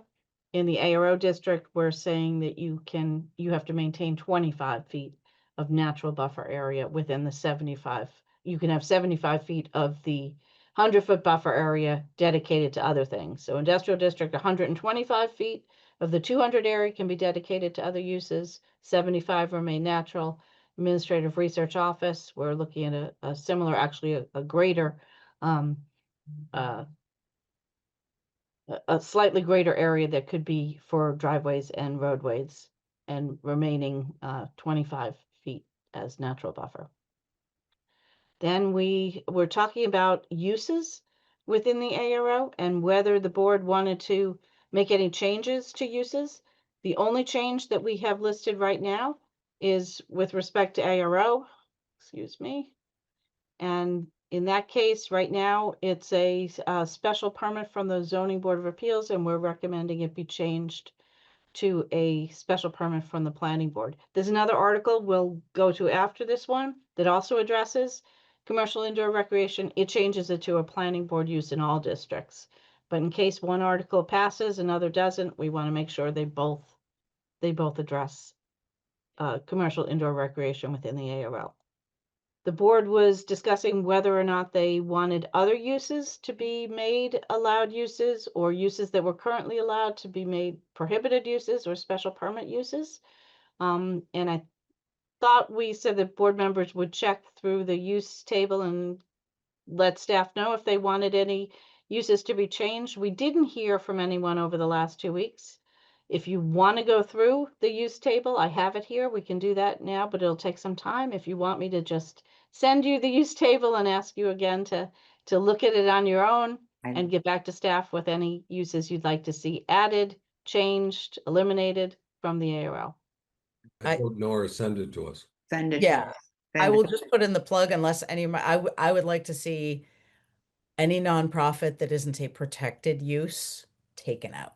And that's just like, I'll put that as a blanket because I know we went through them and there were a few. I know there are things that Dover Amendment protects, whether they're nonprofit or not, most of them are. But I would like to see any nonprofit use that we are able to remove, removed. Would that affect a nonprofit, for instance, say partly owning an indoor commercial rec facility? Or no? Is that So we don't regulate uses by whether they're for-profit or nonprofit, but there are certain uses that if they are nonprofit have protection under the Dover Amendment. For instance, an educational use. If you have an educational use that's a for-profit educational use, it's a different use in our use chart than a nonprofit educational use. But then there are some other uses like a medical clinic or a hospital. Those are just uses as they are. If it's a for-profit or if it's a nonprofit, that's not. really not something that the use chart regulates. And I would say the same with commercial indoor recreation. The use is commercial indoor recreation. And whether it's for-profit or nonprofit, our bylaw does not currently restrict that. So you would have to determine if you wanted to separate those out and restrict them. Right now, we do not.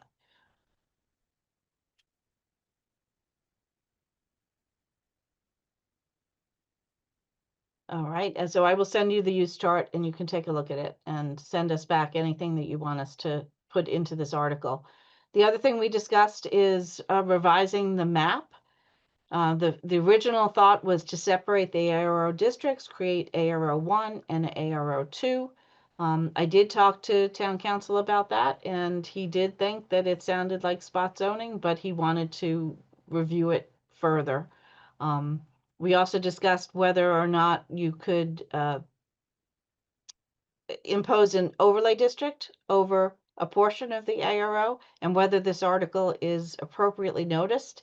That comes into the same question I had with the definitions article, whether the notice that says or take any other measures in relation thereto is broad enough to allow you to go into the FMUOD overlay districts and put one over this. Now, we originally had advertised an article that would have allowed you to do that as a separate article. We had another one dealing with FMUOD, but the board discarded that article, and we did not request that the select board give you a warrant article. So that's off the table now. But I'd like to hear from board members what you think. If town council does advise that the scope of the article was properly advertised and we can go beyond just making zoning map changes to the ARO districts themselves, if we could make zoning map changes to overlay the ARO with different FMUOD districts, is that something you want to pursue or something you don't want to pursue? I did a little more looking into the spot zoning issue you raised, Nora, and I talked to a friend of mine, and I think, and Pat may disagree with me, I think we would have a big problem, in all honesty. So that we may not, the overlay might be possible, but I don't know that we can do otherwise. That was his initial opinion as well, that splitting it into two districts where one district is a single parcel would Yeah. be problematic. I don't think we can do it. Other thoughts, colleagues?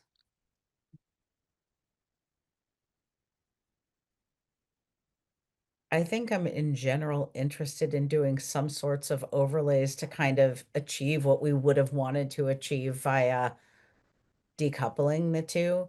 But I don't know that just extending the FMUOD 5 or whatever it is the way that I would want to approach it, because it's a totally different, it was crafted with a different intent. I think I'd be more interested in, maybe not this year, but looking at that in more detail and really doing something perhaps custom that we want to do rather than just extending an existing FMUOD. But that's just my thought right now.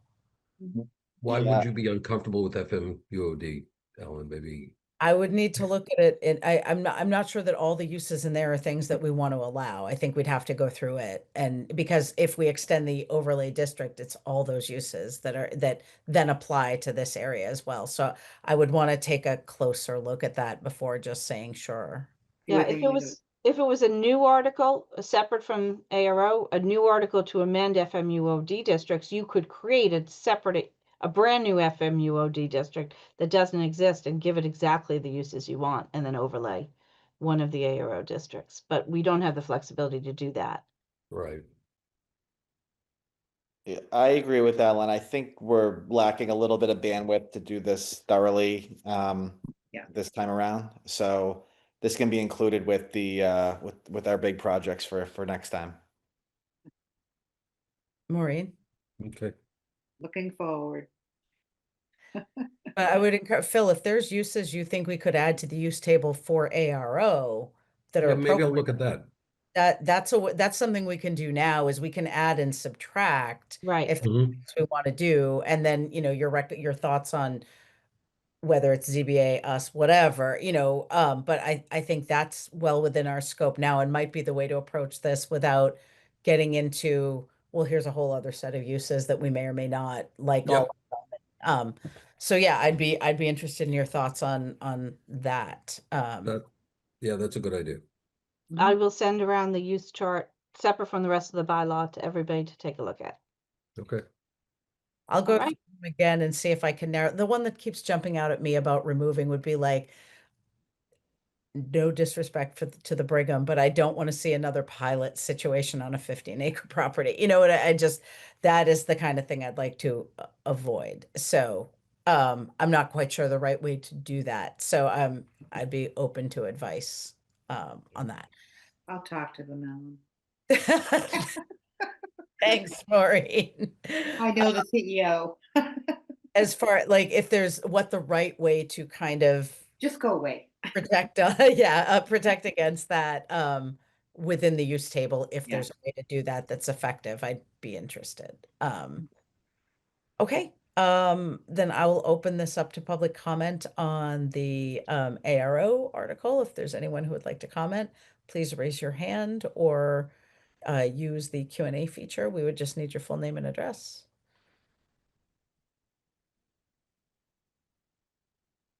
I'm not seeing anything, so if we'd like to move on to PB9. All right, so this one was simply changing this a lot. We already have indoor commercial recreation allowed by ZBA special permit in every commercial district, and this allows it now by planning board special permit in every commercial district. Just eliminates the dual review by EIDR by the planning and special permit by the ZBA, and puts it all into one special permit with consolidated EIDR by the planning board. Okay, nice and simple. Good. Yeah. Looks good. Any comments from board members on that? I think that one's really straightforward. And FinCom, I don't know if for folks who weren't able to attend or catch up on FinCom, they were very supportive of that change. So I will say this has already generated conversation from different sports related entities around town. They're excited to think about the potential. That's good to hear. Sometimes the most straightforward changes can have the biggest impact. All right, I will open it up very quickly to public comment on PB9 on the, no, was it 9? Sorry, 9. yes. It was 9, Thank sorry, you. 9. No, I thought so. I just wanted to make sure. PB9, please raise your hand or use the Q&A feature, full name and address. Seeing none, Nora, you feel free to move on to number 11. Number 11, housekeeping items. So I can quickly go through them if you want. The overlay districts, mixed use multifamily residential wasn't consistently spelled out, so we changed the spelling there. In the section lots in 2 districts, it was confusing to some people what it meant to be in a more restricted district or a less restricted district. So we put in an example. So this comes into play, something like the mobile station. Mobile station on High Street, the front of the property is a local business aid zone. The rear of the property is a single residence C zone.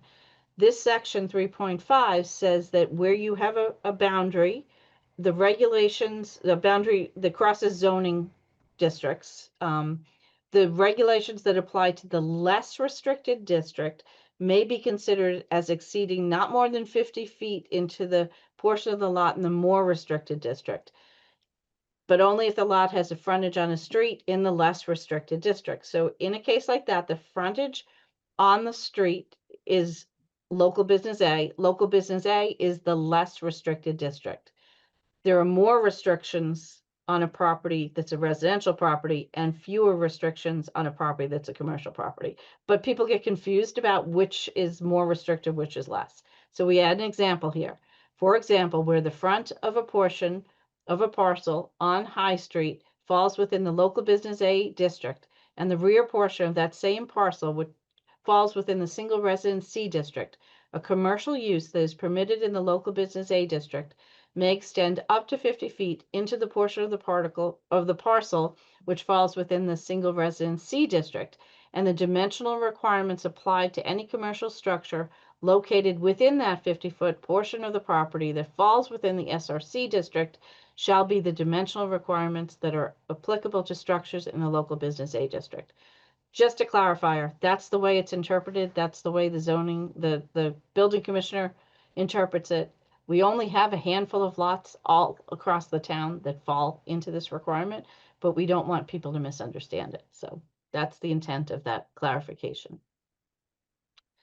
Next, we have numbering changes. There was other uses. It was somehow the prior title for 4.1.6 industrial uses came through. It should be 4.1.7 other uses. So just a correction. In section 4.5.3.3, we had the word than where it should have been the word then. So clarification. Here we have another numbering error, section 4.5.3.4.2.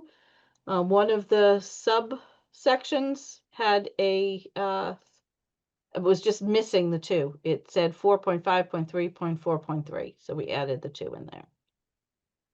Another section, this is another numbering error.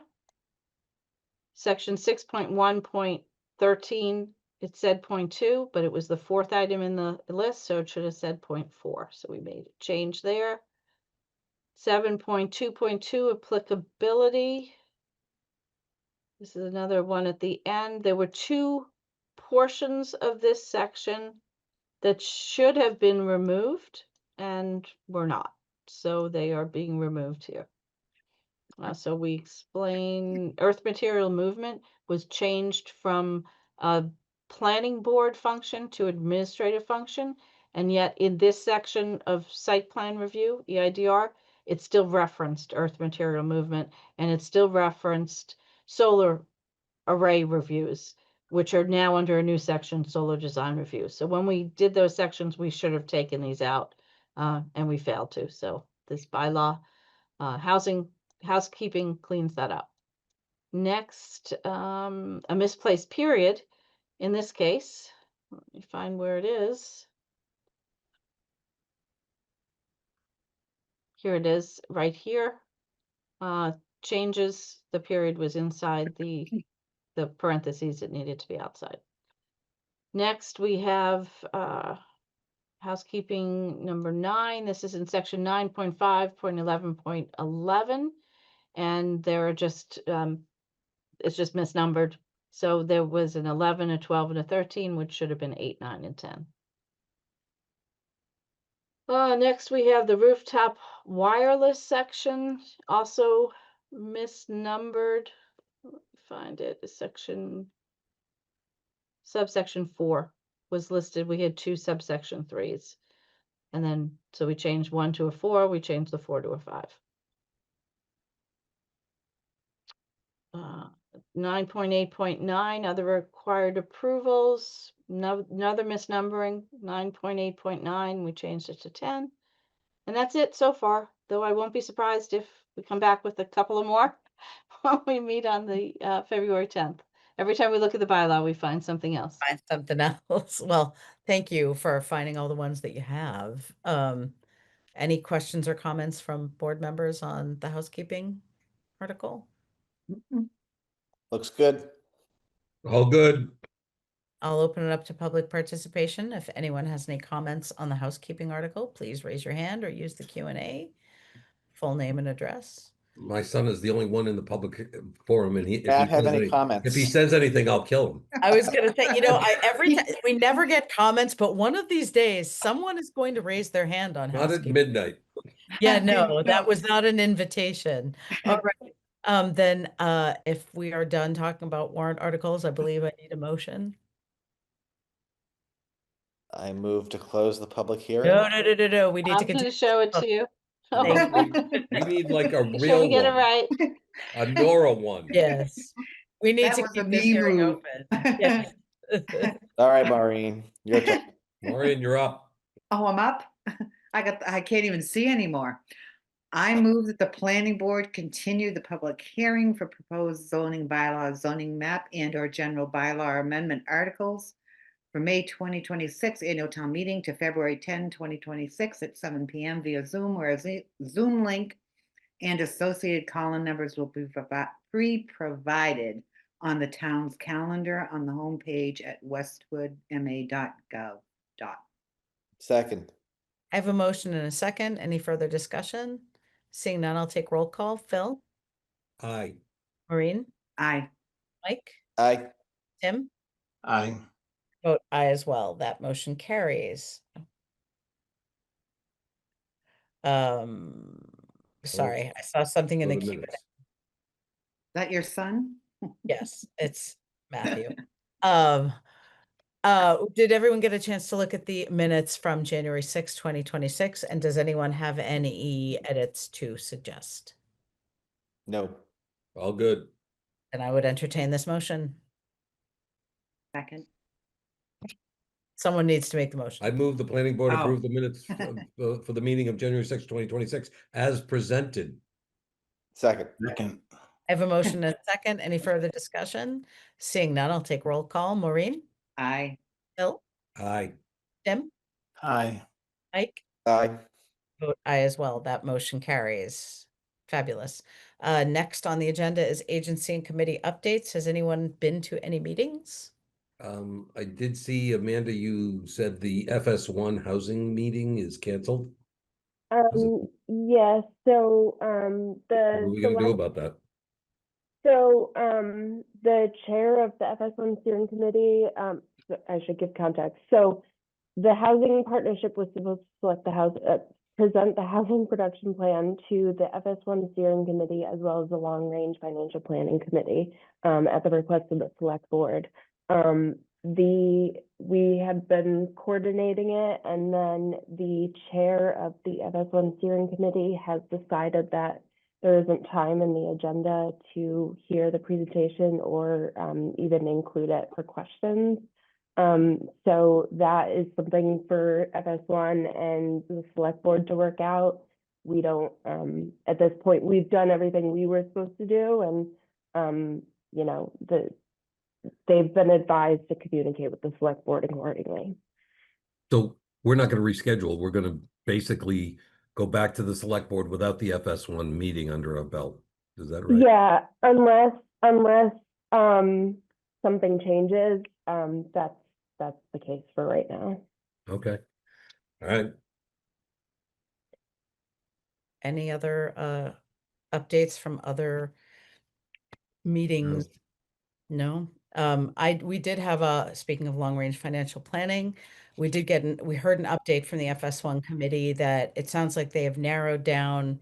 So their charge, just to clarify, is to make a recommendation to the select board of a site to pursue.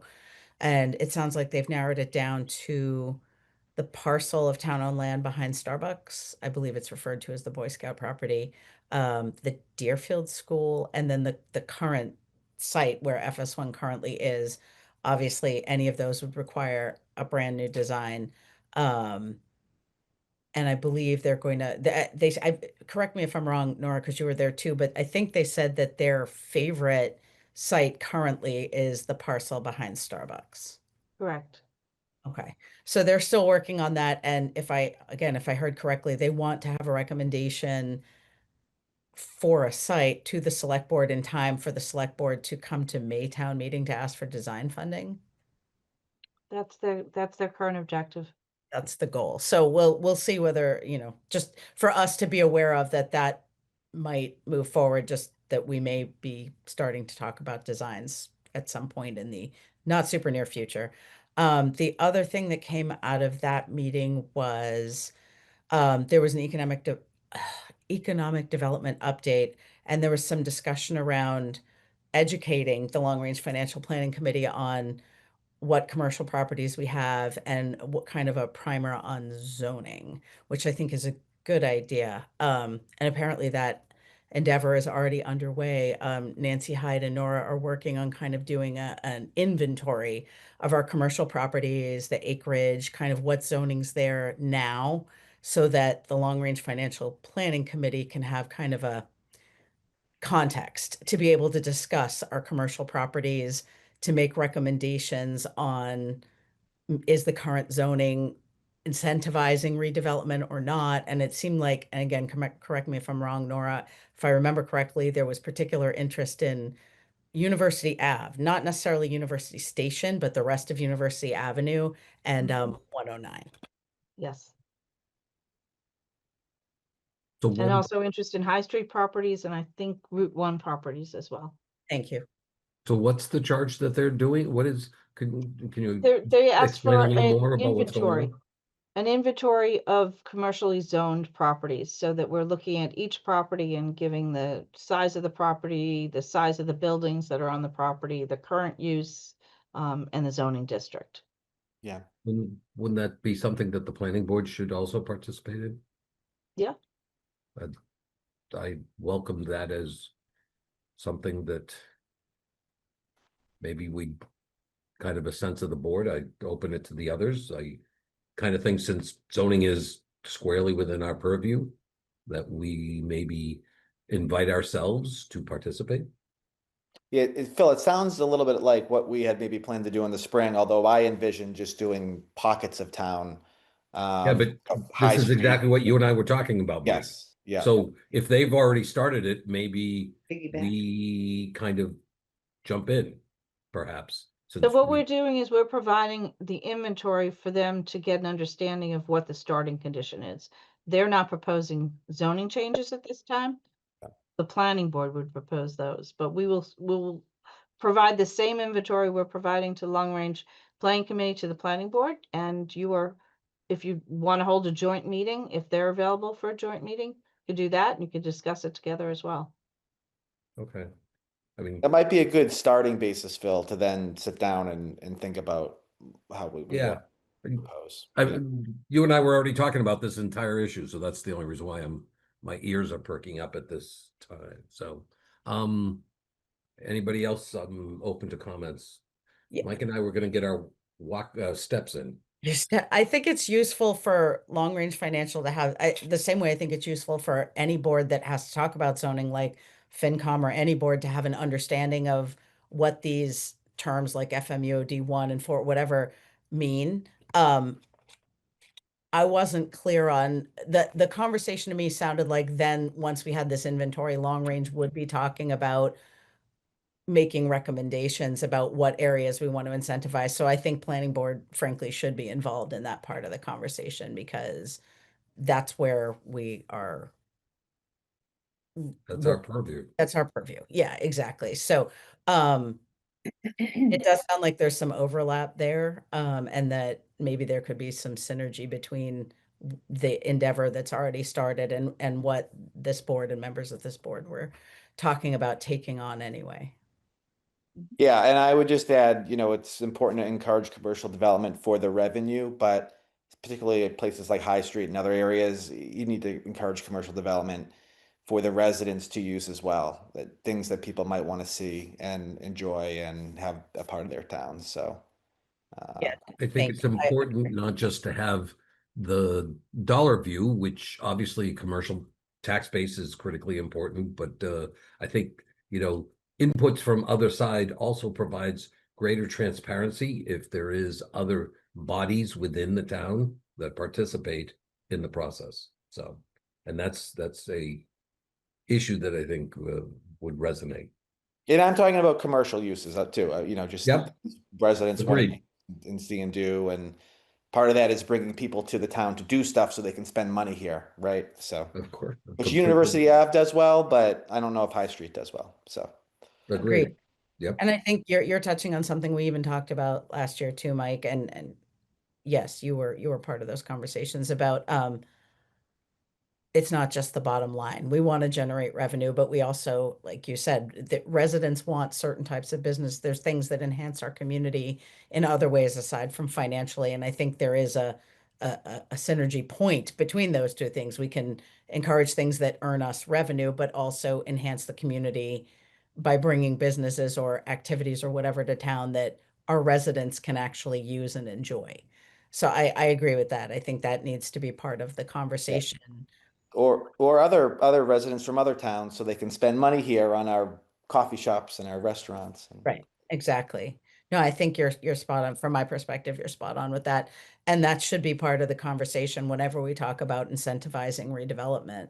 Because I would love to see some of these underutilized properties redeveloped to their highest and best use. But what does that look like for our community? What do people want? It's for me, it will never just be about the bottom line. That's part of the picture. So I appreciate what you said. That resonates. Well, it also somewhat, in some respects, reviving the design task force to, because there's character issues also. Not to quote Sean, who's no longer on the board, but some of these issues also go to different parts and neighborhoods within the town. So I think there's a lot of other considerations, not just the tax base. That's a good point about the design guidelines, particularly in some of the areas that we're talking about, the commercial base to inventory and incentivize redevelopment. There's crossover there. So I look forward to that task force being able to, do what it was created to do. That will be good. And I don't think I've been to any other meetings aside from FinCom, but we already kind of touched on that as article sponsors, and many of you were there. So any other agency or committee reports? No. All right, then we'll move on to, I am on the wrong window on my other thing here. Miscellaneous updates. Anything from staff, administrative items, anything to share? Start to be on the lookout, probably in either February or March. You're going to get an email from Diligent. It's the software we're switching our meeting packets to. We are still very much in the early phases of figuring out how to make it meet our needs. But you, at some point, as we get more comfortable with it, we will be setting you guys up, and then there'll be a gradual transition where we'll likely be using both software simultaneously so that we always have a backup. But we'll keep you updated. But if you see an email from Diligent at any point, it is a real thing that is going to be your new meeting packet software. It's not a trap or phishing. I shouldn't report to IT. Okay, good. Thank you. All right. Any other administrative or miscellaneous updates, staff? Looks like none. Then our last agenda item is upcoming meetings. We have upcoming board meetings on February 10th, 2026, March 10th, 2026, and April 7th, 2026. We also have upcoming Finance and Warrant Commission article sponsors meetings. We're not presenting. Planning board's not on that, so I will remove that. That's okay. But I think that one. perhaps select board and school committee, if folks are interested, there is an article sponsors meeting, but not for us. Then we also have Finance and Warrant Commission public hearings on February 24th and the 25th if needed, 2026, and March 24th and the 25th if needed, 2026. We have a special town meeting on February 2nd, 2026, and the annual town meeting on May 4th, 2026. Did I miss anything? And the FinCom meetings will be noticed in case there's a quorum there, Nora? Yes. Thanks. Excellent. With that, unless anyone has anything else, I would entertain a motion to adjourn. Move to adjourn. Second. I have a motion and a second. Any further discussion? Seeing none. Maureen? Aye. Mike? Aye. Tim? Aye. Phil? Phil. I'm going to make everybody wait. Don't be fresh. Aye. I vote aye. I do remember one meeting where not with us, but a board member voted no on adjournment. Not me. That wouldn't be us. Ellen, you got to vote.